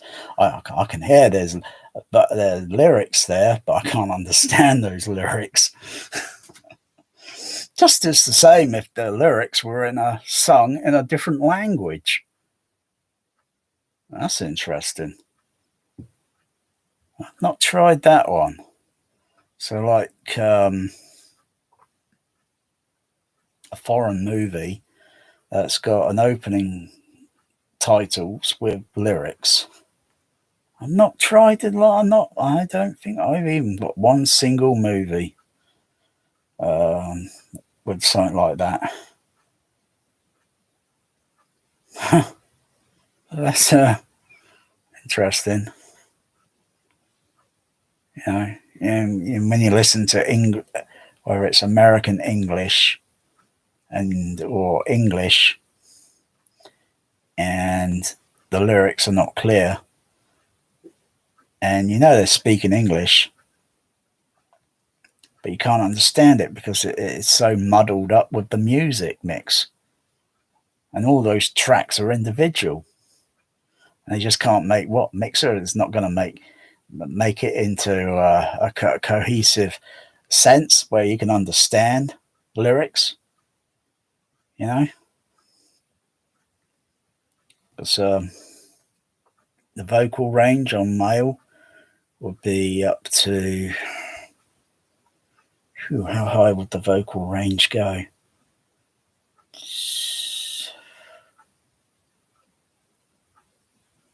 Because I'm not sure if vocal would change slightly with lyric, with speech, and then you sing it with like a vocal tone, musical melody, whether the modulation changes on the high end of the larynx and such.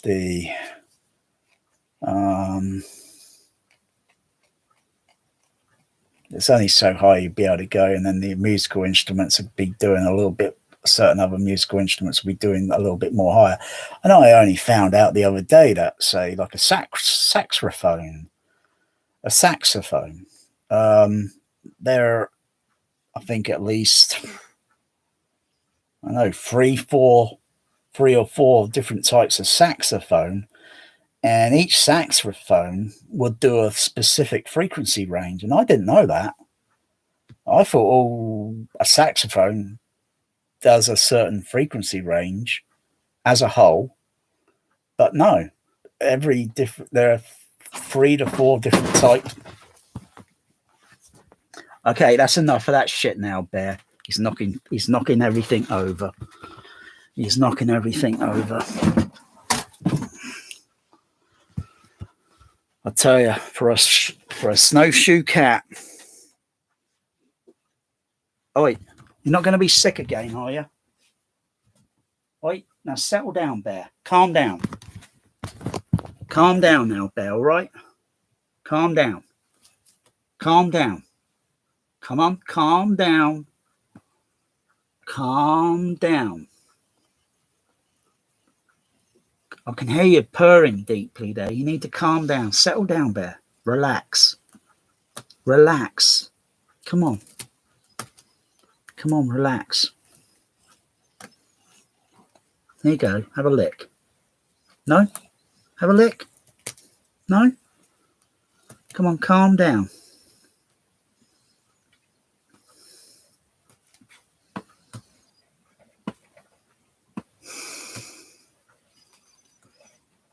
You're very frustrated. Why didn't you go in the other room, Bear? Huh? Why don't you go in the other room and calm down? Huh? You're not going to knock things over in there, Bear. Come on, settle down. Settle down. You're very stressed out at the moment. You need to settle down and relax. Come on. You need to settle down and relax.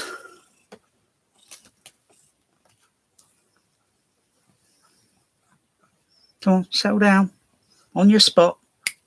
Come on. No, you're not coming on the bed. You settle down there. You're not coming on the bed yet. You settle down there, sweetie.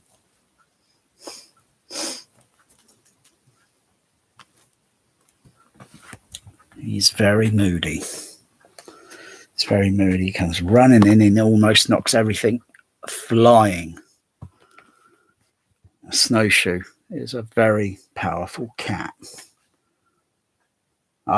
He's fully grown. I think he would be fully grown now.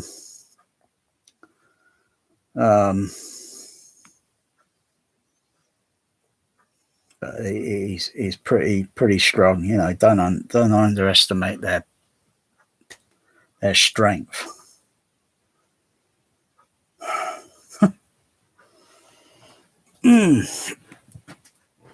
Yeah. Yes, a single sub bass. Pointed, middle, flush. So if I had a single sub bass in this room, which is pretty square, unlike my other room, which is odd shaped, because there's a chimney breast right behind here. It goes down to the chimney breast, goes down to about here. So I can hear tapping the wall, I can hear how hollow, and then how I can change. I can hear it. So it's about roughly there. The chimney breast is, and it sticks out 18 inches. So therefore, if you had a room that was perfect, and then you purposely put something in that room, if you had a room that's perfect, and then you put something purposely in that room, say bricks, and stack them up on one side of the room, did your frequency sweep, you'll see a difference in the before after sort of thing. And then of course you're going to take all those bricks out, and you know, you've done the experiment, or you could use another, you know, anything else, stack piles of plasterboard together and just build something so thick with plasterboard sheets, you know, or anything else, anything that's solid and such. And when the sound impacts on it, it's going to kind of move around it, sort of thing, and it's going to change the frequency. It's going to change and alter some of the frequencies. So if you had a room that's ideal, and it's all pretty ideal around the side walls and everything, and you got a door that's pretty ideal, maybe 2 double doors, you know, so you can minimizing some of the sound low frequencies from getting through. Yeah, you know, some cinema auditoriums, when you go through the doors, you're going through at least two doors, first doors, and then second doors lead then into the auditorium. And that's there to sort of keep as a barrier, because if you were to open those doors, and then some of the low frequency, it would change some of the low frequency. Simple physics. I think if you had a sub located middle, it should theoretically radiate uniformly, and it's because it's only directional low frequencies. It really shouldn't matter too much if you were at the back, the middle, directly above you, to at the front. but it takes quite a bit because your ceiling's not going to be very strong, and you're going to have problems. You're going to have things rattling. And it's making it very, very sturdy and stiff. It might be a case of totally redoing the room.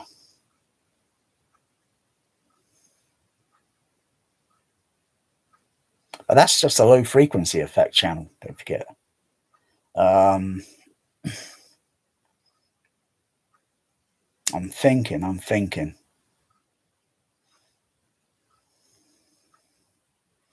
Because why do I see,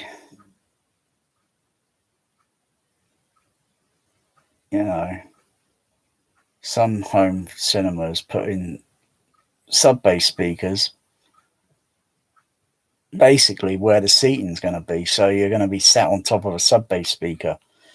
A sub-bass speaker that's, I don't know what that home theatre's doing. I've seen a few of them recently, something on AVS forum, and the layout in the home theatre with all the subs is also similar-ish to, I think, what Douglas Trumbull done in his screening room. And he's got literally sub-bass speakers where the seating are going to be placed. You just got to look at it a little bit more in a different perspective, because you're playing the same signal, and it's just like a lot of waste of electricity. That's what it comes down to. Someone says, "Oh gosh, how much does that cost on your electric bill?" You get sarcastic comments. In real world life, something's a sonic boom happens in the air of an airplane, whatever, or a space shuttle returning to Earth, pushing through the sound barrier. The boom, boom, 2 sonic booms, or 3 sonic booms. That's going to be heard for miles, and that's just one single, and it radiates perfectly because the sound energy is coming down to the ground boundary surface, and then it's going to reflect off other surfaces that are hard buildings, and then you get echo reflections and so forth. But the epicenter of the boom boom is up there, miles up, boom boom boom, pushing through the air, bam bam bam.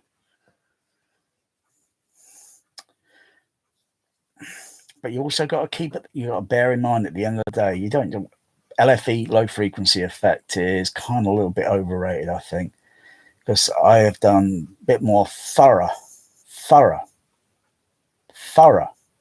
listening a couple of nights ago, adjusting the crossover frequency on the LCR down to such a low frequency, almost down to roughly about 100 hertz and such. And typically the low frequency effect channel on digital track would have a frequency range from 5 hertz to 120, which is the cutoff point. And you know what? Most of the sound effects on the movie almost sounded like the LFE. Or rather, no, it was the LFE that sounded almost like the LCR channel, because I could hear certain parts of when there is, like in San Andreas, you see the table shimmering and the cutlery on the table jittering around, and I'm hearing more or less the same sound effect.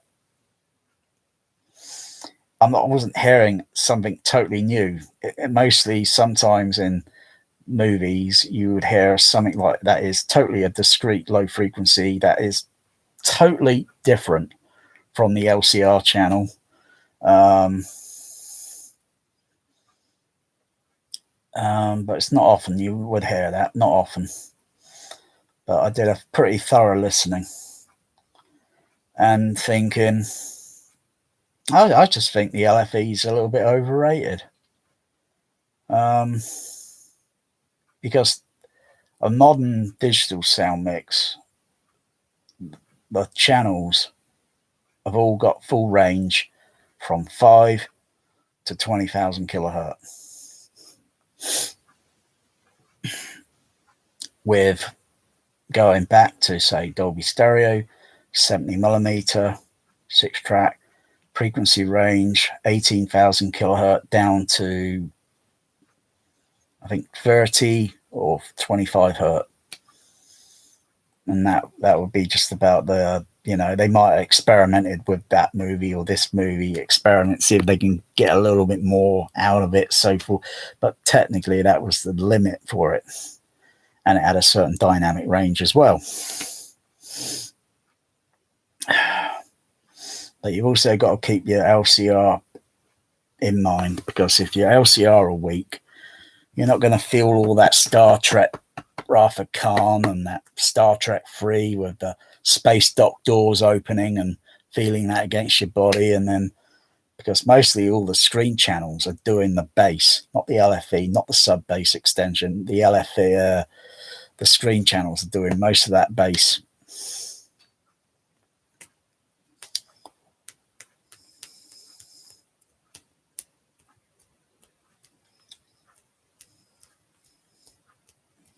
And you've got to have your LFE playing within a couple of 2 dB, 2 plus minus 2 dB tolerance of the screen channel bass.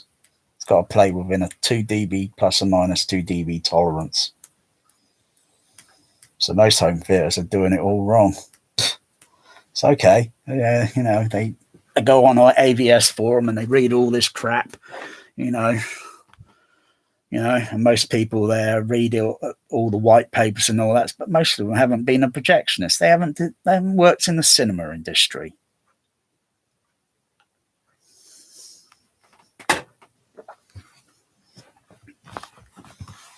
If you go in and do that in a cinema and that, it's going to sound rubbish. It's going to sound crap. You start pissing around too much like that with the bass.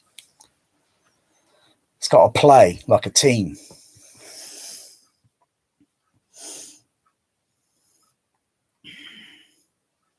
So I know what you're thinking now. I know exactly what you're thinking. You're going to think, oh, gosh, I'm going to go back and have another listen. But you've got speakers in your room that don't belong. You go and buy these overrated home theater speakers. They don't belong. They do not belong. Go and get some JBL, for God's sakes.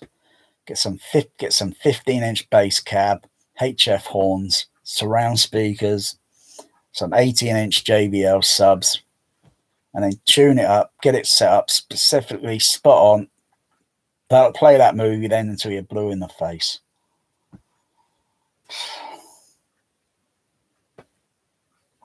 Because what they mix on the dubbing stage, they use JBL. When that film is played back in the cinema, it's on JBL. But there's a lot of other competition. They all want to jump on the bandwagon because they want a piece of the action. Some dubbing stages might have QSC.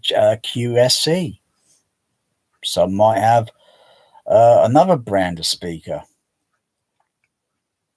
But 85%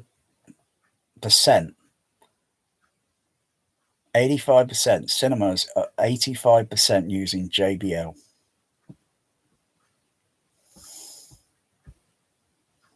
And then the rest of the competition, yeah, well, I've seen it. I've seen it before, Tower Park UCI originally used Electro Voice. When I worked for Warner Brothers, all the PA speakers were KCS. And I was thinking, looking at them, they look a bit like a JBL, because they kind of copying the design in a way. Not entirely, but they looked kind of like, well, it looks like a JBL. And is it a JBL? And then you go look round the side and you can see a logo on the side saying KCS. Oh, 3 letters. Oh, JBL, KCS. Oh. What's going on there? Were they that good? Were the KCS any good at the Warner? Average. They weren't brilliant. And it's got nothing to do with the actual speaker.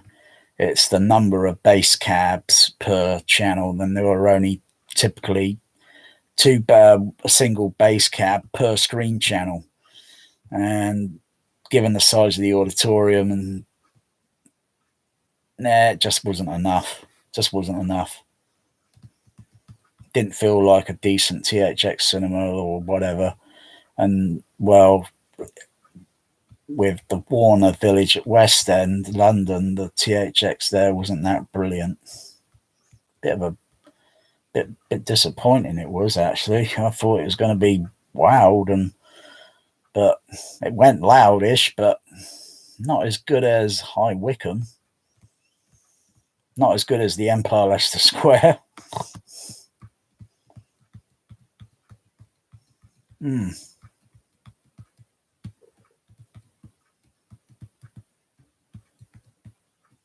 But still, they're using, PA speakers.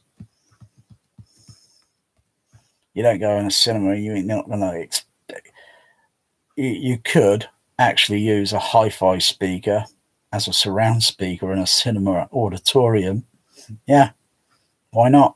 Because some of the earlier JBL surround speakers in the 80s, the very early ones, I can't remember the model number, but they all look similar to the JBL 8330, only they redesigned the 8330. They scale it down in size, get a volume size in cabinet, but the other speaker was a little bit, but the same components, same bass mid, same mid range, same tweeter, and then they just scaled it down, as well as the other speaker was just looked like a typical hi-fi speaker, and then just had put some chains on it just to angle it at an angle.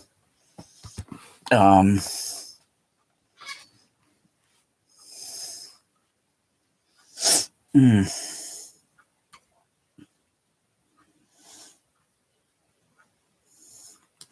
anyone thinking, oh, JBL, and anyone's going to get in their mind they're going to buy JBL Synthesis. Don't be an idiot. JBL Synthesis, I think, is a little bit overrated and overpriced. Believe me, you don't want JBL Synthesis. You just need JBL Cinema PA speakers, and that is it.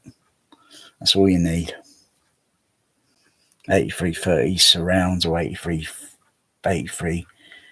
I would recommend the 8330 surround. And hold on. Motherfucker. Did you get that one off you, Bear? You must have flicked it off.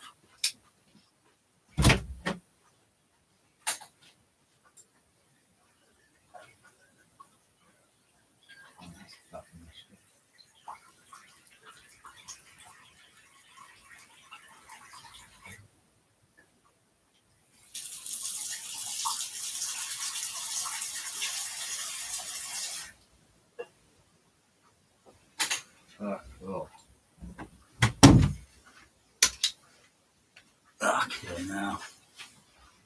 Fucking roll on. You must have scratched that one off of you, Bear, huh? Must have flicked it off when you were scratching with your claw, huh? Saw that little fucking flea on my arm. And then went down there. Gotcha. Down the sink. Fuck you, flea. It's like Captain Kirk said in the episode of Star Trek, let them make the next move. And then Captain Kirk suddenly disappears, doesn't he? Oh, Captain Kirk! Oh my God. He was just there. Did you see it? Yes. He was just there, just like, in one moment, he was gone. Interesting, this coffee. Is it the coffee? Are we going to go outside the captain? I suggest, engineer, we do what the captain said. Let them take the next move. Let them make the next move. I'm going to laboratory, Mr. Scott. You at the heart. You at the helm. You at the calm. You at the calm. Yeah. Yeah. Fuck it. I'll let the fuckers come to me. You know, won't go looking for them. I'll let them come to me, and I'll fucking got you. You're terminated. I'd have this problem bottled up and sorted out soon. Oh, at least there's no bed bugs. Fuck's sakes. Fuck that shit. Oh dear. Yeah, so yeah, subbase. Well, I made my center channel sound like subbase because of the amount of crossover filter. You know, if I use a Link Riley 48 dB crossover filter and put it down at say 100 hertz, some vocal male dialogue might just be heard, and then just adjusting the frequency down a little bit more because it's like then a vertical brick wall, and just bring it down a few more, you know, like 90 hertz, and then you just have mainly some sound effect, maybe a bass music on the music bass, or me farting there. That's all you're just in there here.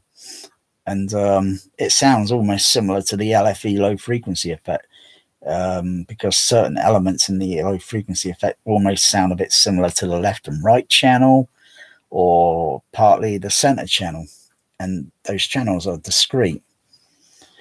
But when you put a crossover and put it really steep, and it almost sounds similar. So, you know, and when you play that Tom Cruise movie with that low frequency effect on that movie,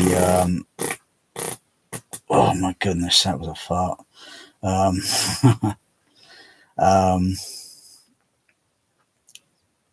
What's that movie? Light, Live, Repeat, and something. And you hear that boom, boom. That sound is playing on the center channel and on the LFE, not on the left and right channel.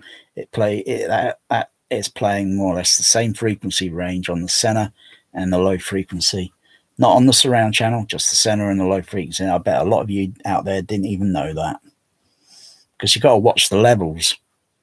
Oh, of course, you haven't got level meters on your AVR. Oh, what a bitch. So you got no way of telling. You can only speculate. You can't speculate because you blow your speakers up. You'll damage them, you know, if you do it wrong.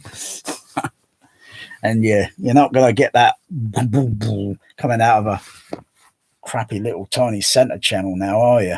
It's not going to happen.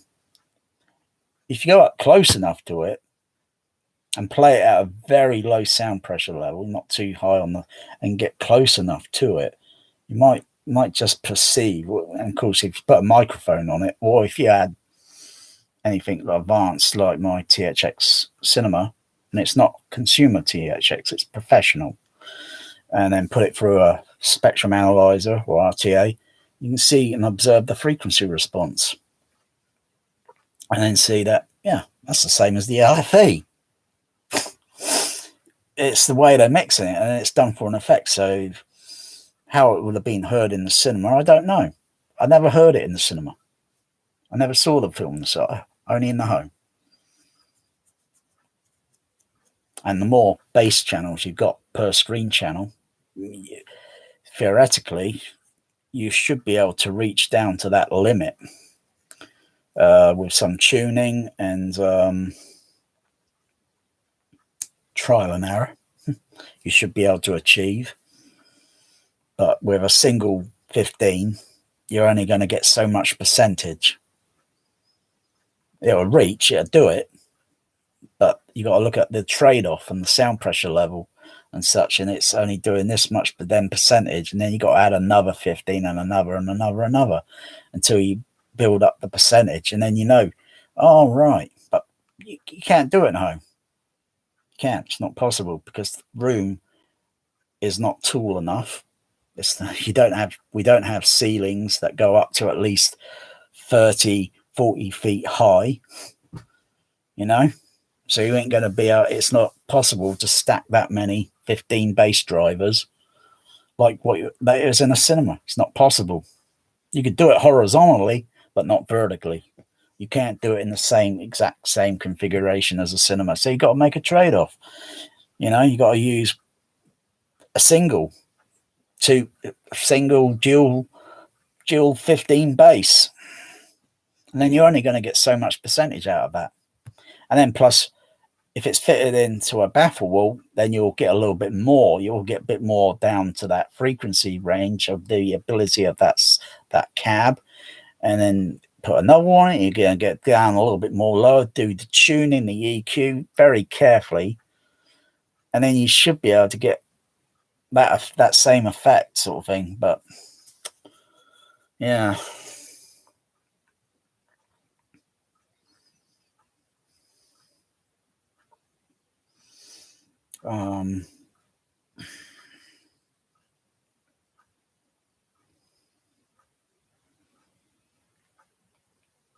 And often film soundtracks are usually rolled off on the low frequency for the screen channel, but on that live, let, repeat, I'm seeing the frequency, seeing the same frequency range going down on the center. I can see the level meters on my cinema processor. I can see what the level meters are doing. Yeah.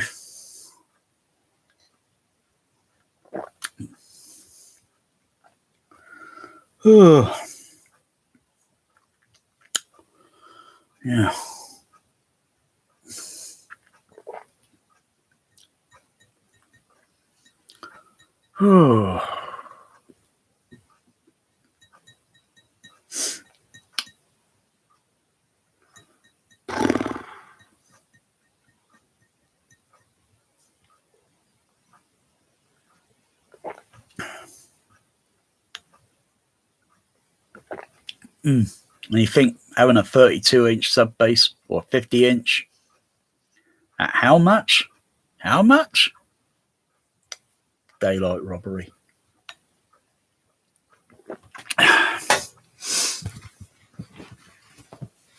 You might as well just use a load of stack of 18s, and then guess what?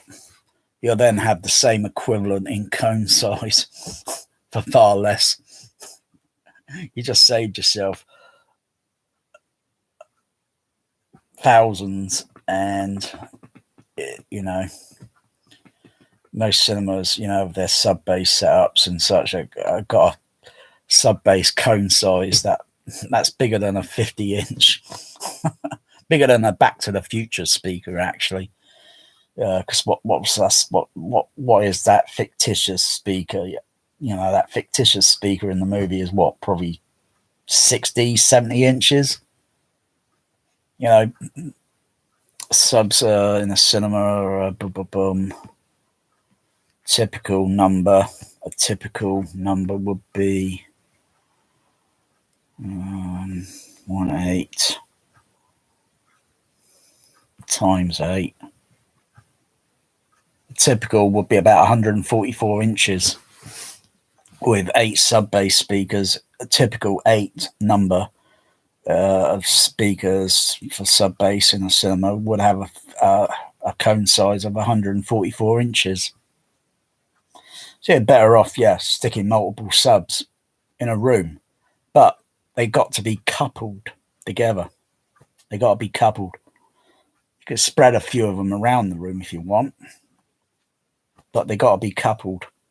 But you don't have the room size. I don't have the room size to do that. The most I could, if I were to change my room and remove the JBL 4670, the 4682 TCB and remove it away from the screen, I could put 2 more 4645s behind the screen, and then I'll have 4 of them coupled together. And let's have a look.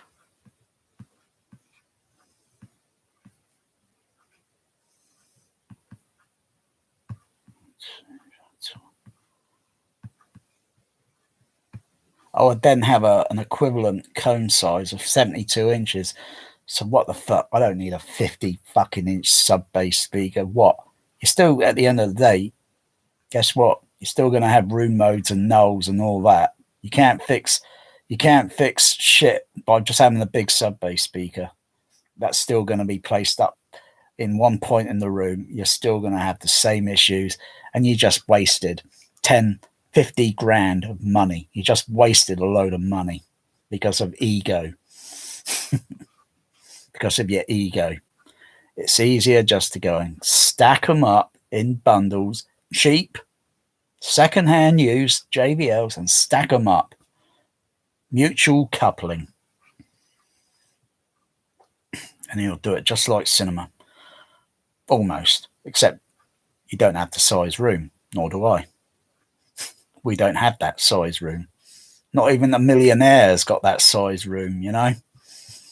They got their fucking mansion and they got their garden with their fuck off swimming pool in the fucking backyard, but they don't have a proper size, you know, and yet they got 10 million, they have 10 million or 15 million bloody millionaire sort of thing. Mind you could just go out and dig the garden out and do away with the fucking swimming pool. Well, basically keep the swimming pool, because that's ideal. And you just got to build around it, because then you've got a nice slope. You've got that angle slope. Usually a swimming pool's got a slope and then it goes down like that. Just like a cinema or auditorium. Think about it. If you don't know, then you shouldn't be doing home theatre. You shouldn't be dreaming that. Because I still see all these hot shots. Fucking hell, they've got more money than nice. They got more money than me. And fucking hell.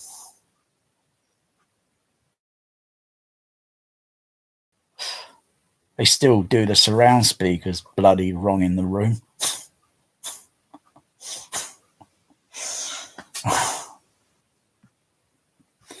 Oh dear.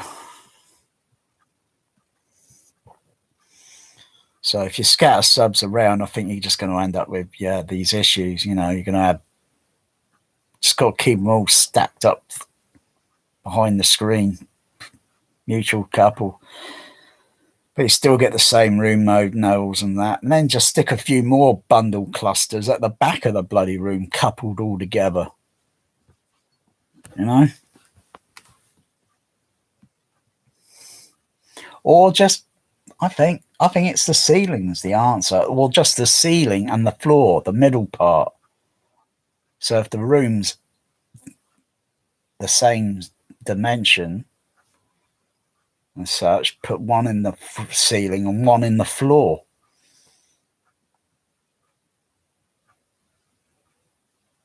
And then do the tuning and such, and it's trial and error, because you want to get the frequency to spread out uniformly, pressurizing the room. So if you go in the corner, if you go in a corner of the corner, you only have to go up there and ooh, you know that ooh, it gets louder.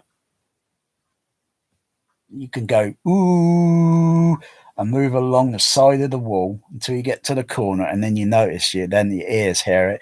You can have an SPL meter with you at the same time and moving along, go ooh until you get to the corner, and then the SPL meter goes from like a steady 0 dB, because you modulate your ooh, and it set the C rating, weighting, ooh, and then you get to a corner, and then it goes, the needle goes from then 0 and it goes up a bit, because it's between two boundary surfaces. And it's going to magnify, like doing that. You're just amplifying it. Or maybe not doing that, but doing that. You could kind of put like a vertical baffle, a simple thing like a piece of cardboard, and then get it flush round, or well, you can have it so you can bend it and so forth. You know, simple things to learn, and that's not a tall order. You don't have to hire all these bullshitters on that are appearing on bloody what the bloody hell Audioholics all the time, special guests, this and that. Fucking hell. They don't seem to do anything else other than talking about the same shit all the same fucking time, because they're trying to sell something that's cost thousands, because they think what Anthony Granani, because he worked with THX and he thinks he can throw that THX statue thing around and use that as a fucking just a guy's just greedy.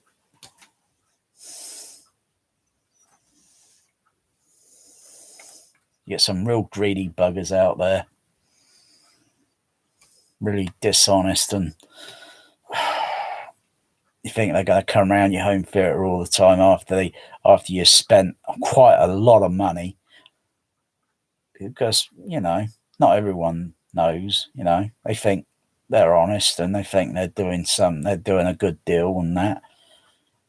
I suppose when you're watching them putting this together and you think, wait on a second, I could do this. I don't want anything more done here. I'll pay you half now bugger off, all right? I think I've pretty much got the idea where you're going with this, you know? Because if someone honestly shows you how to do it and what, you know, everyone can just go out and do it cheaply, and you're getting the same result. Rather than spending out thousands just for bullshit, just so they can get rich, stinking rich, dishonestly stinking rich. I'm sick and tired of that shit. You've already spent freaking hundreds or thousands on a stupid fucking AVR, and it doesn't even behave anything like an actual cinema processor.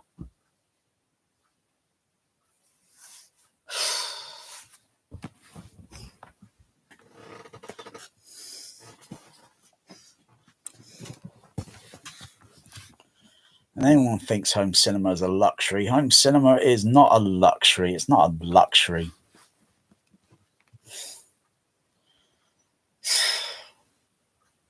Fucking hell, if it was a fucking luxury, don't you think Rolls-Royce would be making speakers and then putting their logo on the fucking side of a speaker? Rolls-Royce speakers. And you look at it, they're no different than any other average fucking hi-fi speaker. Go and get some PA speakers and stop beating around the bush, for God's sakes. And then what you hear there should be what I would also hear here. Because I ain't going to hear what you're playing on some fucking hi-fi little speakers, for God's sakes, you know? You don't see hi-fi speakers behind a fucking screen in a dubbing stage or on a fucking cinema. Get some JBL, so what you hear there, I would hear here. Fuck's sakes, that's what the whole fucking thing George Lucas was trying to fucking put out. Because the state of fucking cinema sound was fucking going downhill. Because it's all ran by individual studios, mostly Warner Brothers or Paramount or whatever, and they got their own speaker system sound format in a fucking cinemas, and they didn't care after a fucking while, and that was the state of fucking sound was going down fucking hill. And you know what? It's gone back to that now. You can have atmosphere, you can polish that shit like a fucking turd. Cinema sound quality now, when I listen to it, the local a few years ago. It was trying to make out like it was fucking Sensurround or fucking THX. Not even near or close. It was just too much fucking loud on the mid and high range fucking horns. It was bending my fucking ears. I had to cover my fucking. It was no near or close that I could really feel. Just a few little transient sounds. Boom. I feel that, yeah. But most of the soundtrack that I know, that if I saw that movie, if that was playing at High Wycombe and I saw that at High Wycombe, it would be pressing consistently against my body. And the local fucking Odeon downtown, the fucking iSense Atmos, fucking rubbish. £15 fucking rubbish. Fucking state of sound's gone down fucking hill again. And only a few decent home cinemas are probably going to have something better than a cinema. So, yeah, but you think it's better because you're playing most of that bass and you're using bass management and you're diverting it into your single sub-bass speaker. And you got small speakers. That's not the way cinema sounds done. It's done through big, large PA speakers, LCR, matched. Big surround speakers that are commonly what I've got in my fucking room. Ideally to have the same speaker, the same screen channel should be the use for the surround channel, but it'll look pretty hideous mounted on the side of the fucking walls of an auditorium. They're going to look hideous. Because they're a little bit more deeper, a little bit larger, a little bit taller, and they're just going to look, and wider as well, and they look fucking hideous. But the auditorium's got more width and height than a home. You go to an IMAX, yeah, or Limax, they use the same speaker matched all around, but their surround channel sounds shit. Sorry to say that, but it sounds crap. And all this bullshit of point source, laser beam with fucking sharks on their beams to their fucking head. What a load of bullshit marketing.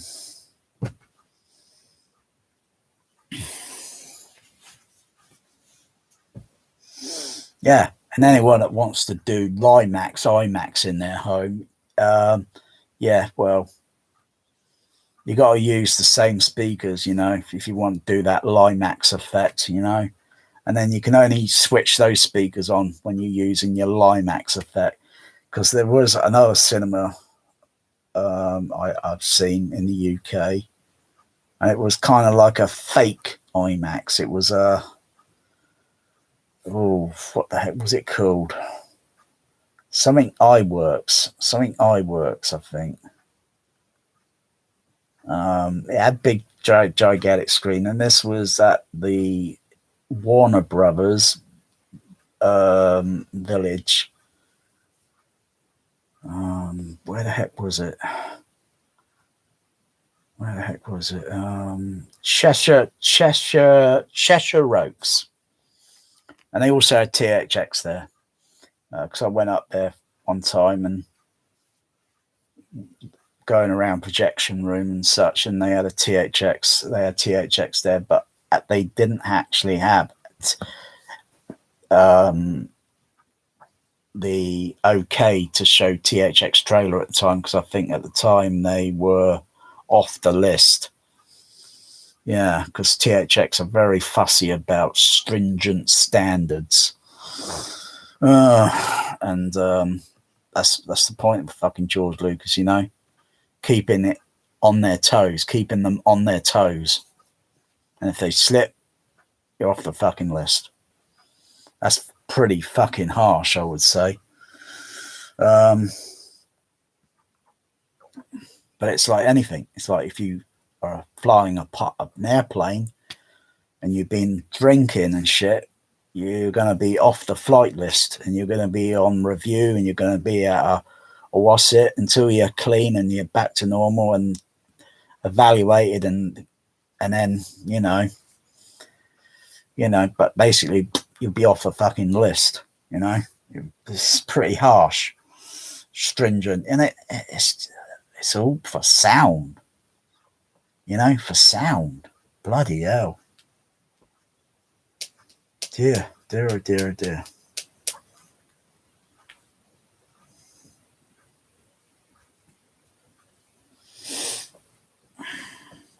And the other thing that I noticed with the iWorks, I think it was an iWorks. The other thing I noticed with the auditorium was the surround layout was normal surround speakers with these other big, large, full range speakers that would also be behind the screen. So they would play in that auditorium several sound formats,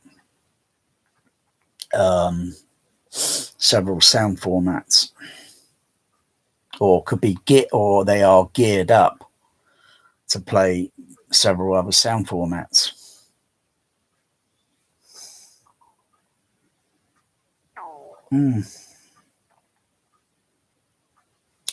Yeah, anyway, that's that.